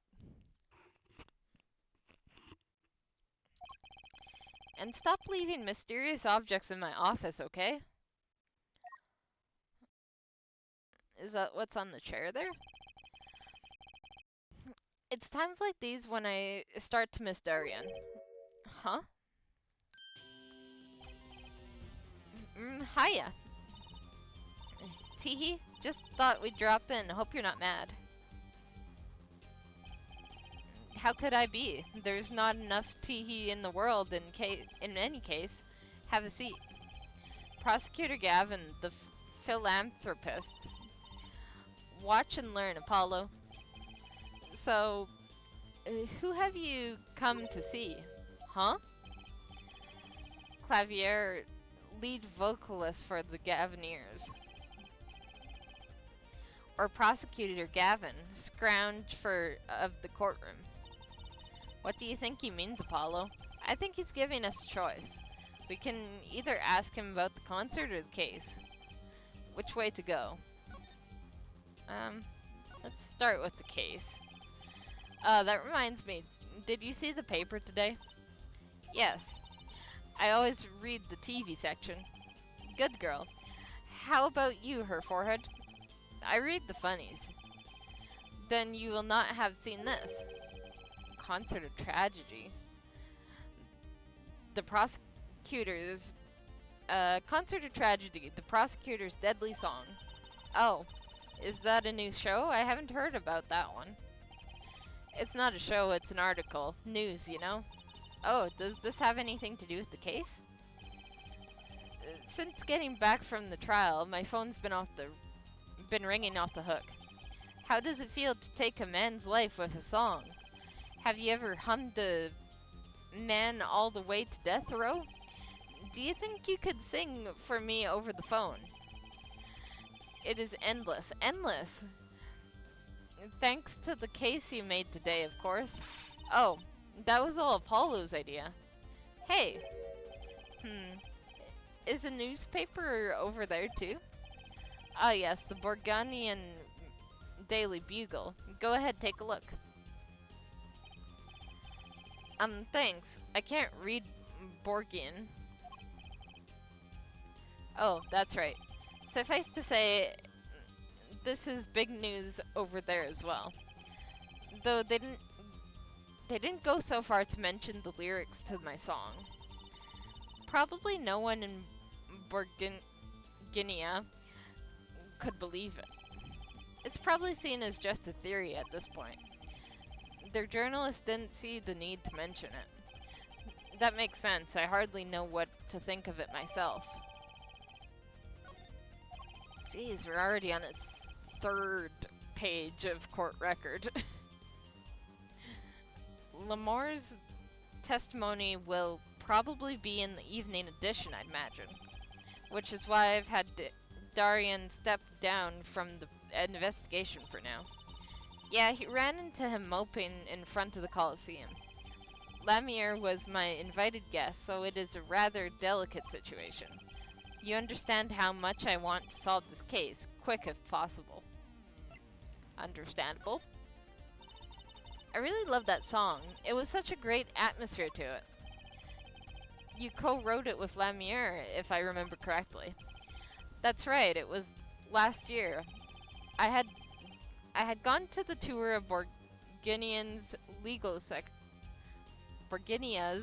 system, as a matter of fact. But that's when you heard Lemire's voice. It was at a small jazz club. I wept that night. I knew I had to meet her, to talk to her. So I used my influence, which is not inconsiderable, to arrange a meeting. Wow, prosecutors really have a lot of clout. I think he's sort of a special case, Trucy. And thankfully she liked the work I did, and we wrote a song right there, backstage. Maki on piano, and that dulcet voice. And myself on guitar that I borrowed from Lemire. The music history was made. Probably not an experience your average lawyer would ever have, like Apollo, say. It was a memory I hold dear, and the song we wrote that night was this. And that very guitar is right over there. You mean this charred lump? Don't call it a lump. That's a piece of history. And it's only borrowed, not really charred. No matter, I shall never sing that song again. I wouldn't have used that guitar again either, even if I could have. What happened during that song anyway? Why did his guitar suddenly catch on fire? Do you think you could show it to us? Your charred, slightly burnt guitar? I'm sure he doesn't mind what more could happen to it. Yeah. Do you have any evidence to show him? Actually, he's on the other side. I shouldn't be showing him anything, should I? Okay, well...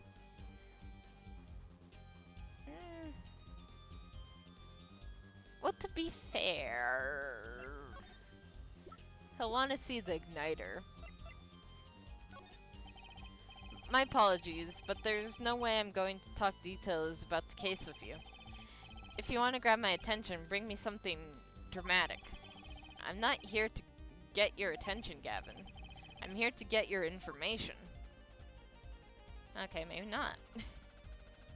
Or maybe he's more interested in the trigger? Professor Gavin, about this remote. Wait.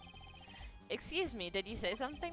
This remote control might be valuable ammunition for the trial tomorrow.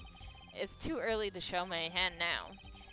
You would think someone with such a lovely voice would speak more clearly, Ja.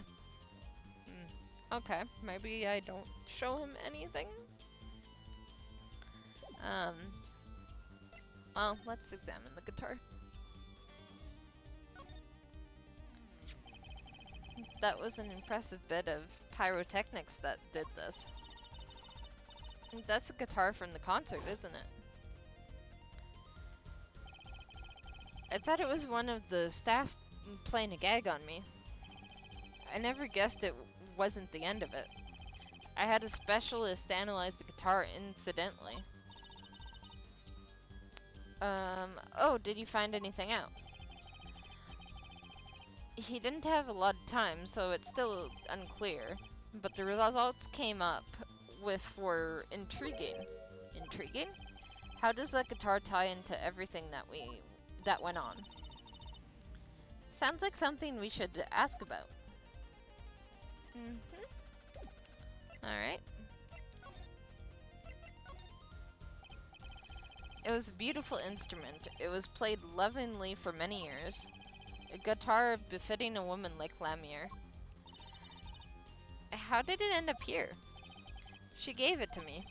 I mentioned how much I enjoyed playing it that night, and she made a present of it. So this guitar is from Borginia? That it is. We couldn't carry it on the plane. Changes in air pressure and humidity would ruin the wood. So we vacuum packed it in Lamier's studio. I used a special shipping service available to me for transporting evidence. They brought it right up to my office for me. Pristine and untouched. See, prosecutors do have a lot of clout. I still think he's a special case. It's such a valuable guitar. It's too bad it got burnt.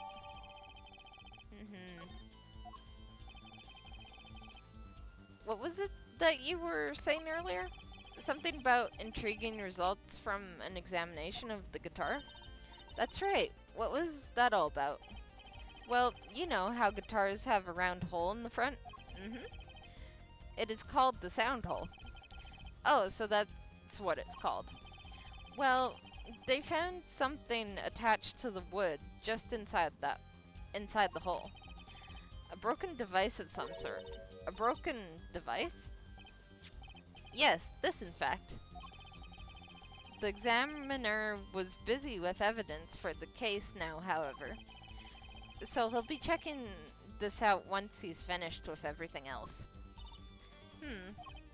Odd. That device looks strangely familiar. Well, of course it does.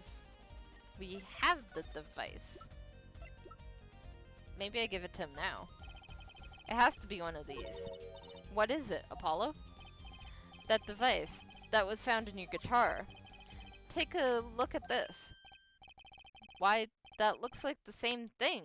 What is it? It's an igniter. Another one? It was at the crime... What the... why is it still going? It was at the crime scene in Lamier's dressing room. Detective Sky found it, actually. At the scene of the crime. What could that mean, I wonder? Alright. Okay, we can't say anything else. I guess we can just go back.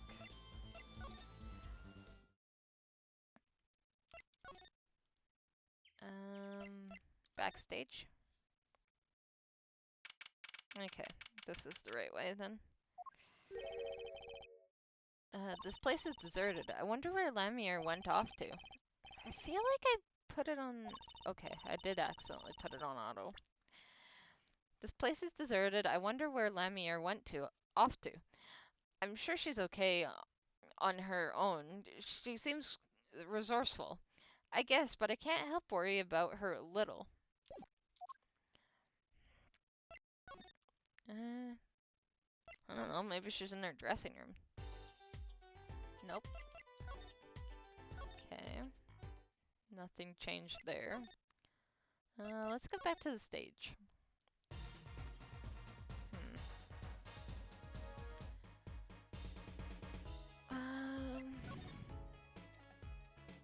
Kinda wanna look at this case again.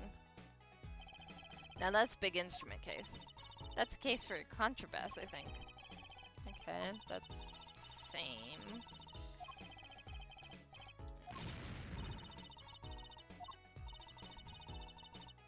I wonder who left it sitting open like that.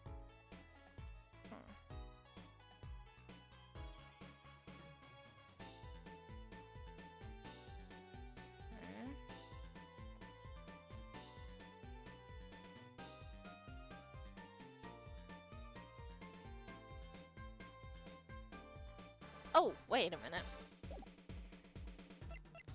There was that replica or whatever thing on the chair. Just a moment. Wanted to look at that. This thing. What's that on the plate there? Is that gum? Gum? Maybe he was chewing it when the phone rang. So he put it on the plate for later consumption. You'd think a rock star could afford a fresh stick. Don't jump to any conclusions now. That's no chewing gum. Take a closer look. Although I really shouldn't be offering, should say. What is that? It looks like a lump of plastic. Wait, that phone call. Yeah, so that's why I'm asking. What is this creepy thing, object, whatever? Looks like Prosecutor Gavin was on the phone. What? A replica? So, why was he after it in the first place? Yeah, Latros. Prosecutor Gavin. Does this have anything to do with Mr. Latros? Wait a second. You were listening to my phone call, weren't you? Who? Us? I tried to stop him, really, but he forced me to. Hey, you were the one digging for a scandal, Miss Reporter. To tell you the truth, I'm not even sure what it is. But apparently it's a model of something undercover agent Mr. Latros was after. This lump? Would you mind telling us what you know about it? Back. There we go. I knew I missed something here. This was found in Mr. Latros's bag. It's apparently a replica or something.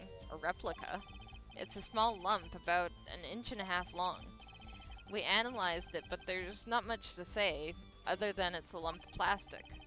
Perhaps it was being in the identification or whatever it is a replica of. You mean whatever Mr. Latros was after? That seems to be the most logical explanation. Well, what is it? Don't ask me, Ferlin. Oh, if you don't want to tell us, you could just say so. I put in a request to Interpol via my contacts in Borgina.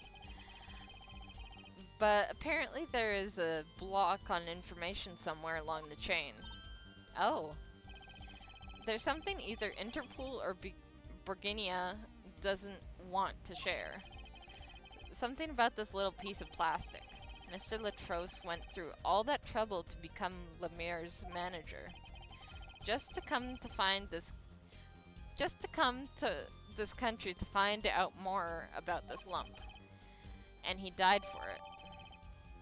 Replica. I've sent something to the Colosseum to fetch Lemire. Perhaps she knows something about it, being Borgonian. I believe that covers everything I'm at liberty to talk to you about. Oh, thanks for dropping by, Hair Forehead. Thanks. Why, you gave me so much information. That igniter, for instance. Oh, that. I've never met any attorney so forthcoming with the prosecution. It's a big help. Or perhaps you're just a tad naive, I guess I could have hid it, but somehow showing it felt like the right thing. I could say the same to you, Prosecutor Gavin. And thanks for the information about the strange lump of plastic. The one that Mr. Latros was investigating. Hey, that's right. I've been thinking, Her Forehead.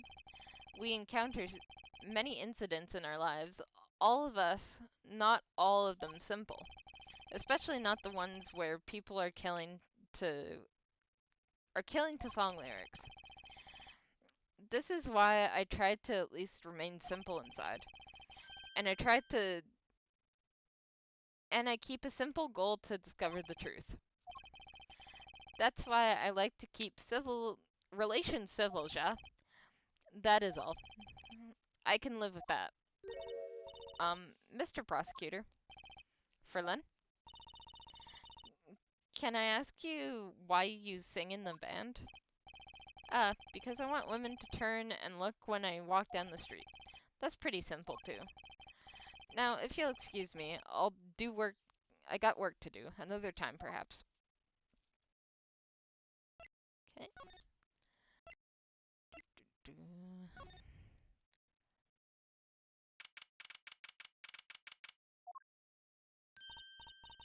Oh, it's you. You came at a good time. Hello there, Emma. What's up? Either of you know where Lemur is? Well, I saw her in the backstage hallway a while ago. Yeah, that's strange. What's strange? I can't find her anywhere. I was supposed to bring her to the prosecutor's office. Lemire's missing? It's hard to imagine she's wandered off somewhere on her own, being that she's blind and all. Yeah, we'll help you look for her. Great, thanks.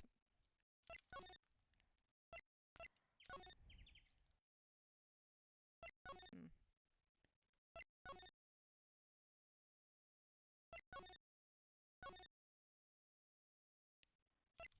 Not in her dressing room. Not in that dressing room. Stage? Why is it all dark? Huh? The stage is pitch dark. The power breaker must be off for this section. Great. I'll go get someone. Yipes. It was really dark out there. Dark. That's all Lamir has when you think about it. What would it be like to live in a world of darkness? Hey, Apollo. Huh? What?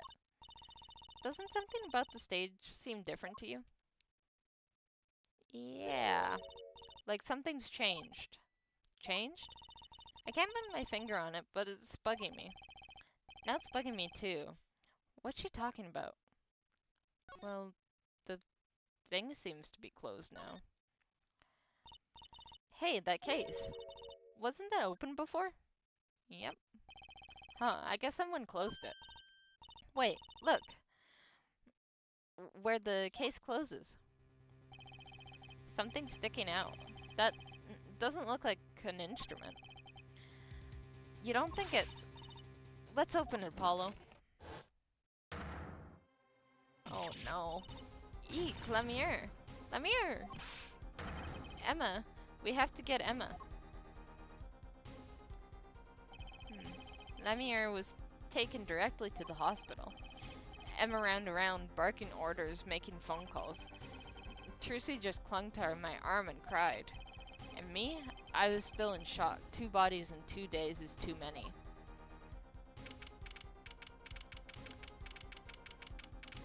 Isn't? Oh, it's Hickfield Clinic.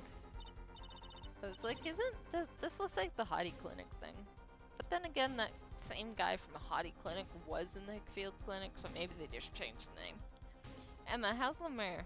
Is she okay? Ah, you. We all owe you a big thanks, that's for sure. So, she's okay?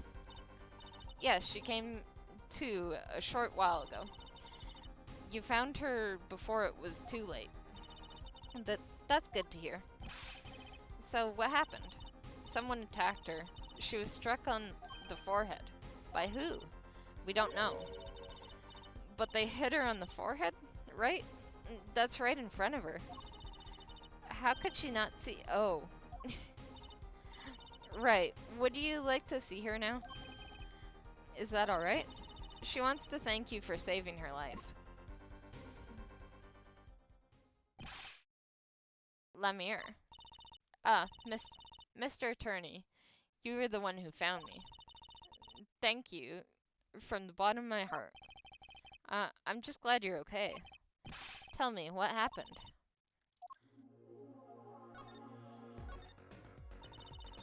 It was after I spoke to you in front of the dressing room. I sensed someone approaching. I thought it might have been someone coming to see me, but they said nothing. When I went to return to my dressing room, you were hit. I knew, that very moment I knew. The assailant was trying to kill me. No. It was lucky for me the first blow did not knock me out. I turned and ran for the stage. Someone was chasing me. I could hear footsteps. Yet, I reached the stage first. Why the stage? I had overheard maintenance people were talking. The power to the stage area was off, they said, for electrical work. Ah. Darkness was my ally. There was a contrabass case near the stage. That is where I hid, so the assailant couldn't see you. Once I was in the case, I'm afraid I passed out. Wow, that sounds like a really close call. Do you have any idea who it might have been? Unfortunately, no. Whoever it was, they said not a word. Too bad. Yet, when I consider that I was struck high on the forehead, I must conclude that whoever hit me was taller than I am. Good point. She's sharp. And you're much taller than I am. You're about as tall as Apollo. So that means it was most likely an adult, and probably a man. Could it be him? But why would anyone attack you, Lemire? The detective asked me this too. But to her I gave the same answer I give you. I do not know. Do you know anything about the replica? Oh, Lemire, I wanted to ask you about this. Do you know what this is? This? This is what? Miss Latroste was carrying it. It's a replica of the thing he was after. He was after? You know, in his secret identity, as an undercover agent. So, that's what he was doing. You mean, you know what? Yes, I know, of course. This must be a Borginian cocoon. Or rather, a convincing replica, thereof. Why haven't I heard of a Borginian cocoon before? Why would he be carrying this around? Was it some kind of souvenir? I wonder. Let's see, anything else? Look at the guitar.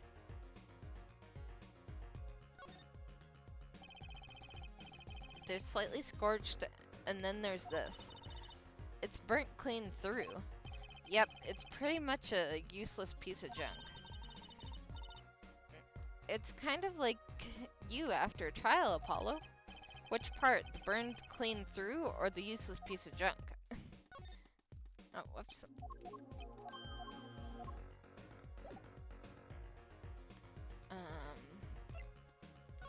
Here. I'm sorry I'm not quite recovered from the attack.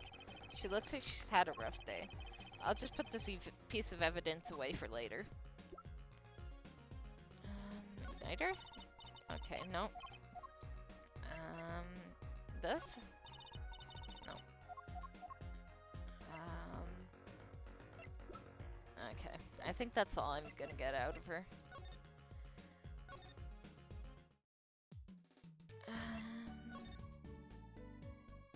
Let's head back to the detention center.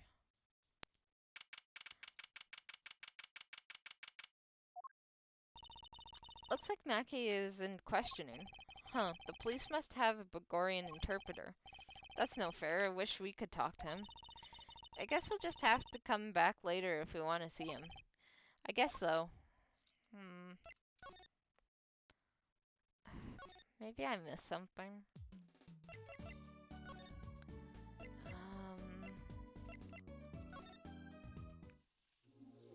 Had to be something I missed. Wait.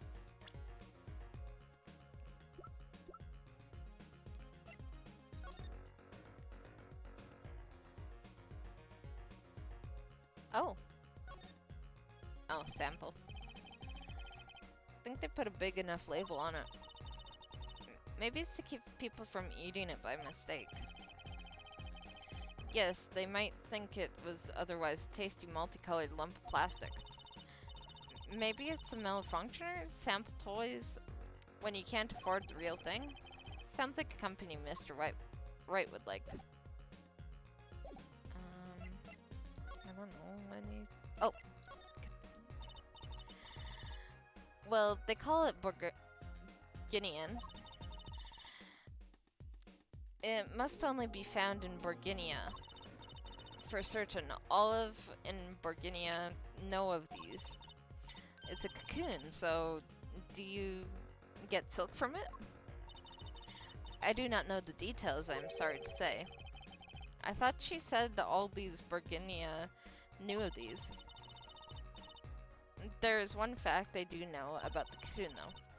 Something all the Borginia know. What's that? The cocoons. They are not to be taken out of the country. If someone does and is caught, they will be put to death. To death? Why? I do not know. Yet, if Interpol was involved, I'm sure there has to be a good reason. But this is just a piece of plastic. He was carrying a replica, but looking for the real deal. That's my best guess. So, that's what he was up to. Tracking down Borginian cocoon smuggling. Smuggling? It seems I was marked. Marked?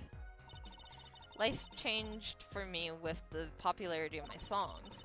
I began to travel around the world. Ah, so you could have brought those Borginian cocoons with you. On my trips, yes. That was probably the suspicion. And Mr. Latrousse was placed as an undercover agent to look into it. Borginian is a small, sheltered country. Not many of our people venture into the outside world. Is that why they suspected you? But Mr. Latrousse wasn't a Borginian, was he? He was an Interpol agent, which means... What, Apollo? There must be some reason why Borginian doesn't want those cocoons getting out. Something scary enough to get Interpol involved. Huh, like what? How could such a tiny ball of thread cause such a commotion? Cocoon smuggling. And Mr. Latrousse and Lemire marked, It couldn't be her. There's one other person I need to talk to. Thank you for talking to us, Lemire. It was the least I could do. Actually, I have another request. If it is within my power, I need an interpreter. Somebody who speaks Borginian. Apollo? Would you come with us if you're well enough? I see. Yes, of course. I shall accompany you. Where are we going? Come on, Trucy. We're about to get to the bottom of this. Ah. Maki, we came to talk to you about the case. Maki.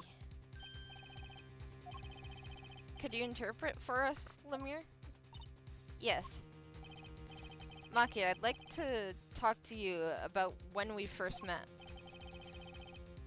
When we still thought you were blind. Now we know the truth. You can see, right?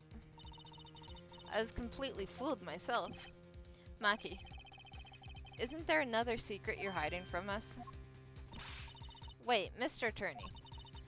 What do you mean by secret? What do you mean by secret? Well, the cocoons? What else could he be hiding? If I'm not mistaken, you know something about this, don't you? Hey, you got a reaction, a big one. Maki, you didn't. Trucy and I are trained to see people's uncertainty. Not that we would have needed any training to see this one. Mr. Turney. Oh, oops.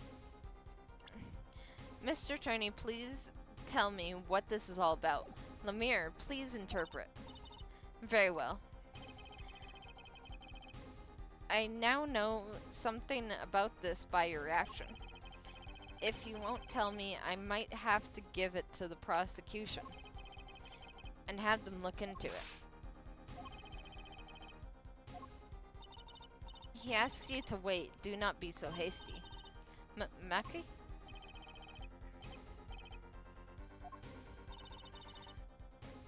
Do you know everything?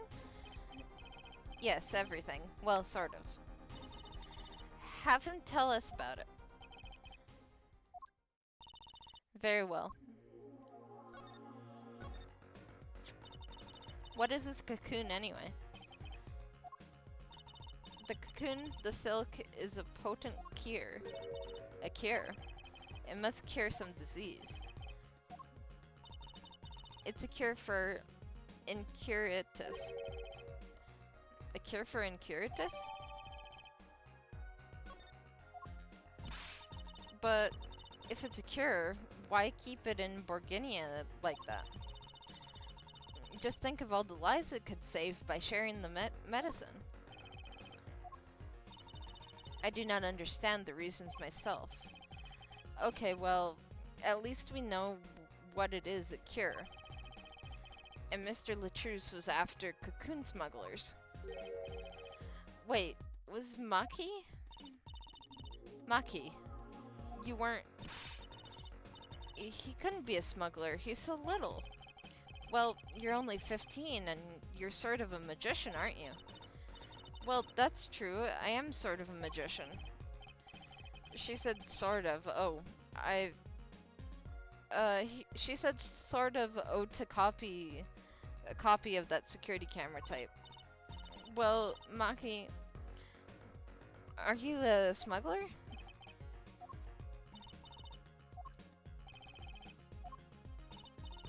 He won't tell me.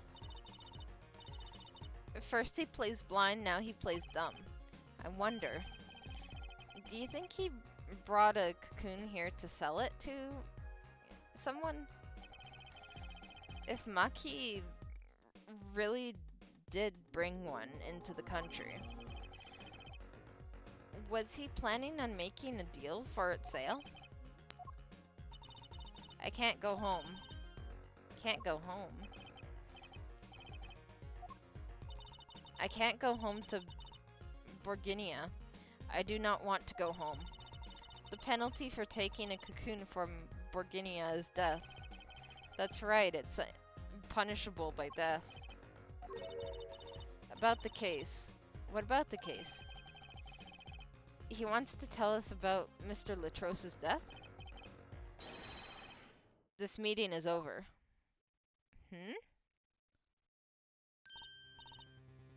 Darian? What do you mean? Visiting hours aren't over yet. There's a call for Maki from the Borginian embassy. Borginian embassy. This meeting is over. Sorry. Just give us 5 more minutes. We can call them back after that. Sorry, no go. Come on, piano boy. We're leaving. Darian, wait. I never liked you, either of you. Huh? Darn it, we were so close. He was about to tell us. Hey, Apollo. He didn't want us to hear what Maki had to say. Apollo. And there can only be one reason why. Why is everyone ignoring me? Oh, sorry. This is it. I know who I'm after now. It all happens tomorrow in court.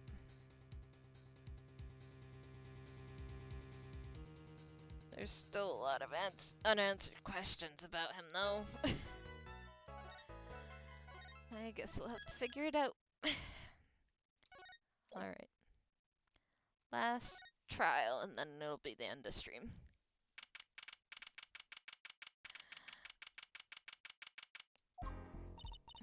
Well, this is it. Today's the day it all goes down.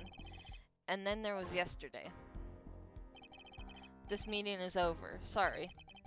Just give us 5 more minutes. We can call them back after that. Sorry, no go. Come on, piano boy, we're leaving. Darian, wait. I never liked you, either of you. Huh? Who just says that and leaves, by the way? Darn it, we were so close. He was about to tell us. Hey, Apollo. He didn't want us to hear what Maki had to say. And I think I know why. Time to bring down a little justice. Huh? What was that? He is heard but unseen. Huh? Who's that talking? Valiant Gramarye.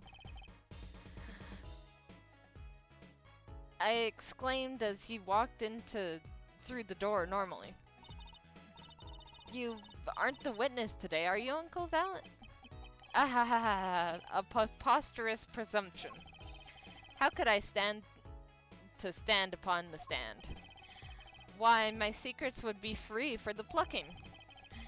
I might even have to sign autographs. That is why I intend to remain hidden for the entire day. Oh, with the vanishing magic? Indeed. I will jump upon an express train and express myself to the next town over. But before I go, a word of warning. Warning? What? A grand Gramarye glamour resides at the root of all that has happened. Do not forget this truth. A glamour? A spell, a sorcery, a great illusion. Miss Trucy, though it pains me to part so, I need to get in line for a ticket. Farewell.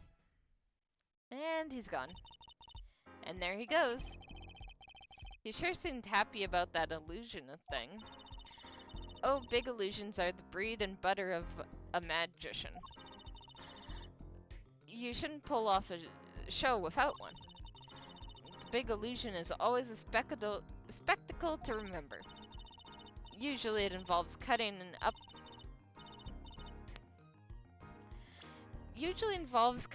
things like people or elephants or the Eiffel Tower. Anything, really. So, he was talking about what he saw at the concert? Lemier's disappearing act, and Prosecutor Gavin's exploding guitar. I bet that's what he meant by it being at the root of it all that has happened. Well, it's about time. Shall we go? Yes, we shall. Excuse me, sir. Yes? The scheduled starting time for the trial has been changed. The trial will not be commencing until 10:30 a.m. Sorry for the inconvenience. Well, that has never happened before. Huh? Did something happen? This is a first. It was by the judge's request, some urgent personal business. Great, I bet he stayed up too late last night watching courtroom dramas. Apparently he's visiting the hospital again. The hospital? I believe it was mentioned that the Chief Justice's son is unwell. Apparently his condition worsened considerably this morning. And the Chief Justice's son... Oh, that's right. Remember yesterday morning, the judge said he had to go visit him after the trial. There's an article about it in the newspaper. If you care to read about it yourself. I bet that guy was sent over to the other country to get the cocoon to help that son out.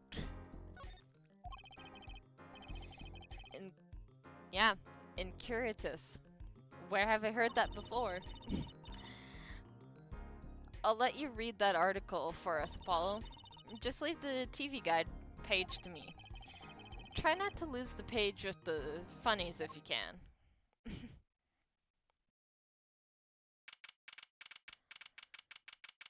July 10th, 10:30 a.m.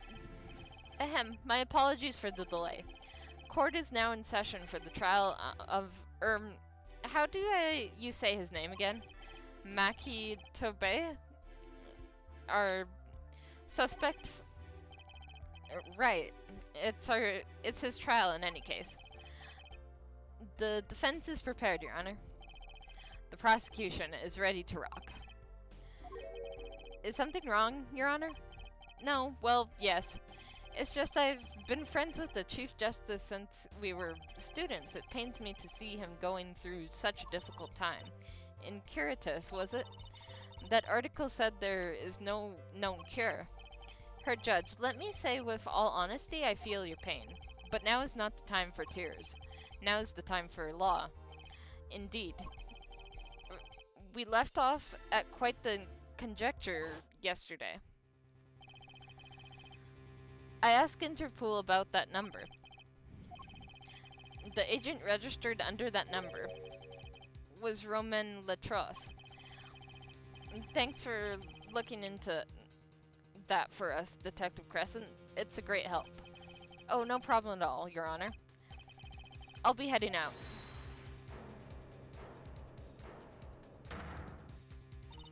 Wait, that voice just now. It was him. I am sure of it. It was him? That voice I heard, talking to Mr. Latros. When I heard the gunshots fire, it was him. It was Mr. Darien. No way. Quite a sensational ending. Who would have thought Darien would guest star in a season cliffhanger as a suspect? I asked the prosecution to look into this matter further. Please tell the court your findings. Darien Crescent is a member of my band, the Gavineers. He is also a detective, making the current charges serious indeed. Yet, after investigation, I have found no cause to alter our case or file new charges. And your reason is?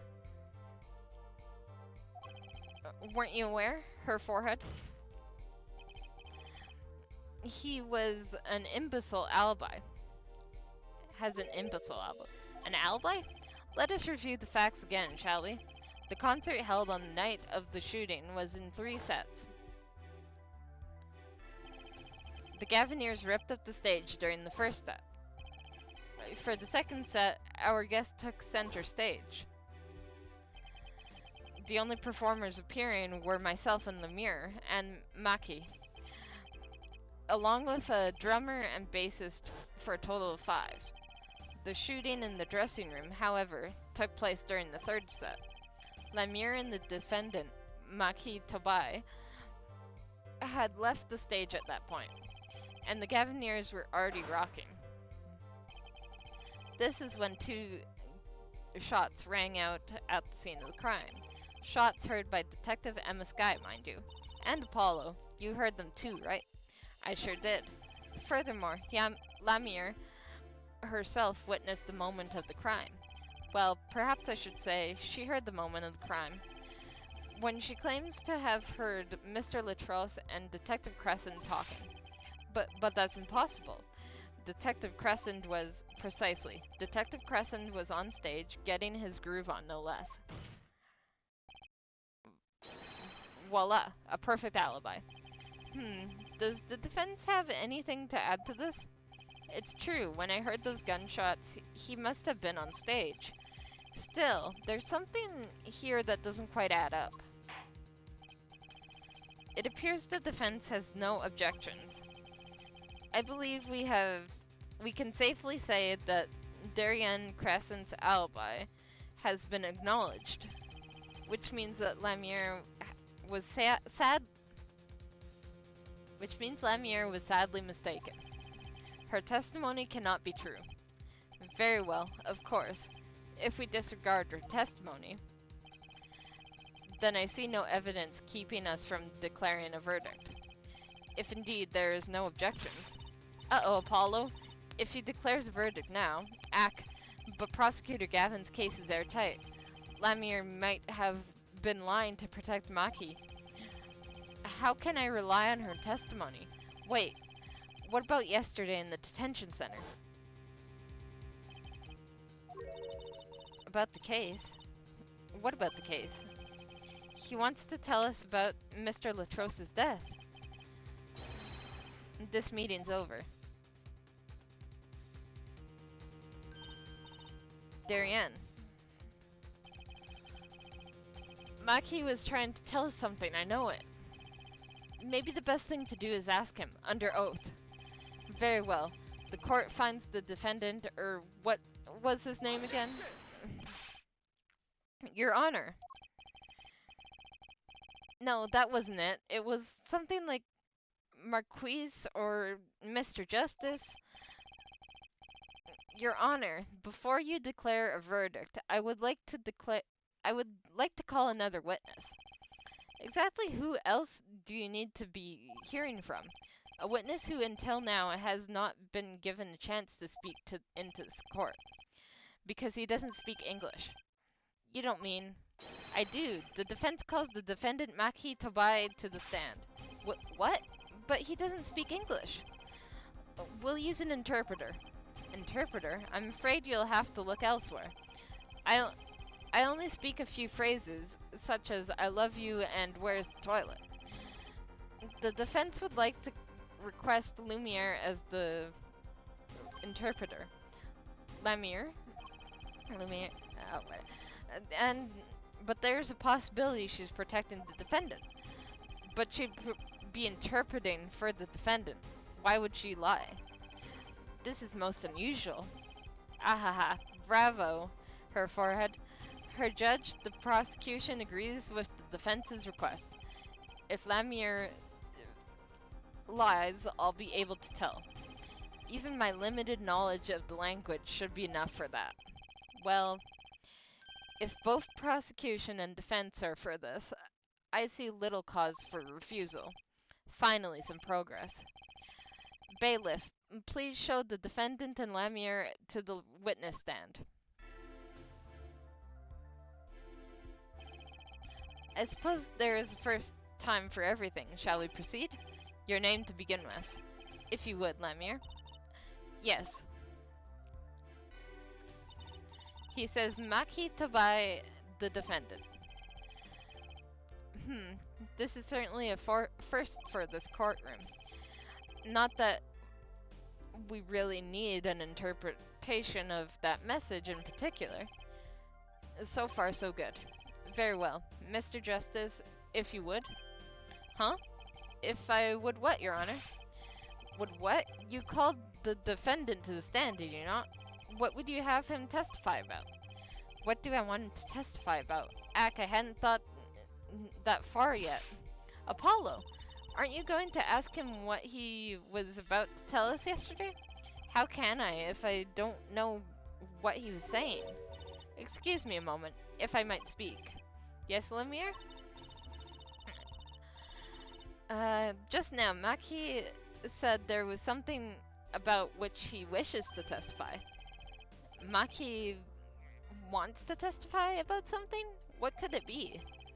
What sort of testimony is he talking about? One moment, please. The suspense is killing me. What the? What? Well, Lemire? According to Maki, he has proof of his innocence. What? This is a surprise. Yahoo! Victory, Apollo! We did it! This is sounding too good to believe. I know what that actually means. Well, if that's true, then this is vital testimony, Lumiere. Which means Maki... Please testify to the court. Very well.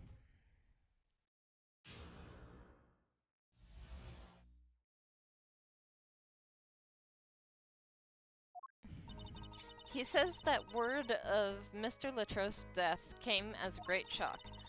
But if the killing truly followed the lyrics of my song, that is, he could not have done it. He says that because the lyrics are in English, he does not understand them. I see. He wouldn't have understood the English lyrics to the song. that would prevent him from following them so closely. I wonder what he meant by proof. Why, he would only have to ask Lumiere to know the meaning of that song. Lumiere, did you ever explain the lyrics to that song to him?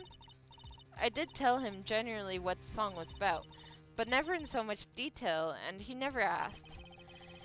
Has my oft-repeated warning already fled that forehead? Lumiere might be protecting the witness. Well, anyway, let us proceed with the cross-examination. Mr. Justice, if you would. Yes, Your Honor. Something's hidden in that testimony, I know it.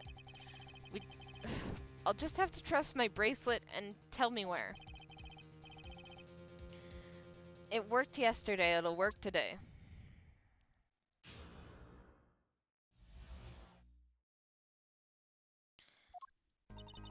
He says that word of Mr. Latrose's death came as a great shock. But if the killing truly followed the lyrics of my song, that is, he could not have done it. He says that because the lyrics are in English, he does not understand them.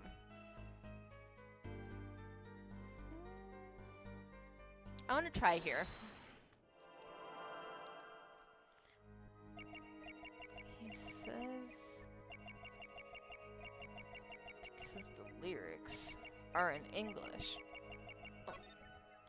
His eyes are moving. Gotcha!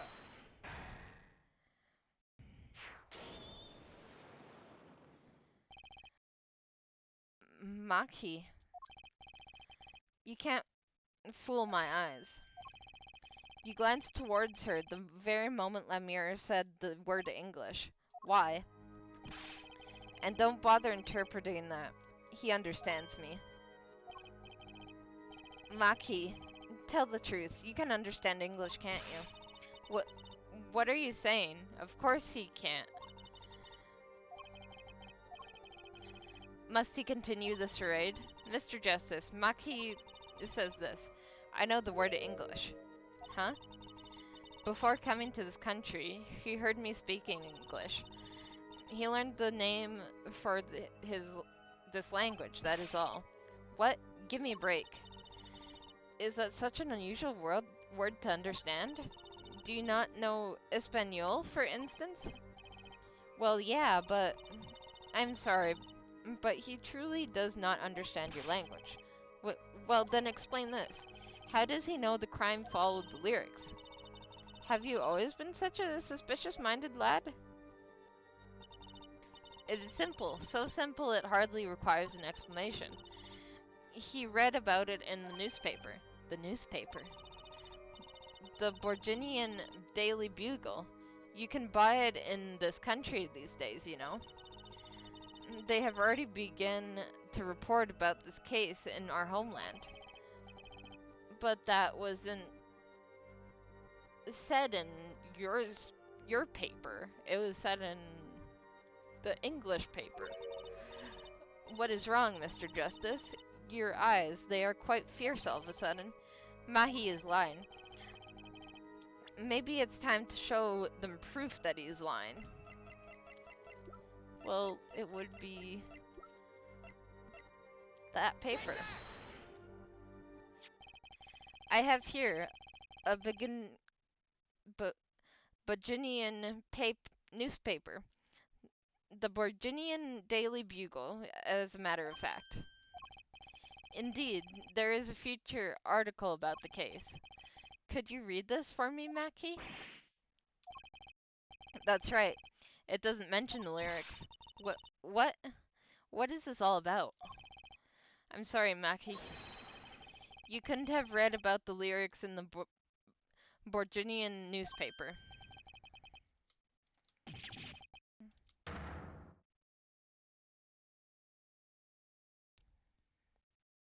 I got you. What does this mean? But I don't see how it's possible.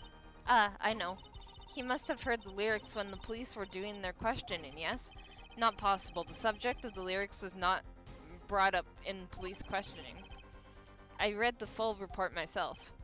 So, the lyrics weren't in the newspaper and the police didn't mention them. The only place you could have heard them was in this courtroom. In English, no less. The witness will explain himself.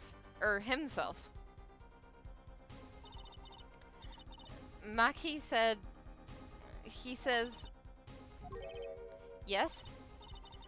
It is true, I read the newspaper. But this is not where I learned of the lyrics. I was mistaken. Now I remember. You remember? He says he heard of the lyrics from me. What? Is this true, Lemire? Yes, I'm afraid I had forgotten it myself. Then it looks like her forehead's been jumping to conclusions again. It seems so, yes. No! I was onto something, I know it. I can't let this chance slip away.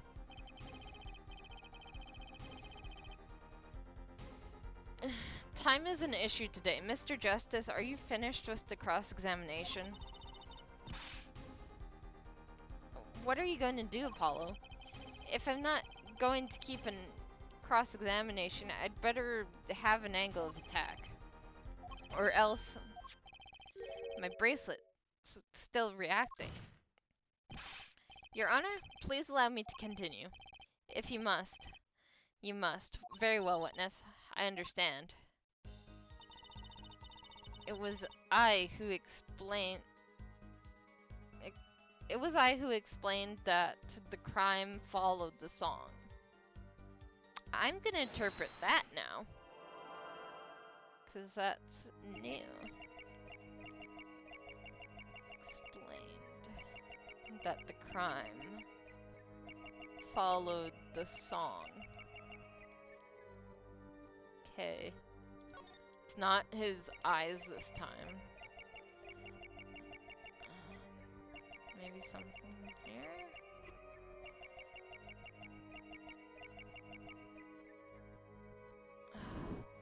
Here again.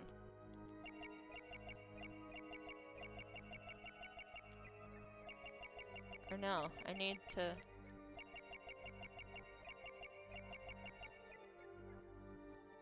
I think I need to interpret her instead. Yep. Gotcha!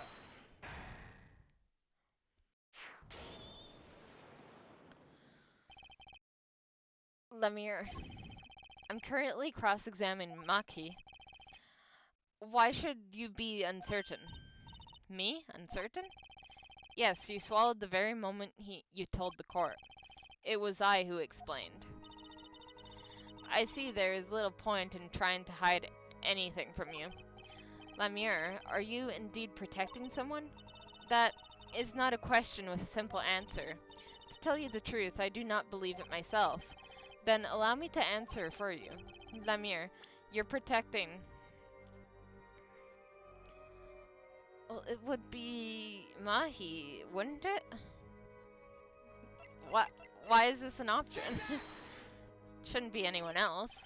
Lemire, you are protecting Maki. That's why you lied and told us now. You had explained how the crime followed the song. I don't fault you for trying to help, but this is not the way. Mahi, I believe you didn't do it. Really, I trust you. But you've lied to us twice. And now you have Lemire lying on your behalf. If this is going to work, you have to trust me too. You two lies cover a simple truth. You understand English, you have to. Ah.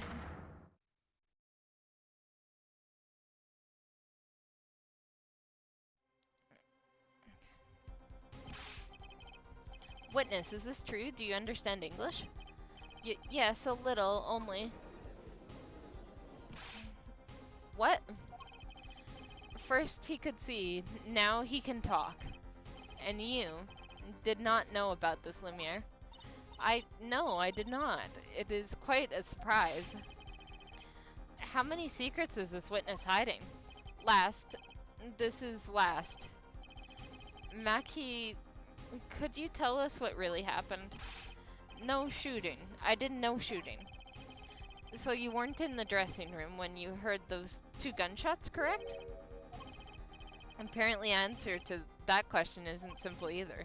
I was in dressing room behind desk, manager. He was on floor.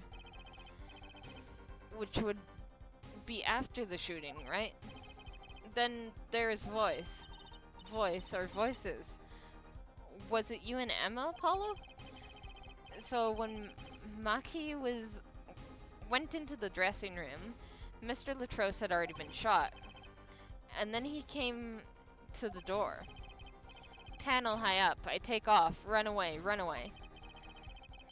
So it was you who escaped through the air vent. Ahaha, as the prosecution has upheld all along, no less. The defendant has admitted to being at the scene. Might we take this as a confession? No. No, he's clearly denied that he did it. I know shooting. Manager on floor, already on the floor. The victim had already been shot, you say. I find that hard to believe. The defendant understood the song lyrics. He was at the scene of the crime. This can only mean one thing. He is the shooter. Does the defendant have anything to say to this? He clammed up, Apollo. Then let's ask Mr. Justice. Will you require any further testimony from the witness? Is there nothing else I can get him to testify about? Wait, no, of course there is. What is this cocoon anyway? The cocoon, the silk, is a potent cure.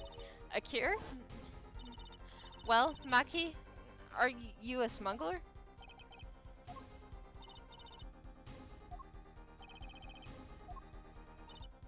He won't tell me. That cocoon has to have something to do with this.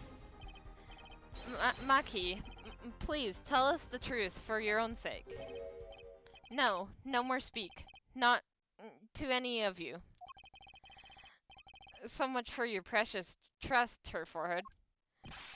Hey, you weren't the one who didn't believe him. You were the one who didn't believe him. Regardless, this brings us to an impasse. It does seem that the defense and the defendant are at odds. I doubt we are likely to learn anything more of value should this continue. I see no other course but to declare a 5-minute recess. The defense will work things out with the defendant so that we might proceed. Alright.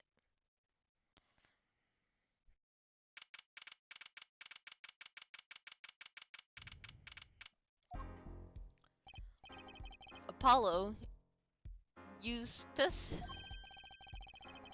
That's justice. Better learn how to say that if you ever want to get some. Believe, I know shooting. Maki believes... Maki claims Mr. Latros was already down on the ground when he entered the room. Maybe it was a trap and he walked right into it. Suddenly, I heard revolver. Close, very close. Then I heard voice. You heard gunshots? Yes, it's true. I heard revolver, but only sound. Wait, you're saying you went into the dressing room and found Mr. Latros already dead, and then you heard gunshots? If that's true, so you were at the scene of the crime when you heard those shots, and you escaped through the air vent. I know. Huh? What do you know? I know if I opening vent, I can leave stage and backstage. So the vents went to both the stage and the backstage area. Is that what he means? Hey, he's right. Look, Apollo. Huh? Yeah. But how did you know it was connected like that? Wait, I bet his father was the architect that designed the hall or something. I hear this from magician. Magician? Don't look at me. A magician, huh? Well, at least we're clear on one thing. Maki didn't shoot Mr. Latros. Yeah, but what does that leave us with? We're supposed to say he went into the room to find the body and then he heard the shots? That's one... That one's going to go over well in court, not. Apollo, you're his defense. You're supposed to believe whatever he says, even lies. That's what Daddy always told me. I'll just pretend you misheard him every time. So, what do we do? You're sure you won't testify, Maki? No talking, no. Well, it was worth a shot. That cocoon. I can't go home. Can't go home. I can't go home to Borginia. I don't know. I do not want to go home. The penalty for taking a cocoon for Borginia is death. That's right, it's punishable by death. Of course, he's scared. Oh well, I guess we'll just have to try a different approach. That's the spirit of Apollo, so what's your plan? If Maki won't testify about it, we'll have to get someone else to testify. Someone else? I think we're out of time. Let's get back in there. Right.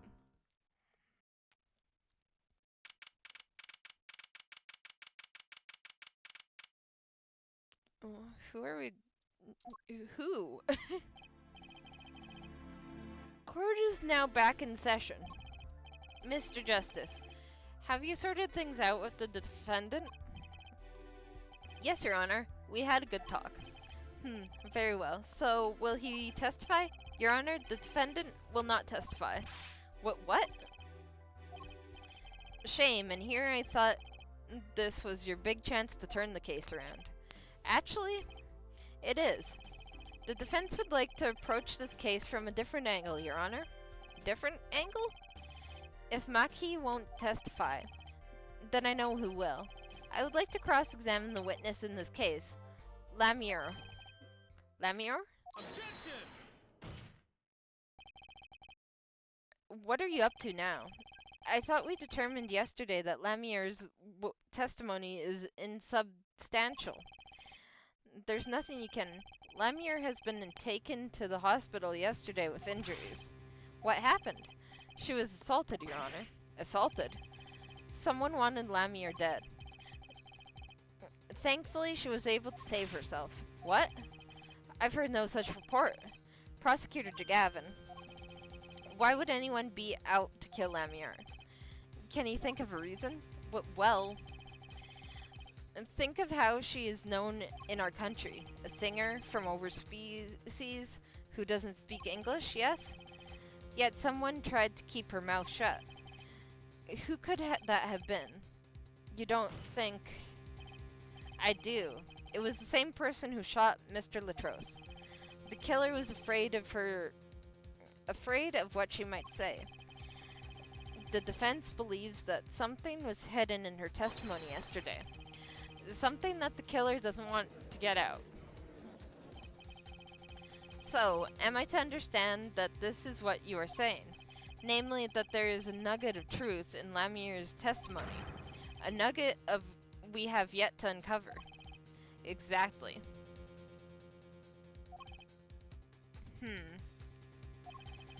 If Lamure was attacked, this has serious implications. Very well. There's some vague points in her testimony during yesterday's trial. Perhaps we did not inquire as deeply as we might have into some. The court will now hear Lamure's testimony once more. Alright. Lamure, I must apologize. We must ask you to stand again and speak. You need not apologize. I know that Maki is innocent, and I will do all that I can until the court realizes this. let's review your testimony from yesterday. You told us you heard 2 gunshots and the shooter's voice through the window, and that the voice belonged to Darien Crescent, yes? That is correct. At which point I proved she could not be correct. She couldn't have heard any of those things. The small window at the scene was closed and was found to be quite soundproof. You have nothing to say to that, Mr. Justice? I don't know exactly what yet, but I do know there's something there. There is, it seems. Much you do not know. And yet it is my duty to hear him out. Perhaps the witness will be so kind as to testify once more to the court. Of course, Your Honor.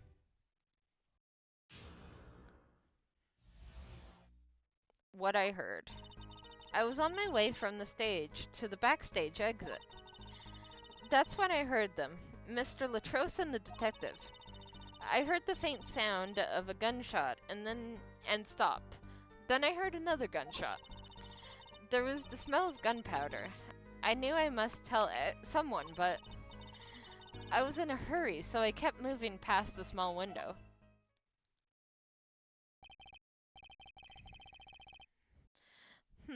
Pretty much the same as yesterday's testimony. I'm sorry. I'm not used to speaking much in this language. Perhaps my descriptions are lacking in some way. Yet everything I have said here is the truth. Then it is my distinct pleasure to say this. What you have said to have happened is impossible. Do I have to repeat myself? Lemire was attacked because of this testimony. What? Trucy? Apollo, you know, for a moment there, you're pretty cool. Maybe I do better when I don't try to think ahead. Very well, Mr. Justice. Perhaps you can coolly cross-examine the witness. Okay.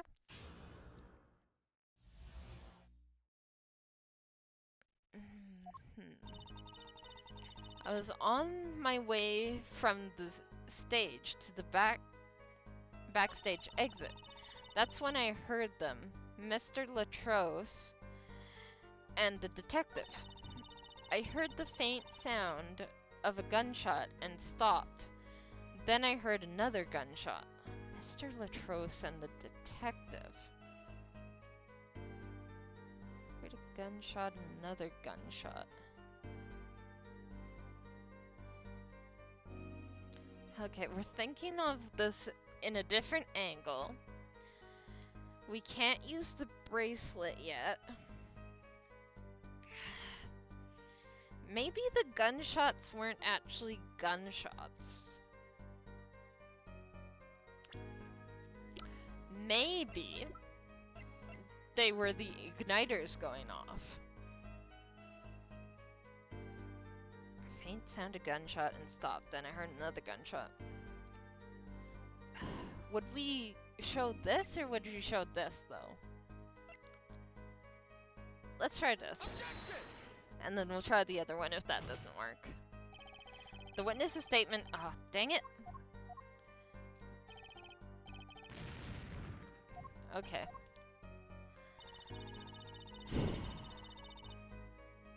Let me try the other one. And if that doesn't work, then I'm already lost. Let's see. Try that. You're on it. Dang it. Okay. Jeez.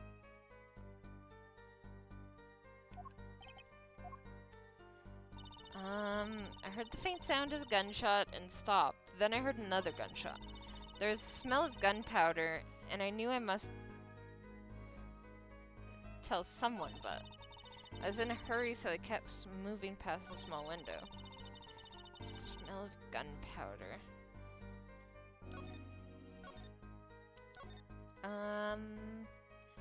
Was on my way from the backstage. Heard them talking. Heard the faint sound. There's smell of gunpowder. Maybe I'm questioning the wrong thing? Maybe I need to press. Let me see. I was on my way from the stage from the back exit. I don't think there's anything to press there. That's when I heard them, Mr. Latros and the detective. Let's try that. Darian Crescent? I did not know his name at the time, but yes, it was him and the one who took the stand yesterday. How many times do I need to remind you? That's impossible. There's no way you could have heard him, because the window at the scene was closed. Is that why? Of course. Apollo, if we keep asking the same questions as yesterday, we won't get anywhere. She's right. Maybe there's a different angle I can try.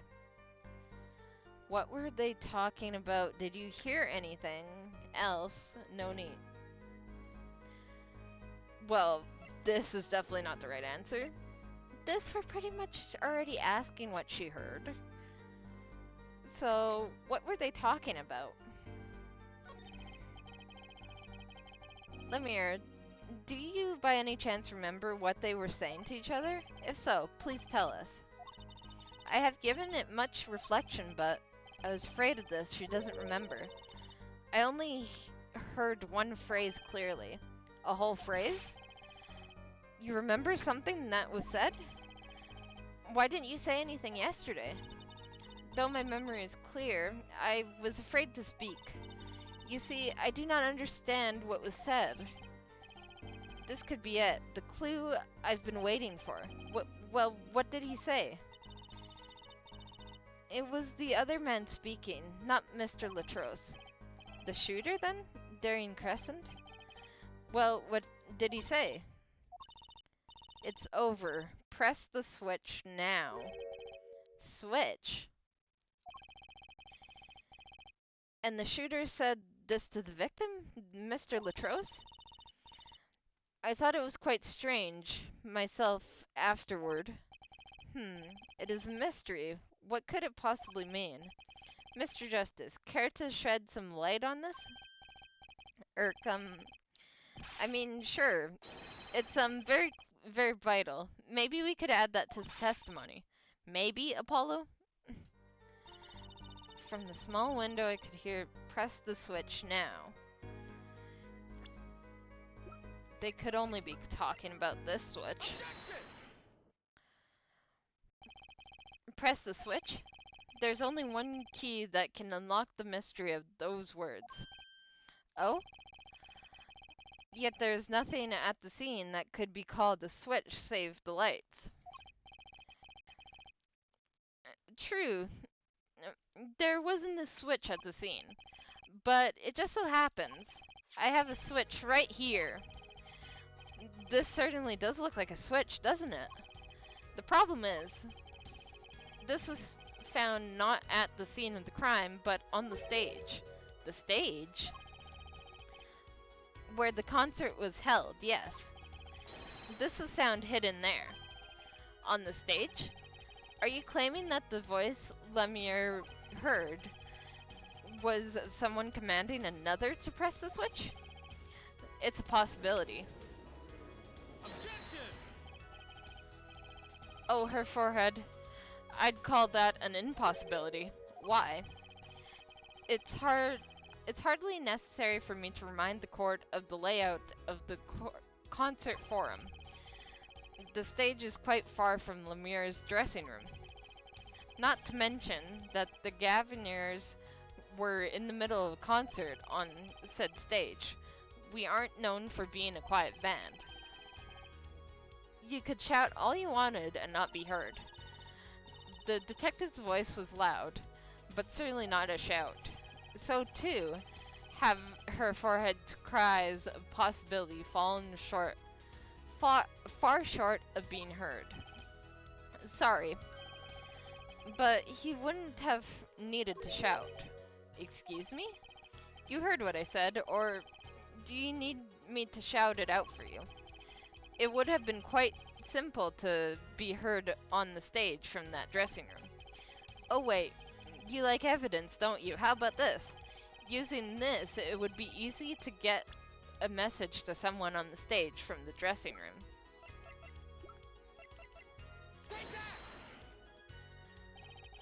Prosecutor Gavin, perhaps you're familiar with this. What? Why's that? What? What is it? Is that some kind of newfangled phone they invented while I wasn't looking? This is a type of transmitter, a communications device. Communications device? From what I've heard, that everyone on stage was wearing one of these. Isn't that right, Prosecutor Gavin? Yes. Actually, they're for talking between band members. We all had one on. So you admitted that if you were hearing one of these, talking from the backstage to the stage would be simple. True, but wait, those send out an electronic signal. To avoid interference with the audio systems, their range is quite limited. Lemire said it was about 30 feet, right? Look at this cross-section diagram from the concert forum. Ah, exactly. The walk from the stage to the backstage seems far, but the direct distance is less than 30 feet. That can't be. So when Lemire's voice, the shooter's voice, heard the shooter's voice, he could have been talking to someone on stage. Ha, you're claiming this is the switch in question? Why did it have to be on the stage at the time? It could be placed in a pocket and carried anywhere. Someone could have hid it on stage after the fact. Hey, he's got a point. How did we know where it was when she heard the voice? When the shooter said press the switch? Well, I guess we don't. An unfortunate situation. I'm afraid that until we know where the switch was, there's little point in debating. I was so sure this was the way to go with this. What is a switch anyway? We don't even know that basic fact. Yeah, we do. Wait a second. I do know what this switch is. And if you follow that train of logic to its incredible conclusion, it ends up in proof that completely changes that case. What's up, Apollo? Apollo? We know about the switch, right? We know what it is. Yeah? Well, think of when it was used that day. Think of what happened. Well, Mr. Justice, if you have no further information to share concerning the switch. Your Honor. Yes, Mr. Justice? I've been remiss in not telling the court this before. I know what this switch is. Well, it seems the defense is upon linking the switch to the case. Let's see your evidence of the link. What evidence do you have to explain the switches? The igniter.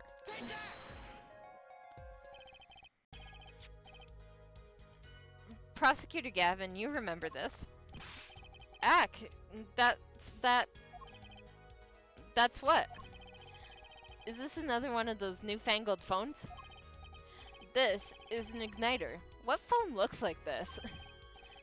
Igniter? You mean it's like a lighter? Yes, actually. You aren't saying this switch is a remote. I am. This is a remote trigger for an igniter. What? Look, I'll show you. Yeah. Mr. Justice, will you cease and desist from burning down this courtroom? Sorry, that was a bit more fire than I'd expected. If my whiskers had caught on fire... Prosecutor Gavin, let me repeat myself. This switch is a remote igniter trigger. Doesn't that suggest something to you? You're talking about what happened to me, aren't you? Ah, exactly. That night at the concert, there was one unusual burst of flame. When your guitar caught fire... Wasn't that part of the stage show, though? Prosecutor Gavin was entirely unaware of such a thing had been planned. And the guitar that burned was a valuable keepsake. That's right, he got it from Borginia from Lemur. He said the sound was amazing before it burned, of course. Now it just kind of smokes. The better the guitar, the brighter it burns. Her forehead. Yes? Don't tell me you're trying to tie these two things together. Those being the shooter's voice heard by Lemire, and the guitar suddenly catching fire? I am. It's really simple when you think about it. Mr. Latouche and the shooter were at the crime scene. The shooter was wearing a headset. He ordered someone on stage to press the switch. The switch he pressed, and the guitar caught on fire. Well, that does seem to make sense. Though something about it is bugging me. Can't quite put a finger on it. Really? It seems pretty simple to me. Well, we're talking about the third set, but now we're talking about the second set. Her forehead. Don't destroy that little respect I have for you. I was expecting something a little more sensible. I guess I was wrong. What's this all about, Prosecutor Gavin? His simple story simply makes no sense. Think, that night my guitar caught fire, yes? The cause may have been this indeed. However, the guitar caught fire during the second set. That's right, of course. The guitar caught fire during Lemire's song. Indeed, yet the shooting happened during the third set. The two were utterly unrelated. Yes, that must have been what was bugging me. The whole premise of this was faulty. See, his story makes no sense. Objection! Are you sure about that? What exactly do you mean, Mr. Justice? Maybe it's not the premise for my explanation of the switch that's at fault. Maybe it's our premise for the entire case so far. What premise is this specifically? I'm glad you asked. I'm saying that maybe the killing didn't take place in the third act. What's this? But Detective Emma Skye heard shots and found the body. All of this happened in the third act. Gunshots ran out, and according to this testimony, Mackie was in that dressing room at the time. Where are you going with this, Mr. Justice? Stay with me, Your Honor. He also told us in his testimony, namely that the victim had already been shot. We all heard gunshots, but no one saw the shooting. This is insane. Just before the shooting took place, the shooter was heard on his headset, telling someone to press the switch. The next moment, the prosecutor Gavin's guitar burst into flame. We know that a remote-triggered igniter was inside the guitar. From all these facts, you can draw only one conclusion. The crime did not take place during the third act. Oh, the crime. I read that as chime for some reason. I guess the R looked like an H for a second. But during the ballad performance, the second act... What? Order, order, order. But that goes against the evidence. What does, Your Honor? That crime was carried out according to the lyrics of that song, yes? Hey, he's right, look. The bullet is supposed to come after the fire. You're thinking about it the wrong way. Huh? Look, why would the shooter craft the events of the day to follow the lyrics anyway? It's an awful lot of trouble to go through, with little merit for the person doing it.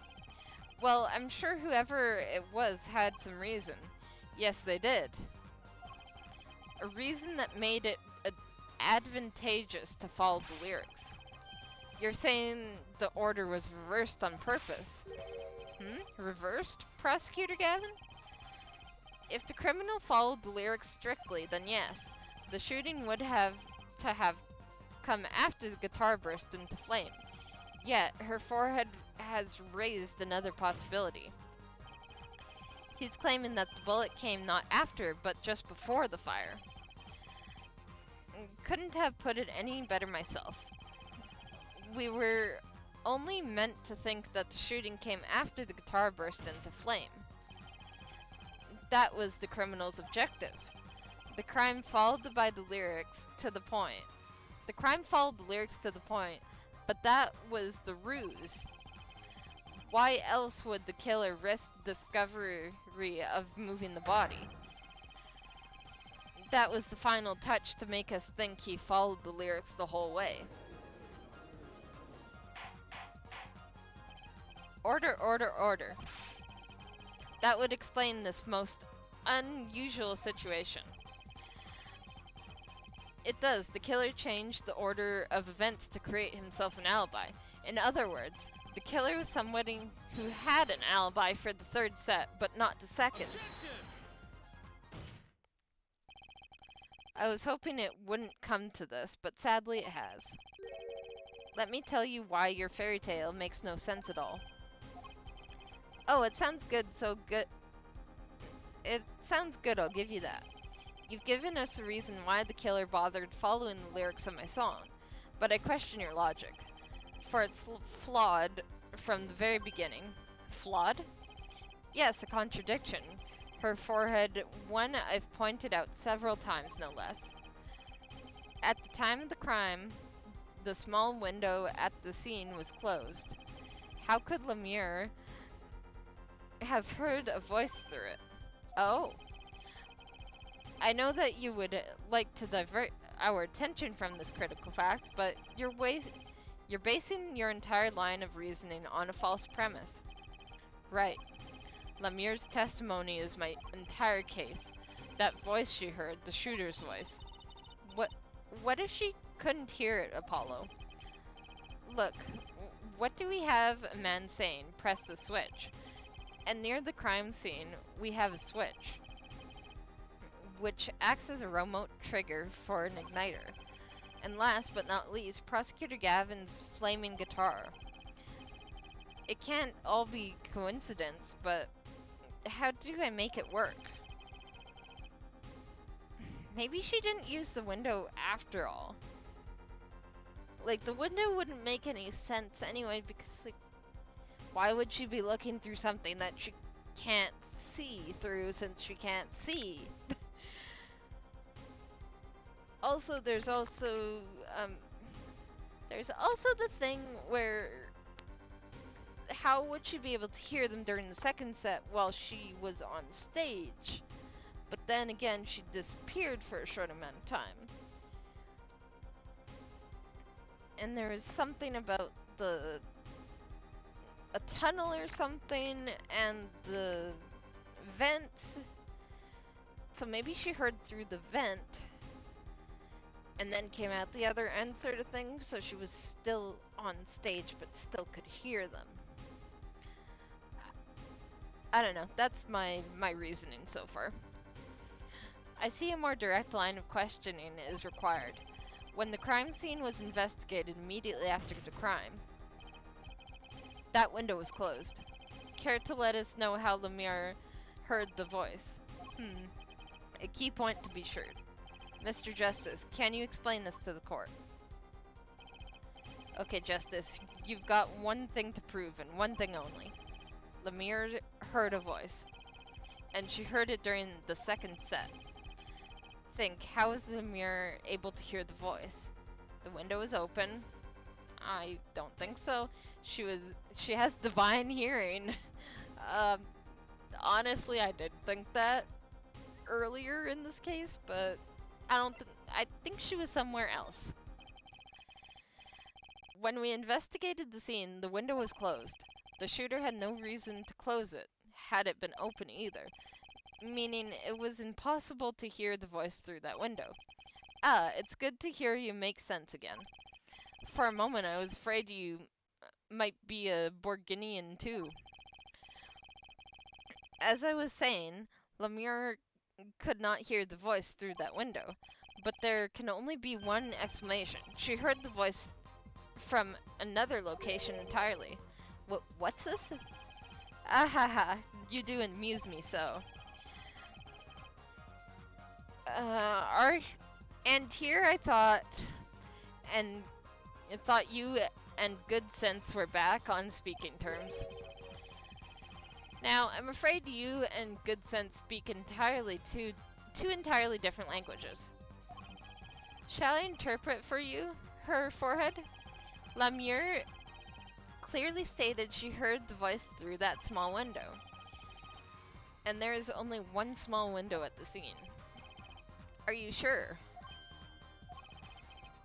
Think about it. Isn't there another small window at the scene?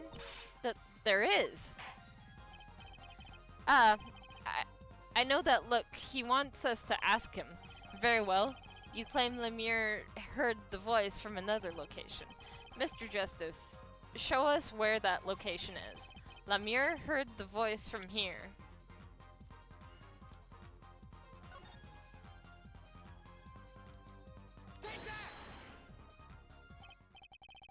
This is where Lemire heard that voice from. Looks like my hypothesis is working so far.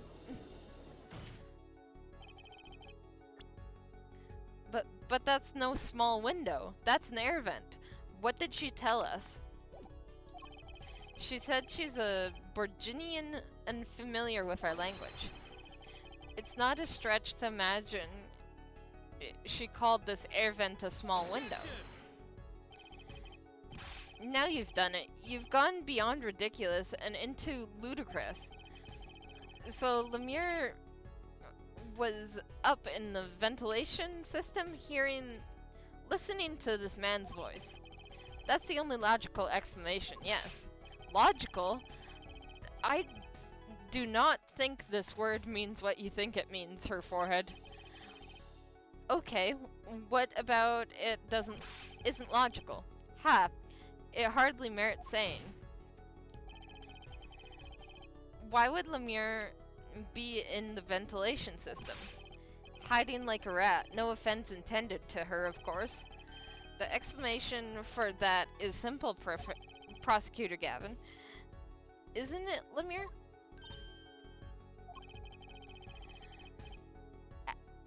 You have been listening to our discussion here, yes? Yes. I admit, it had me quite confused since yesterday. Yes, the small window was closed. But why should that mean I could not hear through it? I feared our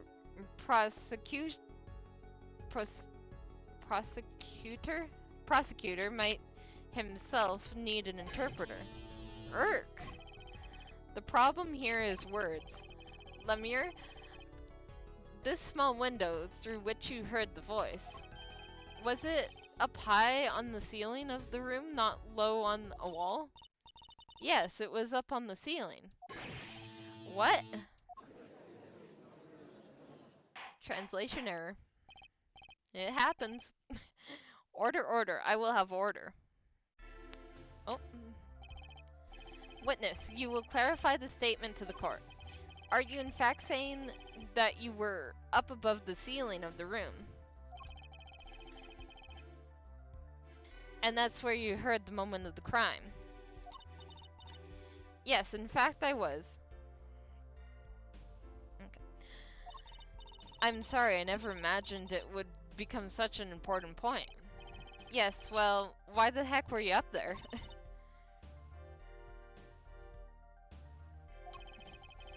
I believe it's time for another testimony. I'm not so sure. I can't. May I remind you, this is a murder trial. We will hear your testimony.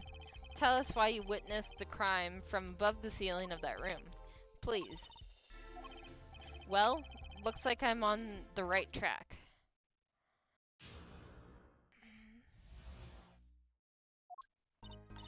Yes, I was above the ceiling when I heard the voice. I had heard there was a small window there before. It was in the middle of my performance. I had no idea to report what I had heard. As to why I was there, I cannot say. I am bound to secrecy on this matter. But bound to secrecy? In my line of work, one has many obligations to uphold. But you say you were in the middle of your performance. So this did happen during the second act. I did not witness the crime, you must understand. I only know what I heard. Yes, but you must tell us what you were doing in detail. That's what the cross-examination is for, your forehead. Our mission in this courtroom is discern the truth. No obligation, no binding pact may hinder that mission. Very well. Mr. Justice, you may begin the cross-examination. What are you going to do, Apollo? I'm going to find the truth. She was up above that ceiling for a reason. I just have to get it out of her.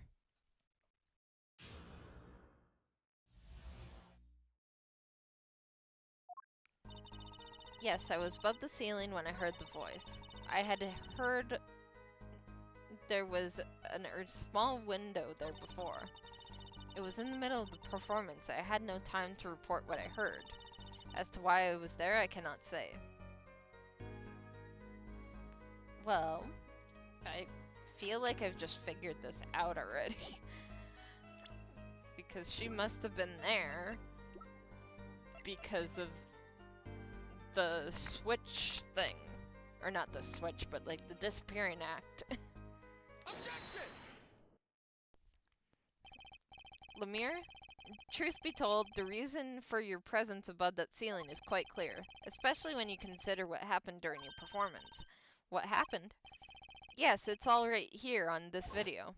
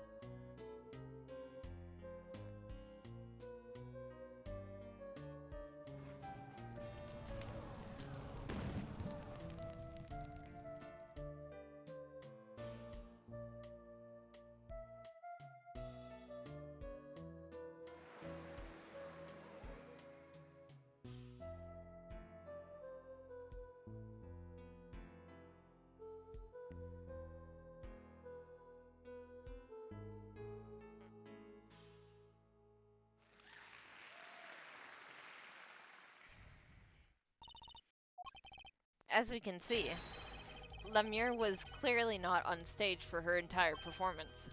Ah, though it saddens me to be so realistic. Lemire is incapable of actually vanishing, let alone teleporting. So the only explanation is that she was hidden from view, and during that time she moved to the back of the forum. Apollo? What, Trucy? It's not nice to reveal a magician's secret, and it's against the rules. But I'm a lawyer. I'm not supposed to be nice. This is all very fascinating. But how is it possible? There's only 20 seconds between when she disappears and reappears.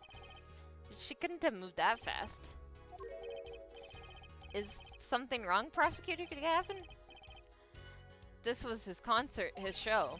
He knows about the illusion was performed. Aha! He's just realizing his own oversight. Let's look at the cross-section diagram again. Here we can trace route through the ceiling. It goes from the stage through the backstage to the rear of the forum. Ah! Recall Lemure's testimony from yesterday. I was on the way back from the stage to the backstage exit. There was something like a little window there. That's how I saw it. I still question how it was so smooth, but at the same time, it's a video game. They can make it smoother than it would be in real life. She went from the stage to the backstage exit. A perfect description of this route above the ceiling. Lemure knew of this because of her part in the illusion. And she wasn't the only one who knew. What? Just now, in the lobby, Maki told me something.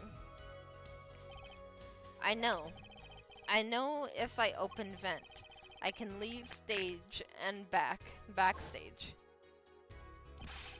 He said that? Oh, were you not informed, Prosecutor Gavin?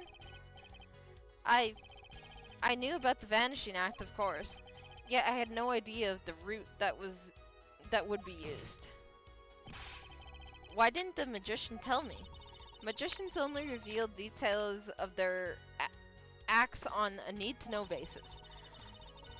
They're the bread and butter of the magician's life, you know? Which is why he bound Lemure's to secrecy. Well, Lemure, I am impressed, Mr. Attorney. Maki was right about you. So, what does this mean? Are you saying you used this route above the ceiling? I did not. I did. Sorry. I'm so used to saying her saying like I did not, or I don't know, or I don't sort of thing. Anyway, well that's that, but I'm still a little confused. Why is that, Your Honor? As I said before,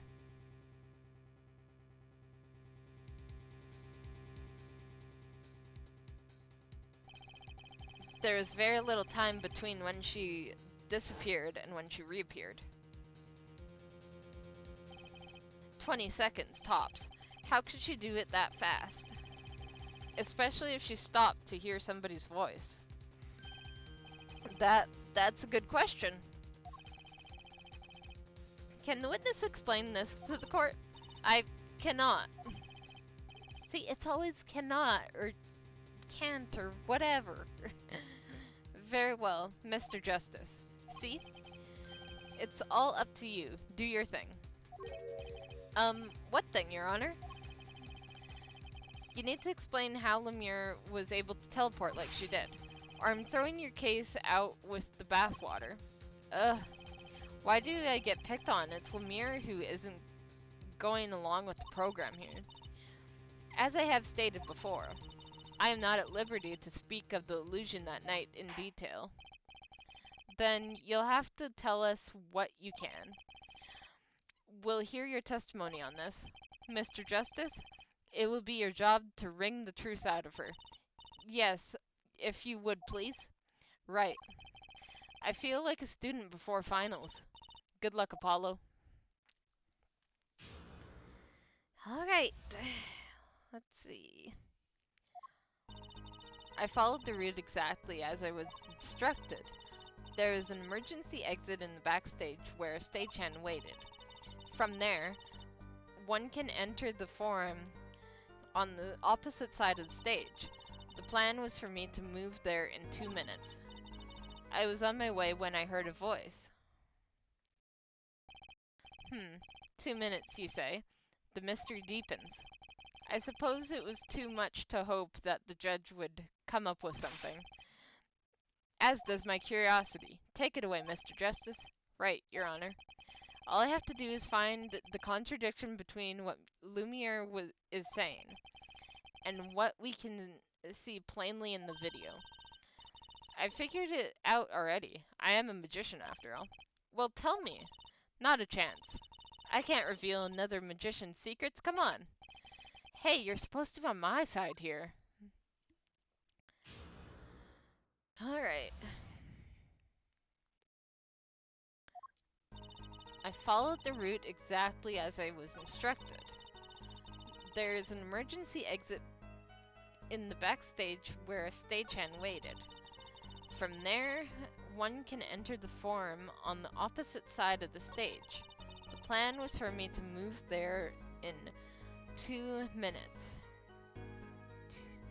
Okay. How? 2 minutes? Yes, it can be done in 1 minute if you are running. Running? In that cramped, dark tunnel above the ceiling? Haha, Mr. Attorney, have you forgotten? Dark or lit, it makes no difference to me. Ah, that's true, but... So, you're saying that on the night of the concert, you made the trip in 2 minutes? Yes, though I nearly didn't make it in time. You see, I stopped halfway. Lumiere's disappears on the video for 20 seconds. But she says she made the trip in 2 minutes. How? If you want my professional opinion, I'll bet the answer is right there in that video. Well, Mr. Justice, perhaps you have some evidence for us. Something that can explain the discrepancy between the video and her testimony. Ack. Evidence explaining the discrepancy.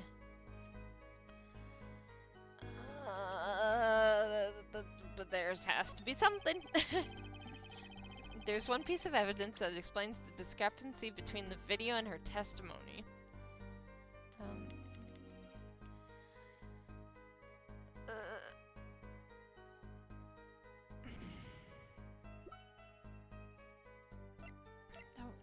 No.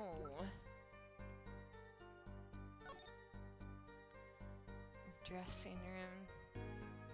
Actually, let me watch the video again.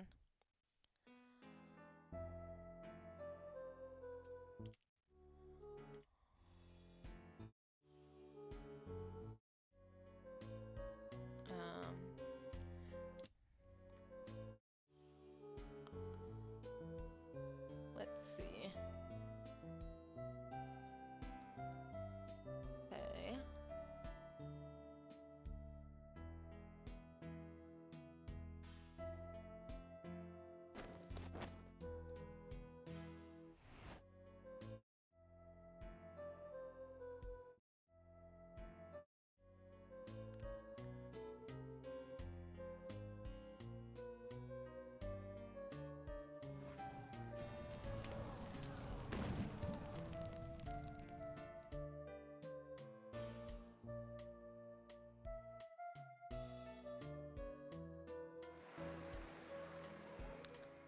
Her brooch isn't there anymore. Her brooch is gone. Lemire, do you happen to remember this brooch? Aha, the brooch. We saw that yesterday, did we not? It was found at the scene, Your Honor.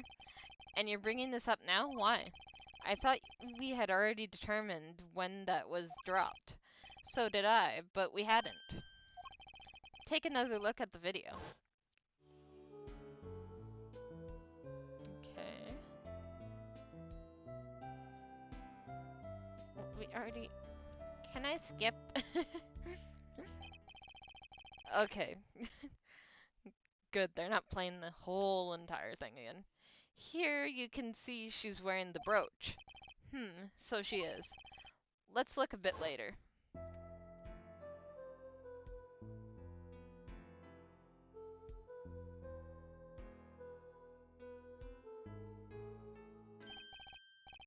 What? The brooch, it's gone. What? Yes. The brooch disappeared in the short space of 20 seconds. And it takes a full minute to run from the stage to the backstage. Which means there can only be...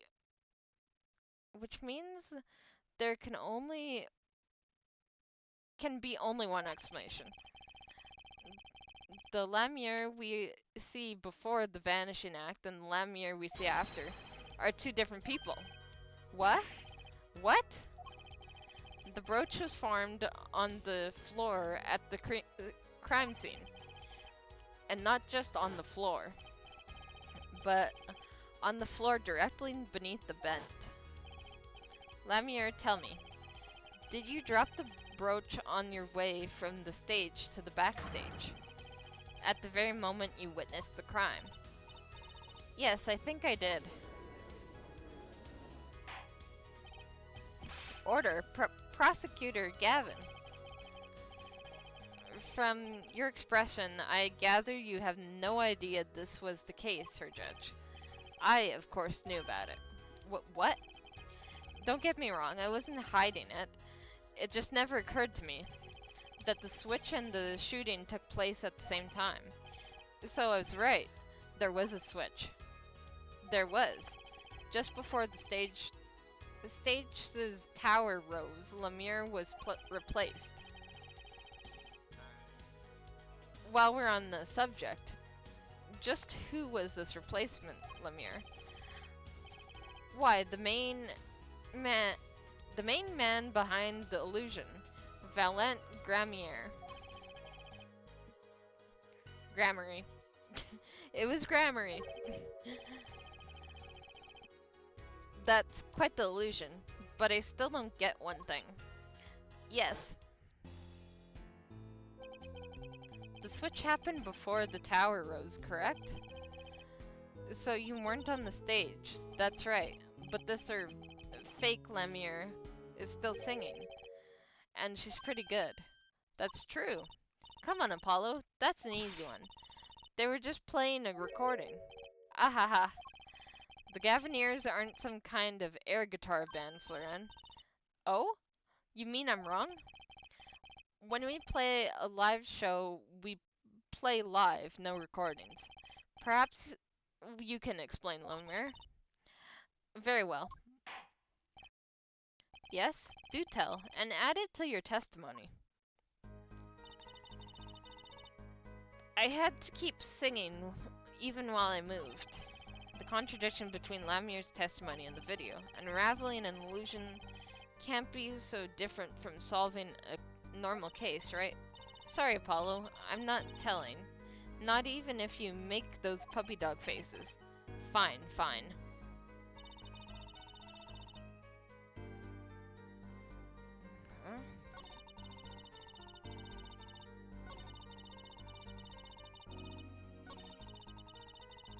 Just gonna press the last one. You were singing? Yes. Mr. Gavin expressed a dislike for recordings, so use this. Wait, so you were singing the whole time? Even when you were crawling above the ceiling towards the backstage? Why should it matter where I sing, when everywhere I go is the same darkness? I guess so. But if you were singing while you were walking, that's right, wouldn't the shooter and victim have heard? She was singing right over their heads after all. That is right. Are you so sure? You'd have to be pretty hard of hearing to miss someone singing in the ceiling. Once again, we come back to the state of the scene of the crime. What state? Ack. I know what he means. That old speaker, Apollo. The speaker? That speaker was blaring at the time of the murder. That's for monitoring the stage for this room. Monitoring? It pipes in a real feed from the stage microphones. Useful for knowing when your set is coming up. Satisfied? That dressing room was fitted with a large speaker playing a direct feed from the stage. At my request, actually. So Lemire singing in the ceiling sounded just like Lemire singing over the speaker. Ingenious, her voice was hidden by her voice. Ah, Lemire, I have just remembered something. Do tell. When I heard the noise, the gunshots, yes. It startled me, I stopped singing. What? I forgot the words I was supposed to sing. The song stopped? Thankfully, I was the very beginning of the second verse, so not many would notice. Forehead. That mixing board I lent you, where is it? The mixing, huh?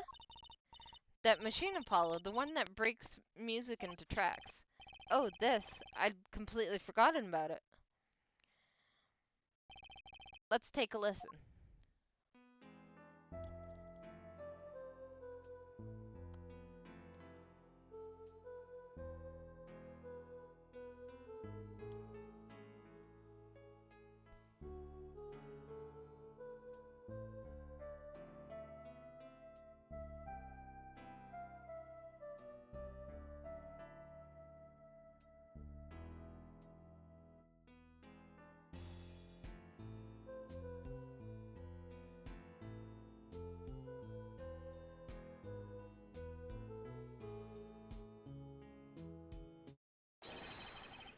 The song does stop there.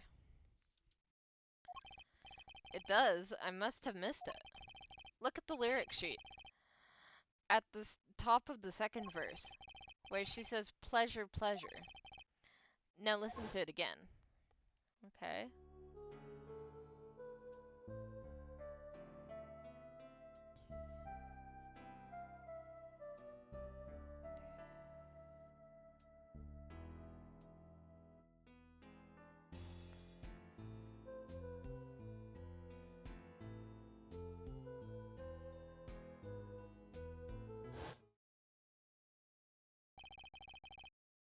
This is evidence indeed.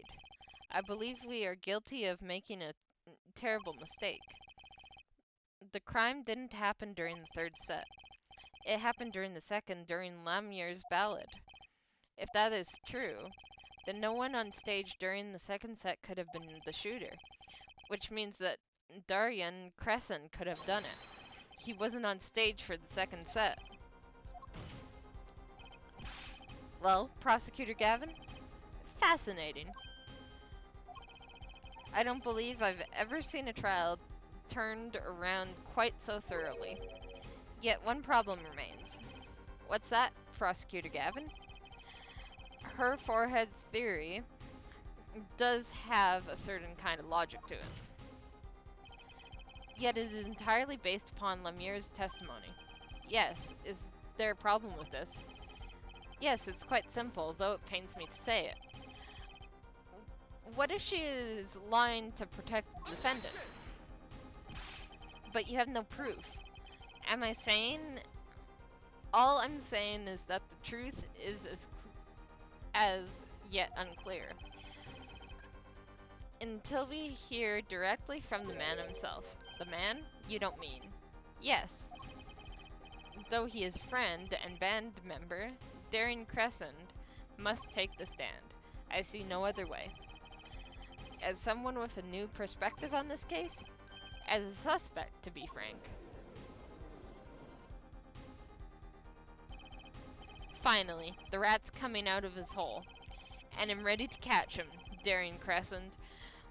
Get ready for justice.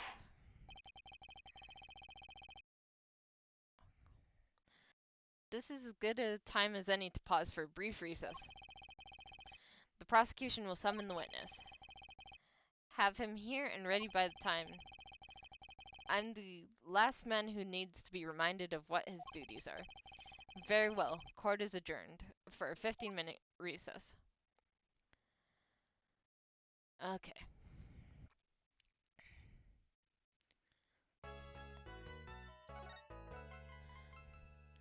Well, I didn't mean to stream this late, but there should only be like an hour left, apparently, so let's just finish this up.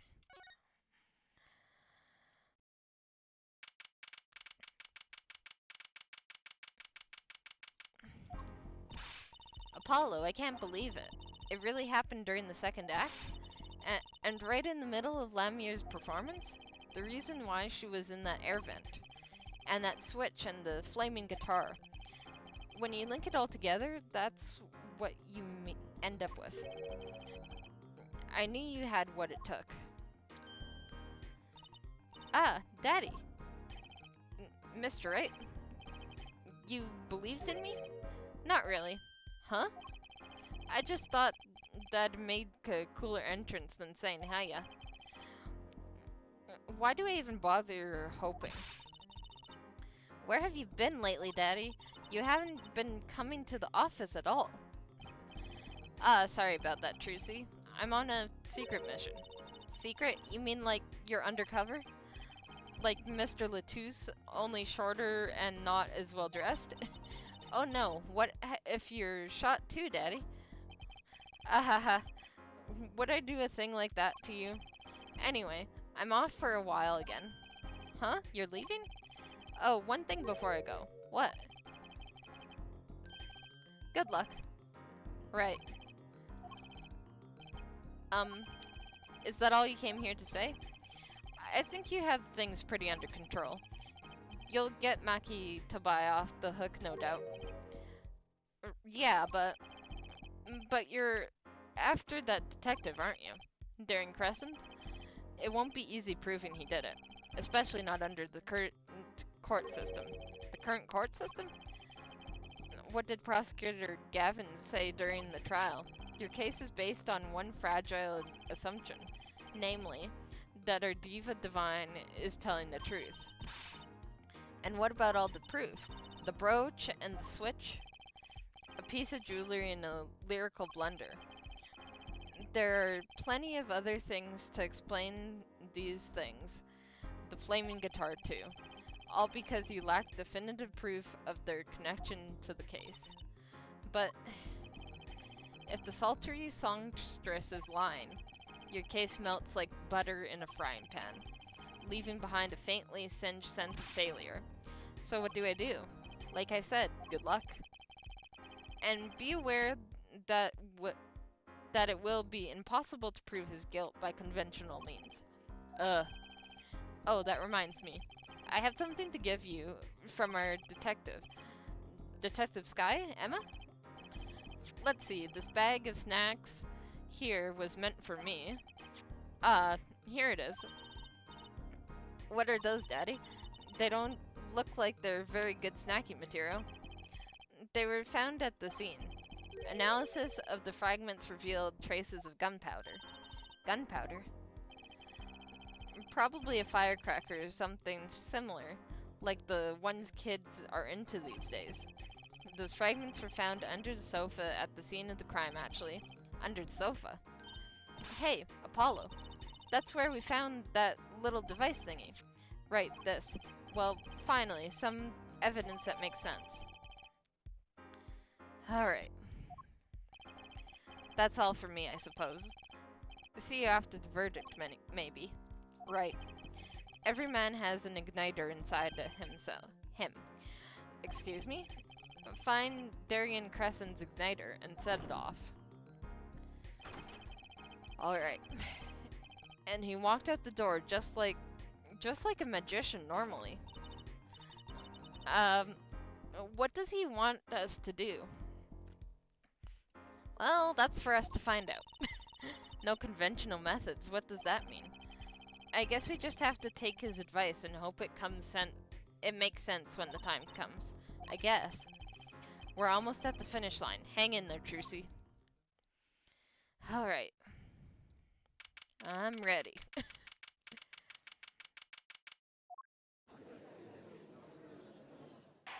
This case is so much longer than I thought it would be. Court is now back in session. Prosecutor Gavin, where is the Detective Crescent? In the witness lounge, ready to be called in at any time. Very well. Might I add, I don't believe any of this. Darien was the first detective I've ever worked with. He stopped working together when he moved to Criminal Affairs Division 3. But his guitar playing, it fires my imagination. That's nice, but it has nothing to do with the matter at hand, correct? Oh, I know. Her forehead. Very well. Call the final witness to the stand. Detective Darien Crescent. Name and occupation, please. Darien Crescent, Detective Criminal Affairs Division 3. That's the International Affairs Division, for those of you who don't know. And I'm a guitarist for the Gavineers. Maybe you've heard of us. Do you fully understand the circumstances under which you stand before us today? Yeah, I understand, Your Honor. What I don't understand is how you let this happen, partner. You gave me your word I wouldn't be standing here. The situation's changed, Darian. And don't call me partner. Heh, so much for old friends. I see what you're doing, Darian. You're pressing the prosecution. Your Honor, if we could begin the trial. See, it's high time we did. Let's hear your testimony. You may begin with your response to Lemier's testimony, if in fact you have anything to say about it. Oh, I got plenty to say. Lying must be a national pastime in Borginia. And wherever you're from, Mr. Justice, ha? Conventional methods are out the window, huh? Here goes nothing.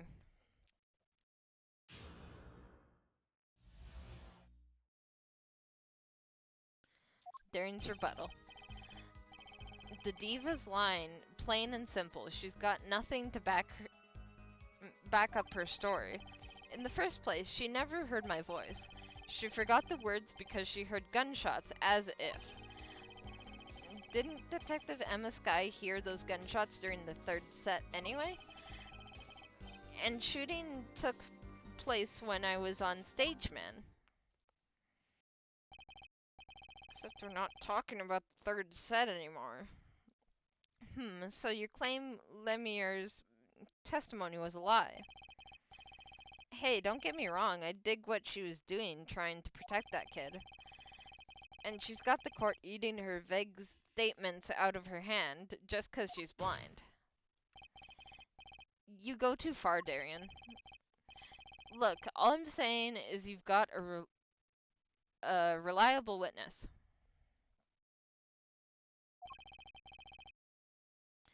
Why not listen to the detective? Detective Skye? I see. Mr. Justice, you may begin the cross-examination. He didn't waste any time finding our weak spot. I can't do this without Lemier's testimony alone. I'll have to find some other way to prove when the shooting took place. Alright. The diva's line, plain and simple. She's got nothing to back up her story. In the first place, she's never heard my voice.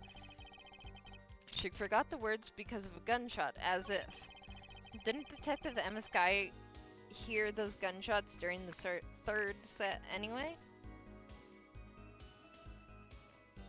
Okay, we said to stick to Emma Skye, so I feel like that's a hint to do this one. Hear those gunshots during the third set anyway. But it wasn't gunshots, it was this. And we can prove it with the burnt fragments. Objection! Some things were found at the crime scene after yesterday's trial. What things? The first was this small device. That's a remote-triggered igniter. Correct. And one more thing. Okay. That makes me feel better that I could have chose either one of those. What are those? The remains of another burnt... Not another guitar, I hope. Traces of gunpowder were found on these fragments. They have a report that it was something like a firecracker. Eh? How did Gavin know about this? What, you think Detective Skye works for you? I received the report this morning, before coming here. That's when I made my decision, actually. What decision is this, Prosecutor Gavin? I registered Darian as a witness in today's trial, just in case. This raises another possibility. Those gunshot-like sounds during the third set could have been two firecrackers rigged to go off by remote control. Haha. You've got an active imagination, don't you? Not really. I just smart about what you're up to. But you shouldn't say everything, little thing you think. Your explanation there seems a bit too convenient to me. How so? So you're saying these firecrackers just happened to go off, right when two witnesses came walking by? Ha! That's right. Darian was out on stage when it happened, Apollo. How could he not have someone... Wait. How could he not know someone was backstage right then? If a firecracker goes off in the forest and there's no one there to hear, you get my drift? Why go through with the trouble, man? Irk. How do I explain this? He may not look it, but Darian is a gifted detective. Show any weakness, and he's sure to find it. He may not look it, partner. Gee, thanks, man. That reminds me. I happened to pass through that very hallway several times that day myself. And I saw something odd there just before the third set. Something odd? A headset, the kind all of the band and staff members were wearing. That's right. We picked this up in front of the door to that dressing room. What if that headset wasn't dropped, but placed? And what if it was turned on? You could hear what was going on in that hallway, even if you were out of sight. Feh. Whose side are you on, Gavin? Listen to me, Darian. There are no sides in the court of law. Which is why I now turn to you, her forehead. I've a question for you. Huh? For me? The igniter and the burnt fragments that were found at the scene of crime. It's certainly a possibility that they were part of the ruse to fake the sound of gunshots. Throw the headset from the hallway into the mix, and you gotta fabricate an alibi. But we're still no closer to proving anything. Those gunshots might have been real or fake. We can't say.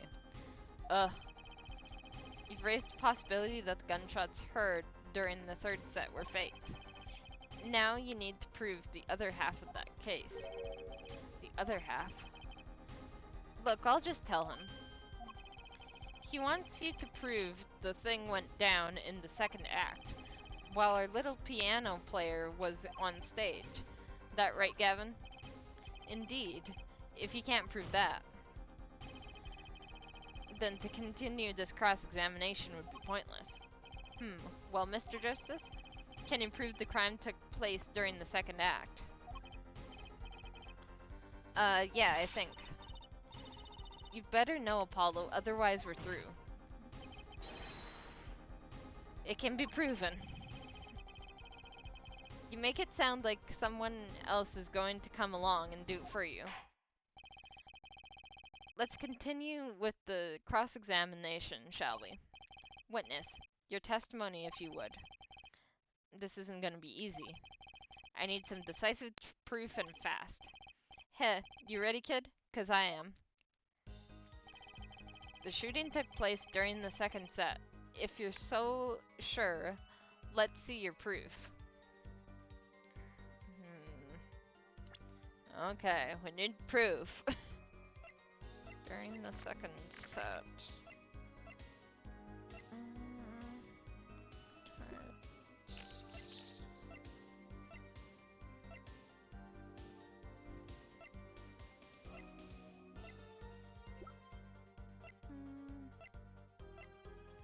It's not like the headset would have recorded anything. But maybe the mixing board would have recorded what came through in the headset? Maybe? I don't know. Let's try. It seems there was clear proof left behind. Right here in Laminier's song. Awesome. What exactly is this device thingy? A new variety of gramophone, perhaps? Come on, we just used this, and don't get me started on gramophone. This device was used to record the performance part by part. Part? You move the sliders to adjust the volume. Each instrument is adjustable separately, Lamier's voice included. Ho ho! But what does this prove? According to Lamier's testimony, at the moment of the shooting, she forgot the words to the song. Ah, you intended to examine the recording at that moment, Jeff? We might even hear those gunshots. Exactly. Ha, ridiculous. How are you supposed to hear gunshots in the back? Gunshots back in that dressing room out on stage. Have you forgotten, Darian? We were all wearing these headsets. Oh. We were all deeply involved in our performance, but Lamier's headset would have picked up what she heard all the same. Then let's get analyzing that recording. Right now. Lamier stopped singing when she heard the gunshots fired. Find the spot, and I'll find the gunshots. Alright.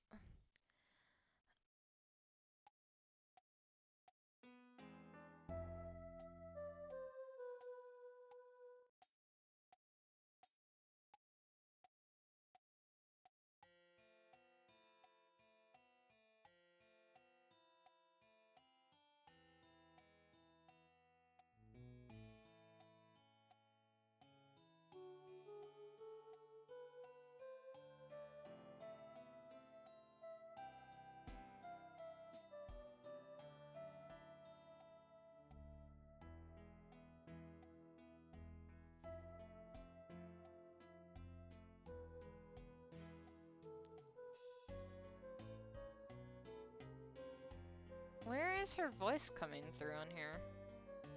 Don't get it.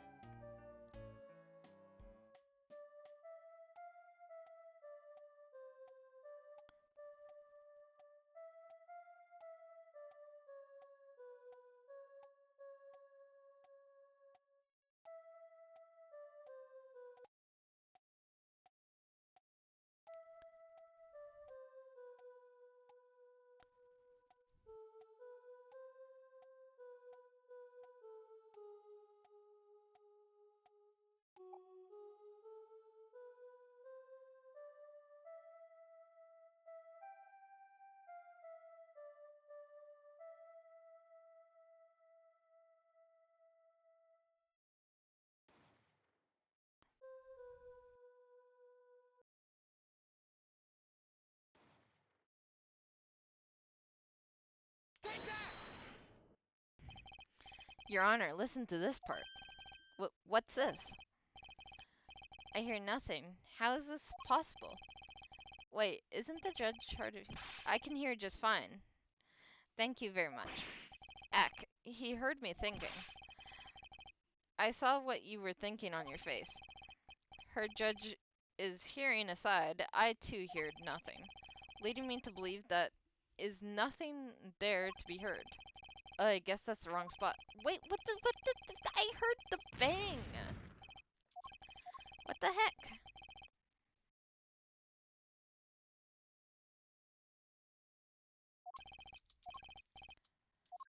Okay, let me try that again.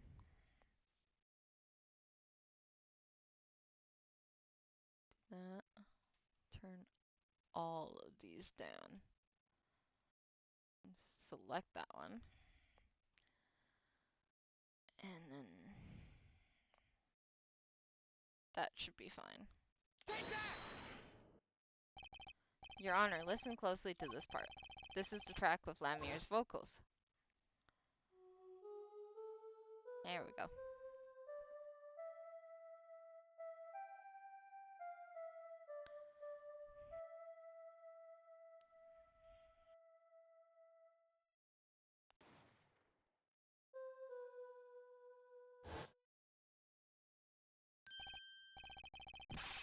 Did hear something faintly there, yes. Why, it sounded like a gunshot.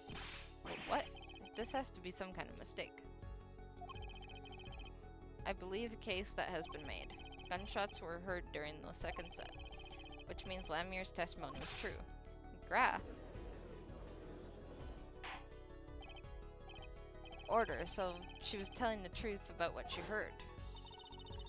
It was the other man speaking, not Mr. Latros. Well, what did he say?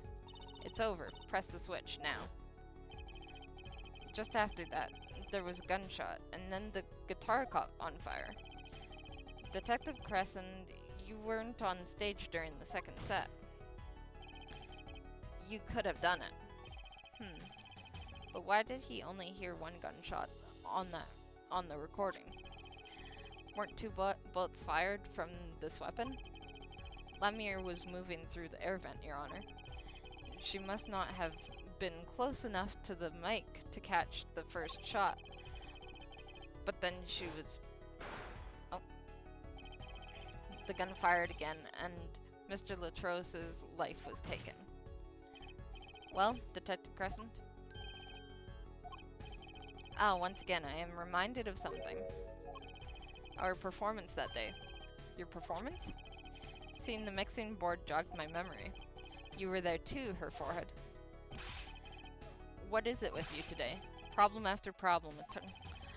My hog won't start, my guitar case is busted, my guitar's been burnt to a crisp, and on top of all that, somebody's dead.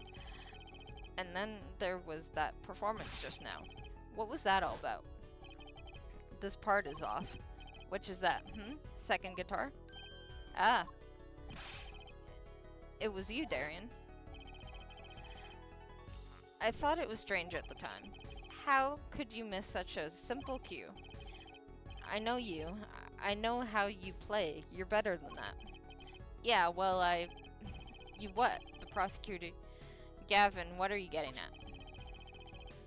I'm talking about the murder weapon. Mr. Latros's .45 caliber hand cannon. As we have learned, even the shooter doesn't go unscarred with the revolver that size. The kickback is enough to dislocate your shoulder if you're an amateur. Wait. You mean his plane was affected because he hurt himself shooting that revolver? Ha, you're forgetting something. Yes, Detective Crescent? I'm a trained police officer, you know. I've had firearms training, plenty of it. I'm no amateur. The standard sidearm issued to police officers is a .38 caliber weapon. A much tamer beast. Also, the murder weapon belonged to the victim, Mr. Latros, which suggests there was a struggle between the killer and victim. So, the killer might not have been holding the revolver correctly when he fired. Is that what you mean? The thought had occurred to me, yes.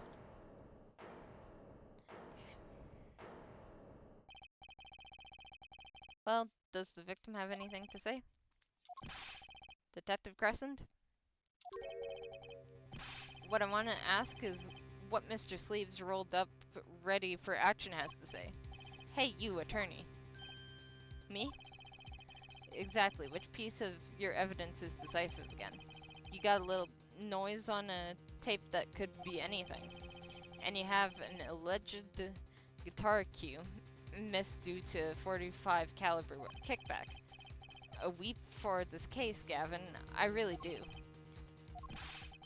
You can line up your little weak pieces of evidence all you want. I didn't shoot that amateur. And that's the obvious truth. The witness has a point. The defense's argument, while persuasive, is not decisive. I believe we should hear what the witness has to say in response to the case so far. Your testimony, please, Detective Crescent. Tell us your reasons why you couldn't have done it. Alright. Tell us your proof of innocence. Come on, why would I ever want to kill that manager? You want a reason? Easy, I got no motive, man. This was that diva's first trip to the country, right? How could I possibly know her manager? If I didn't know him, why would I kill him?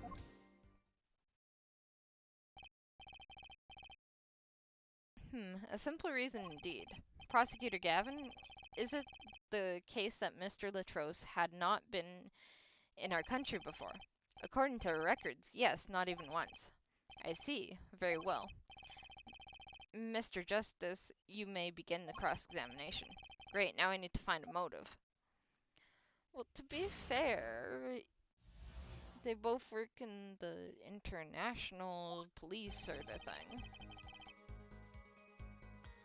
So he did know him.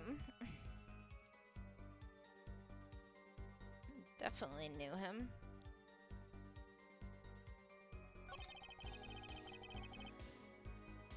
This is Diva's first time. How could I possibly have known her manager? If I didn't know him, why would I want to kill him? Okay, you know what? Let's assume you didn't know him. Because, you know what? He hadn't been into this country before. But he... Oh, whoops. Pressed the wrong button, but, he did have something valuable on him. You sure about that? What? What? Wipe that look off your face before I do it for you. Listen, you try throwing out one of your wild accusations, I'll throw it back at you so hard you'll forget who you're accusing of what. Her forehead. Perhaps it's best if you let your evidence do the talking, ja? Ahahaha. Man, what evidence? That's what I want to know. So he's using this motive question as ammunition, huh? Well, I've got ammunition too. Evidence. Okay, yeah. We need to use evidence. So... I think he was looking for this as well. I don't exactly know why, but I think he was looking for this. Your Honor, take a look at this. What's that, Looks like candy. It's not. Don't lick it, please. Detective Crescent, ever see this? Looks like a piece of candy.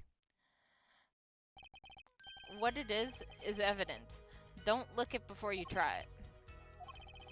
Specifically, this is a replica of a cocoon. It is found among the victim's belongings. A cocoon? Never seen one that color. It is a variety only found in the Republic of Borginia. Nowhere else. Alright, so what is this cocoon replica doing in my courtroom? Surely this has nothing to do with a motive for killing Mr. Latros, does it? It does. Wait. I mean, I think it does. You don't sound so competent, man. Cocoon? Is it one of those silky cocoons? The ones that you can make, well, out of silk? Not this one. This cocoon makes a powerful curative. A curative? For what? Apparently it's the most efficacious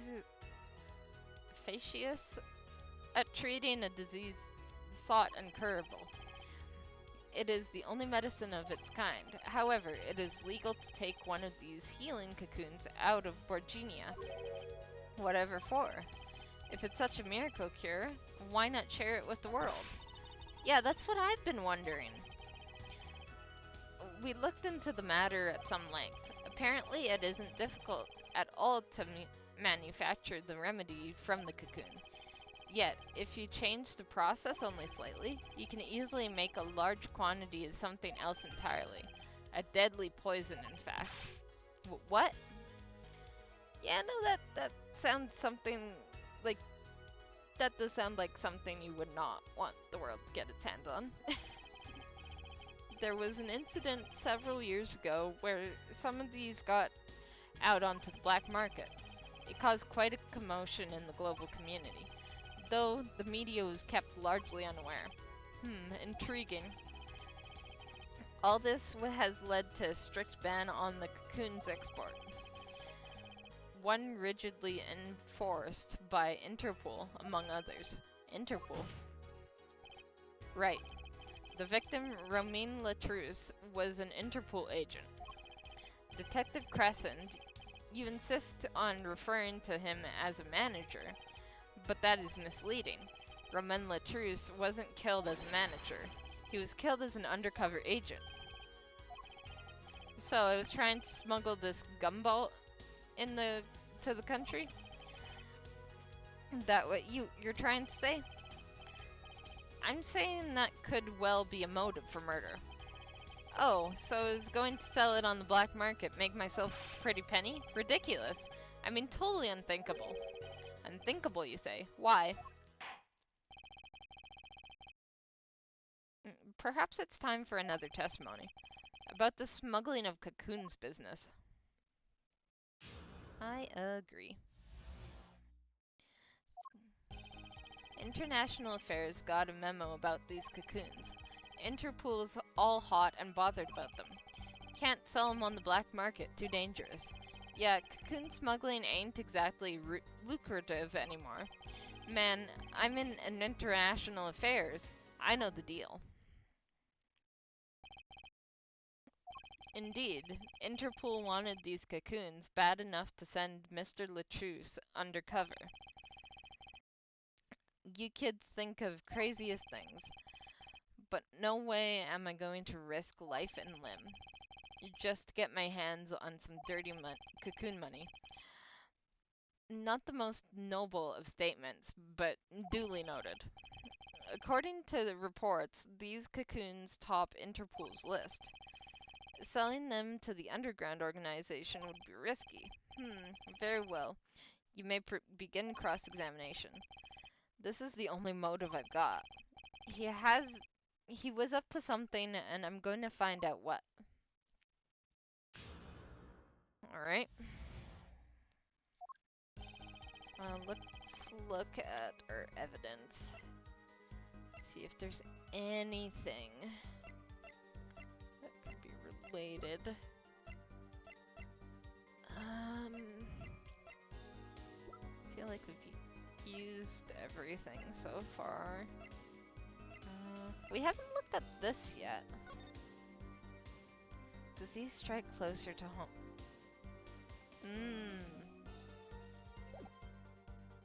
He wanted it for that. Okay, now we just need to find the right thing to throw the evidence at. Interpol's hot item and bothered about them. Can't sell them on the back market, too dangerous. Doesn't matter. Yeah, cocoon smuggling ain't exactly lucrative anymore. Except it would be if you could get your hands on it and sell it to the person whose son is in danger. Oh, whoops. Dang it! I pressed the wrong button. Just a moment. I'll get back. I'll get back to it. Okay. Other one. E. There we go. I pressed Q instead of E. That was my issue. Yeah, Chief Justice son. Why would he not sell it to Chief Justice? Like that's pretty lucrative if you ask me. Objection! Why not choose a less dangerous buyer then? I would. How clueless are you? Everyone in the market's dangerous. The second they find out I was a cop, I could kiss my keister goodbye. Why sell to the black market buyer? How about someone like this? That article. That's about the Chief Justice son. A deadly poison can be extracted from the cocoon, but so can a cure. And not a cure for just any disease. A cure for incuratus. Incuratus? I've heard of that somewhere. You went to visit a victim of the disease this morning. Aha! Why, that's the disease the Chief Justice's son has. You weren't saying. Our witness is a detective. He would have contact with the Chief Justice. You are saying. The Chief Justice would never deal in contraband, not even to save his own son's life. But even if the deal went through, why, it'd be an international scandal. That's Detective Crescent's insurance. If word ever got out, the one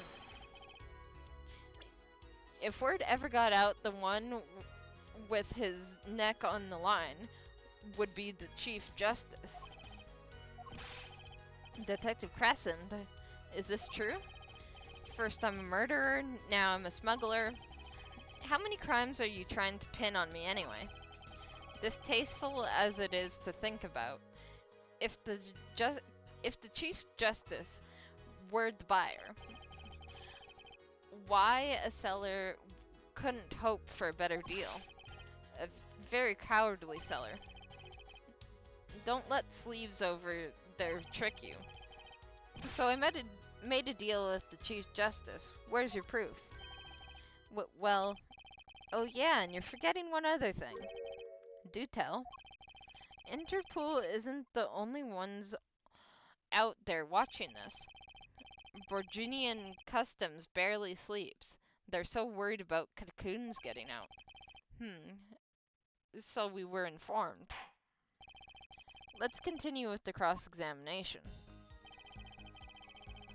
Borginian Customs is very thorough. Everything and everyone gets checked.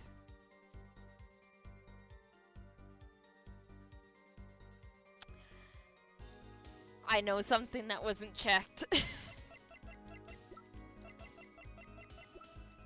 The guitar that was sent over. Objection! Actually, there is one way. What? One way to get something out of the country, no checks. What is this? You become a prosecutor. A prosecutor? Duh. I don't believe it. Believe it, Prosecutor Gavin. What was it that you told me yesterday in your office? It was a beautiful instrument. It was played lovingly for many years. A guitar befitting of a woman like Lamier. How did it end up here? I mentioned how much I enjoyed playing it that night, and she made a present out of it. So this guitar is from Borginia? That it is. We couldn't carry it on the plane. Changes of air pressure and humidity would ruin the wood. So we vacuum packed it in Lumierier's studio. Lumerier. Why can't I say her name anymore? I used a special shipping device available to me for transporting evidence. They brought it right up to my office for me. Pristine and untouched. Yeah, so nobody checked it. Did I get that right, Professor Gavin? Untouched? Quite. The guitar was wrapped in several sheets and vacuum packed in Virginia. The pack was untouched until the day of the concert.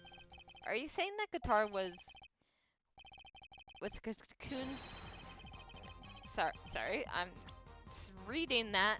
With cocoons this small, it would have been very easy to use your guitar as a mule to smuggle a cocoon out of Borginia. What? Which reminds me, Prosecutor Gavin, that guitar had some work done on it recently, right? Work? Good memory, her forehead. Well, you know how guitars have a round hole in the front? It is called the sound hole. Well, they found something attached to the wood just inside the hole. A broken device of some sort. A broken device? Yes, this in fact. An igniter. Exactly. Consider this, if you will. What if that igniter wasn't the only thing that was attached inside your guitar? You mean... He means this, of course. Ah! There was a way to get a cocoon out of the country. They could use picky Prosecutor Gavin's privileged guitar as mule. And who better to do that than someone with access, like a member of the band? Yo!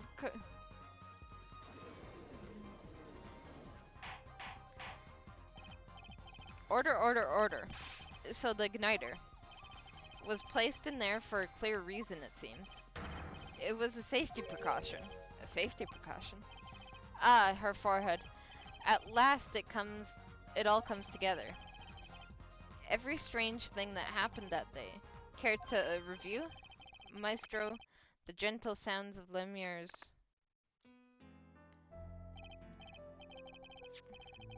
First, my keys were stolen, a harmless misdemeanor, which forced me to break the lock on my guitar case. The key was stolen to retrieve the cocoon from the guitar. I see. But things didn't go so well. The smuggler wasn't accounting on the guitar being wrapped. Only a member of the band could get near that case. Unwrapping the guitar would raise too many suspicions. Then the concert began. Right about this time, a very large problem presented itself to the smuggler. What's that? Mr. Latouche.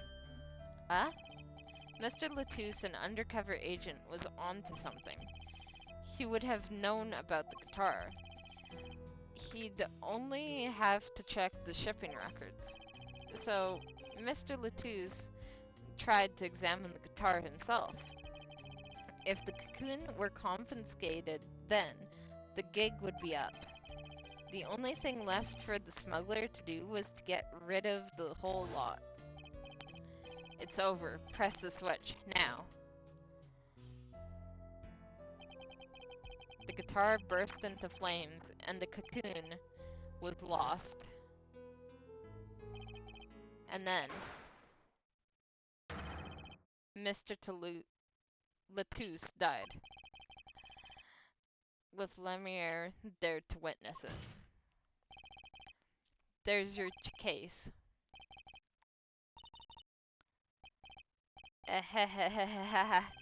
Brilliant, man. Detective Crescent, I gotta know, you make all that up on the fly? For a made-up story, it makes a great deal of sense, Darian. The Republic of Borginia. Sorry, man, but I haven't even been there. True, you haven't. Ha. Let's see you make up a story for that, kid. How'd I hide the cocoon in the first place, huh? It's not so hard to imagine. You had help in Borginia, or a Borginian accomplice. That's all. I think I know who it is. That you had an accomplice was clear from the start. The voice Lemire heard proves it. It's over. Press the switch now. You made this transmission from backstage, while your co-conspirator was on stage. But who was it? There was only one other person on stage, and we found the switch literally inside his piano. This is it, the coup de grace. And for once, I know what I'm doing. There's only one person who could have helped him. I don't want to believe it, but yeah. Let's hear what Mr. Justice has to say then. But be warned. With a great accusation comes great responsibility. Make your answer on the fly, as it were, and you'll be harshly penalized. Are you ready, Mr. Justice? Who was the smuggler's accomplice? It also makes sense why he's so scared to go back home again, too. There's only one person who meets all the requirements, and that person is the defendant, Maki Tabai. But, Mr. Justice, he's your client. The defense attorney accusing his client, that's a new one. I assure you, no one is more unhappy about this than I am. But I'm here to defend him in the murder of Mr. Latouche.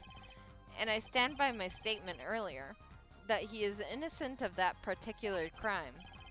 Indeed, the defendant is Borginian. He does meet the basic requirements to be the accomplice. But what if it was in fact Lemire? It couldn't have been. Well, you seem sure of yourself. The reason is electronic signals, Your Honor. Electronic signals? Recall that this remote only works at a range of 30 feet away. Beyond that, it's useless. Yes, that's true. Now, think back to the testimony. When the shooter made his transmission, Lumiere was in the air vent, right above the dressing room when the shooter stood. Let's look at the stage diagram. This is the area that the remote could reach from the air vent. Well, look at this. It seems that Lumiere still could have done the deed. No. When the shooter made the transmission, the stand was up high. The stage is slightly different than shown here. It was in the middle of the guitar serenade. Part of the stage was raised. Prosecutor Gavin and the Luminaire stand-in were in the air. They were on the tower, which happens to be 15 feet tall. In other words, it was out of range. The remote couldn't have worked from Luminaire's position in the air vent. Ah! Well, Detective Crescent, what do you say to that? Your Honor. Yes, Detective? Could I see the video where Gavin guitar burns? Just one more time. Well, I don't see why not. What? Don't tell me he has a way out of this. That or he just wants to see it because, haha, your guitar burns sort of thing.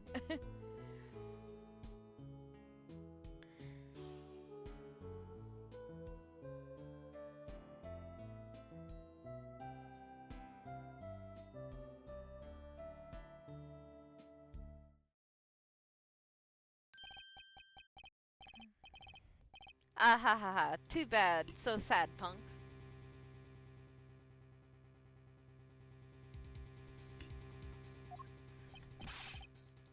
Punk? First you were sleeves, then kid, now punk. You're losing rank fast, Apollo. What exactly were we supposed to see in this video? The problem isn't in what we see, correct, Darian? Right, it is what you hear. We are musicians, after all. Care to explain for us non-musicians? Sure thing, punk. Let me get your yarn straight first. You're saying I ordered the wee pianist to set off that igniter. That right? Yes? Well, in order to do that, he'd have to press a switch. Am I right? Right. Well, take another listen. Pay attention to the piano. Piano?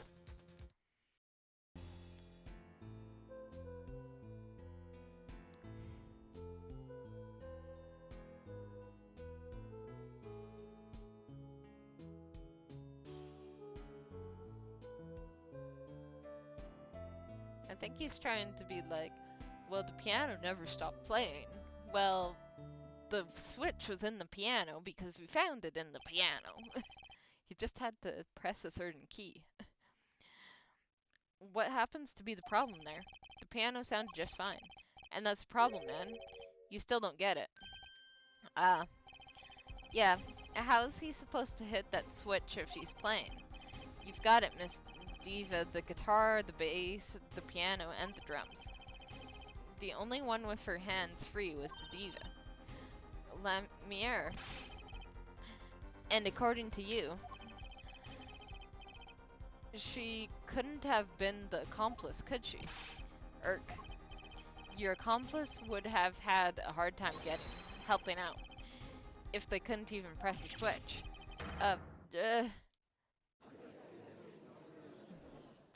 We already figured this out, it's fine.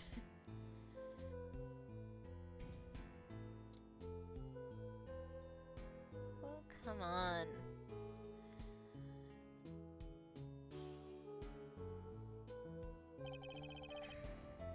I just want to...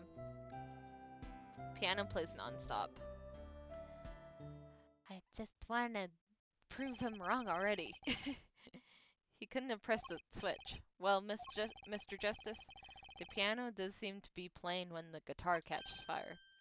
Well, it's okay. We all make mistakes sometimes. Apollo, were you wrong? I can't be wrong. Everything makes perfect sense. How could it all just... strange? What's strange? No, it's just something's odd about the performance there.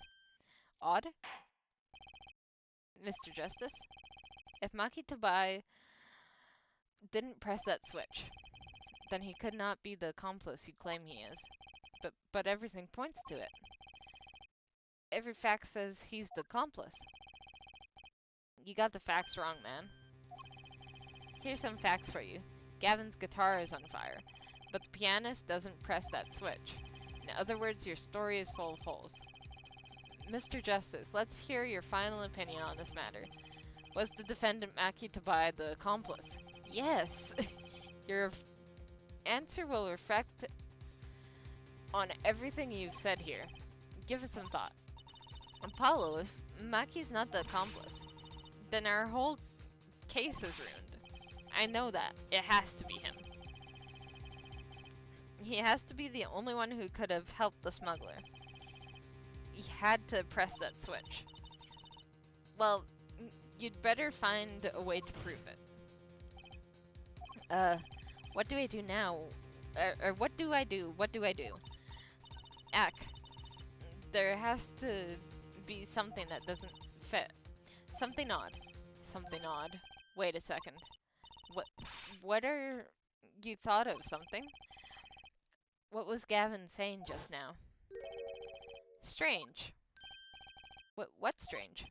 No, it's just something's odd about the performance there.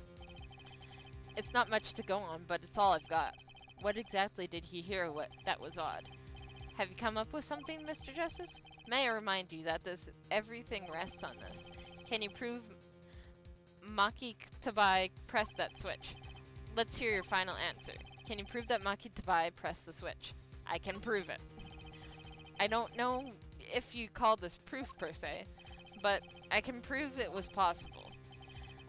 Then, as prosecutor, it falls to me to ask you to show us evidence supporting this.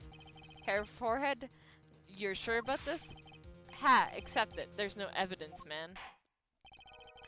Ooh, yes, there is. On what do you base your claim that the defendant pressed that switch? Let's look at let's do the mixing board one more time.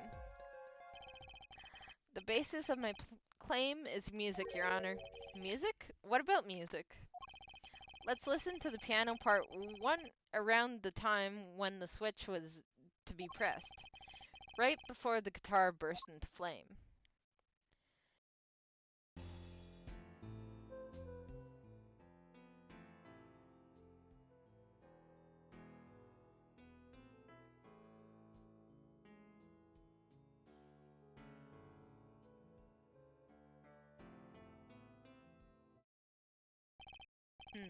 I hear a piano being played. But doesn't it sound kind of simple? Simple. I think I know what he's suggesting. You think Maki could have played that part with one hand? One hand? He only needed one hand to press that switch. He could play the piano. How? He could play the piano with the other. Ha, so you're some kind of piano savant. Actually no. Then what do you know? You can't play a part like that with one hand? Or maybe I don't know what I'm talking about here. Wait, I know. Hey, Trucy. Yeah? You got something? Mr. Wright, your father, he's a pianist. Could he... Oh, Daddy? He couldn't play a part like that even if he had 3 hands. It's so sorry. So sad for you. No, not really. Huh? That was just the easy way to prove it. There's always the hard way. Man, how are you going to prove whether he played it with one hand or 2? You can't. I admit it will be rather difficult to prove, but it's highly likely he was playing with one hand. How do you know that? The clue is that Prosecutor Gavin described as sounding odd. What sounded odd? I'll bet we can tell by listening to a certain part of the song. No way. Well, it seems like we've come to the moment of truth at last. Let's hear what Mr. Justice has to say for himself. Show us the part that proves the defendant was playing with one hand. Right after the guitar bursts into flames.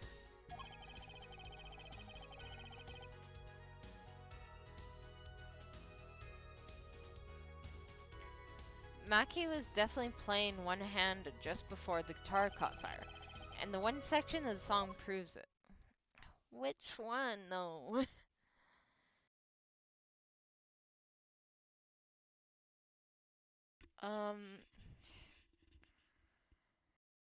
Well, we know track 1 is vocals, so we can turn that down.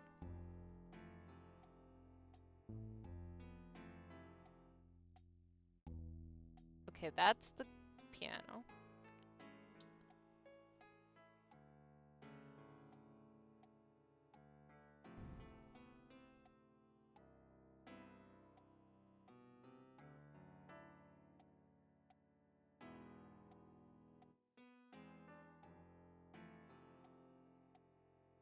Hmm.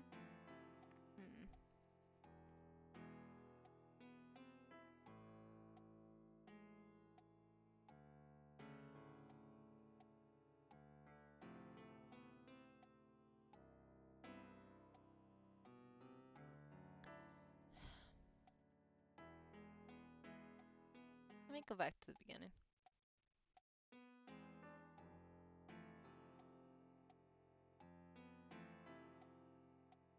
Dun, dun, dun.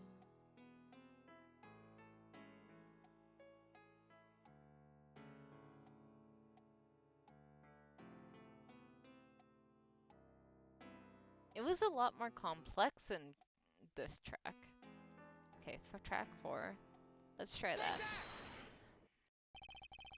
Prosecutor Gavin, I'm sure you've realized by now just what it was that sounded odd to you.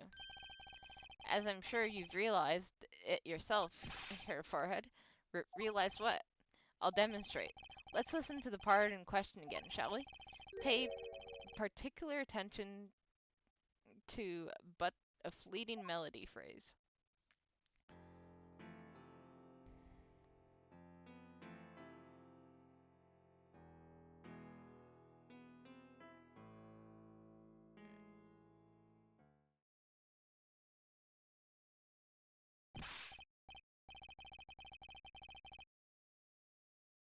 Man, how many times do we have to listen to the same thing? You're right, enough of that. Let's listen to another section, shall we? Another section? The guitar burst into flames at the end of the second verse. Let's listen to the same spot in the first verse. Pay attention to "Oh, that night in your embrace."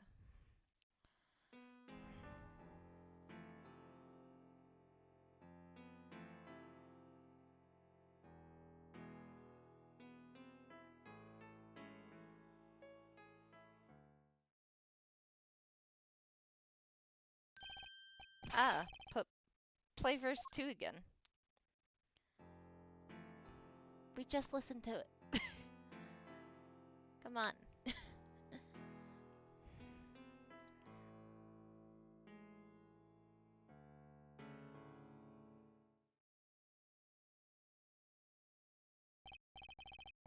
They feel the same, true, but they're clearly very different. What? Well put, Your Honor. The phrase in verse 2 is quite simple, but the same verse in verse 1 has high and low notes. You'd have to use 2 hands to play that for sure. Ah, what's that prove? I would think you would know that by now. This is why I hate dealing with amateurs, man. So the 2 verses had different arrangements. Happens all the time. Not this time, Darian. There's no point in changing an arrangement if you can't hear it clearly. And that wasn't the point. I had him play specifically so that the piano would stay in the background. Oh. That was what I noticed. Why should the same phrase sound slightly different? I asked myself.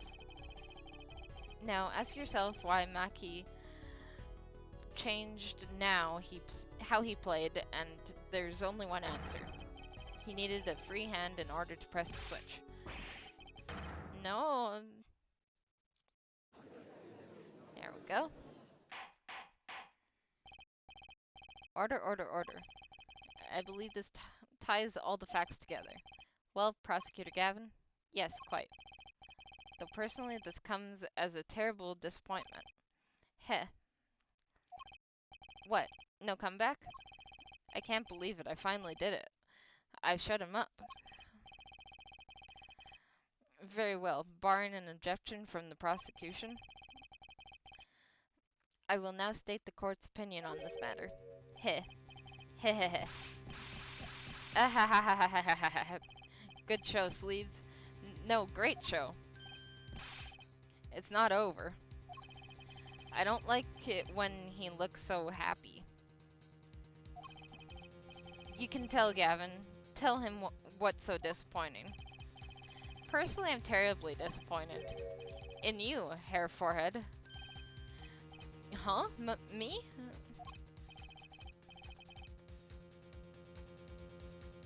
Yes. Don't get me wrong, your case is solid. The facts all checked out, but even now, you have yet to show us a single piece of decisive evidence. Yeah, but the facts, anyone can see it was him. Unfortunately, anyone does not include the law. I'm afraid your case doesn't cut it.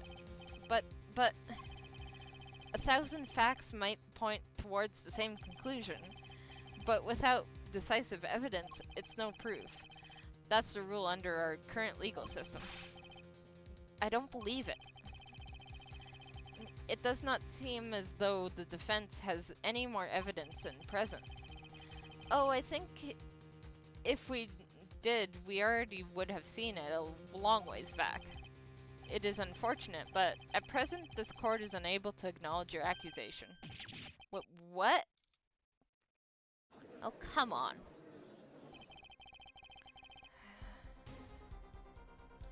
The truth is staring us all right in the face. Why can't they see it? What's the point of a legal system that protects criminals? Apollo, remember what Daddy said. It won't be easy proving he did it, especially not under the current court system. So what do I do? Like I said, good luck. And beware that it will be impossible to prove his guilt by conventional methods. Every man has an igniter inside him. Find Darian Crescent's igniter and set it off. Got it. I wonder what he meant by every man's igniter. I think he just meant a weak spot, no? The kind of thing that a single spark could turn into a wildfire of emotion. I won't be able to press him further by conventional means. I've got to find a weak spot in this guy, something fatal. So, can I get back to work now, or what? It may look like I got a lot of time on my hands, but I got no more time to play pretend with this deadweight attorney. Well, Mr. Justice, we've come this far without decisive evidence. This witness won't be coming back to the stand once we let him go. Every man has an igniter. Huh?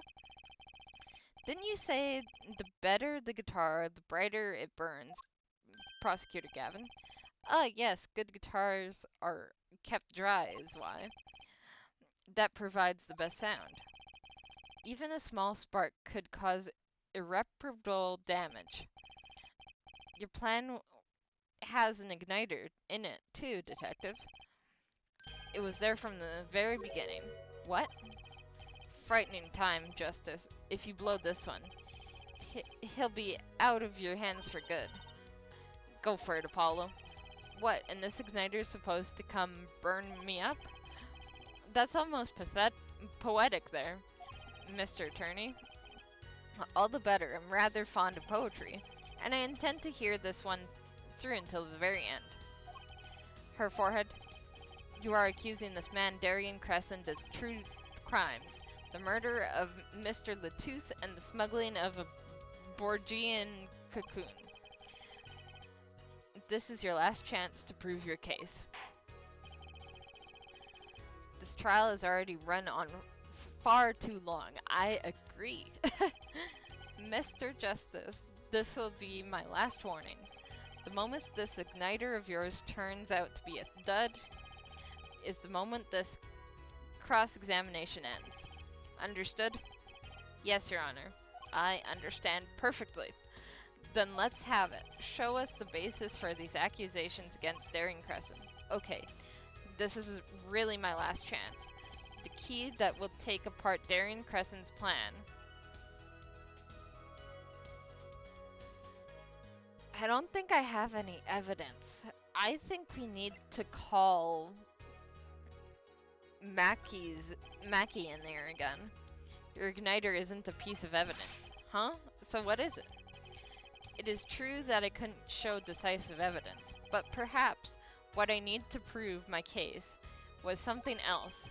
You mean a witness?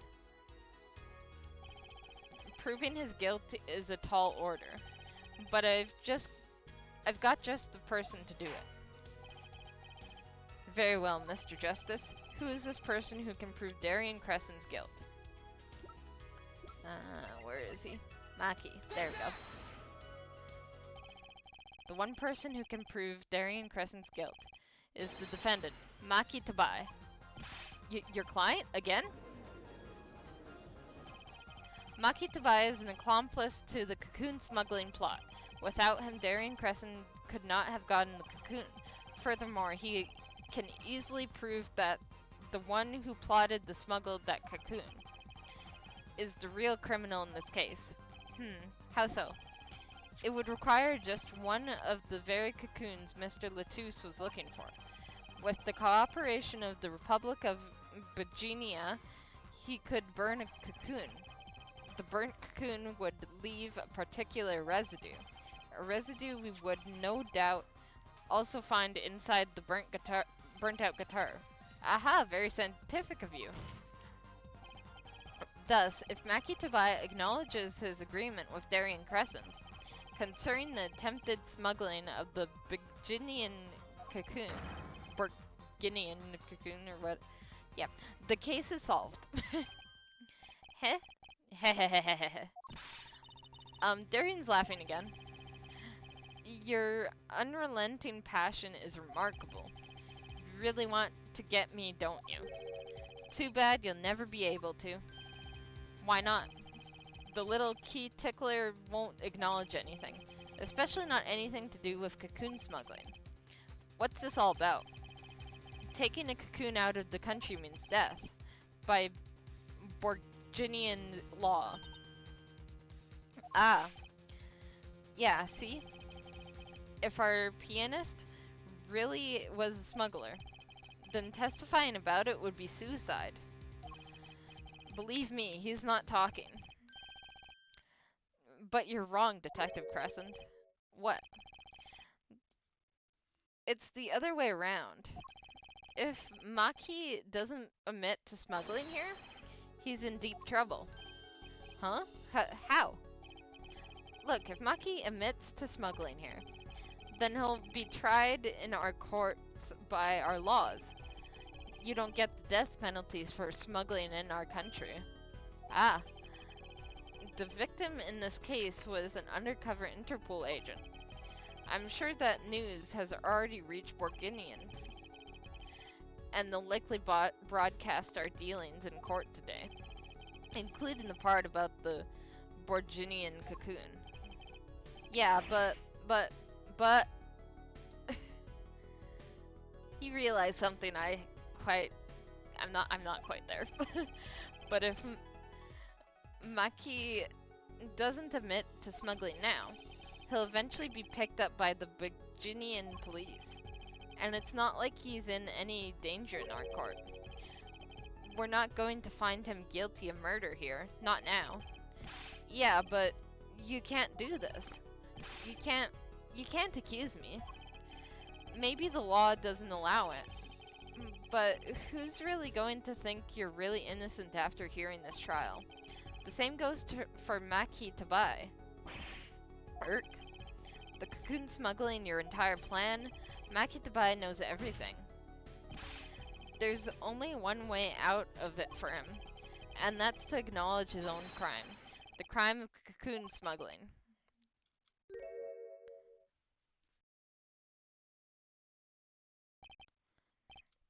Heh, don't worry there.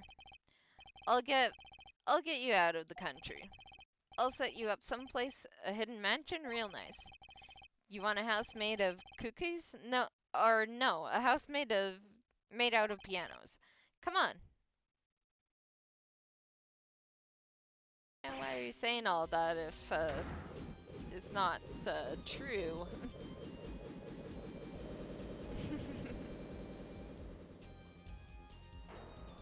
Well, I think that's the end.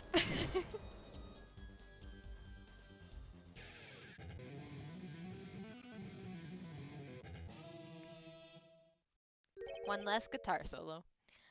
Darian, I consider that my last session with you, we rocked. I'm guessing we can treat that outburst as a confession. Heh. Uh-oh, he's laughing again. There's a kind of sick desperation in it now, though.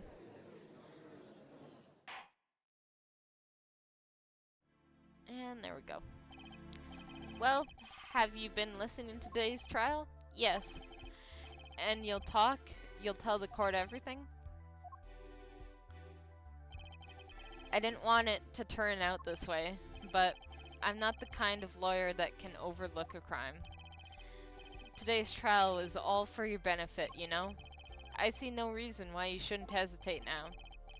I knew, from the beginning I knew. Maki. Situation I cannot explain, but money I needed. Very much money. Today's trial raises a delicate issue with our legal system. The only thing The only thing definitive in our court of law is evidence. This is the golden rule, however. It has become apparent that not all things can be tried by this standard. Should another case of this sort surface, we might have to consider an alternative system by which to administer justice. Anyway, Mr. Makai Tabai. Yes? I promise you you will receive a fair trial by the laws of our country. And with regards to the current charges for the murder of Mr. Latouche, this court is prepared to announce a verdict. Hey, I like him more without his glasses. I thank you. I only lie, but you see truth. You find truth. That's our job. Very well. This court finds the defendant, Maki Tabai, not guilty. Yay! Another case in the books. Court is adjourned.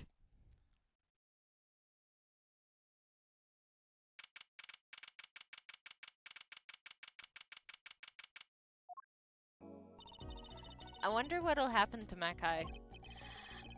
Well, he did smuggle a cocoon out of Borginia. I guess there'll be another trial here. All well that ends well. Daddy! I owe you both my thanks. La Muriar. Is something wrong? I'm sorry, Makai was your partner on stage, your friend. Yes, I thought of him as my own son. Even now I do, yet something got a hold of him, something evil, I see that. And he must pay for what he has done. Is that not how it should be? I'm still sorry. Do not be sorry. You have given me courage. Courage? I'm considering an eye operation. It was my suggestion, actually. You mean you'll be able to see again? It's funny, I have always been afraid of the light. Light seems so harsh, so unforgiving. According to the doctor, Lemire lost her sight due to some kind of accident. An accident? As you know, I suffer from amnesia. I fear that if I could see, perhaps it would open my eyes to the truth I have been running from. I was scared. You know what changed her mind? Hearing your defense in there today. She could feel your gaze unwavering, always looking straight for the truth. If the light returns to my eyes, I think I will take up painting. Painting? That's right, she's the landscape painter in the sound, after all. I will paint the two of you, I promise. Woohoo, I can't wait, Lamir. I owe you my thanks too, Apollo. Thanks, Mr. Wright, but what for? You remind me I need to hurry things along. On my secret mission, that is. Right, your secret mission. Apollo, Trucy. I hope that we meet again sometime soon. You bet. Me too. And so, like a ballad, the trial flowed on and on until it came to an end. Thanks to the trial, the guitar's serenade was a huge hit. Prosecutor Gavin's even more dazzling to look at now. But there's something I want to say to that guy. Next time you write a ballad, have them catch the killer at the end.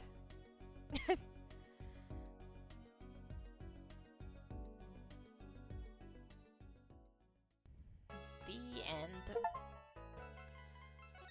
Alright.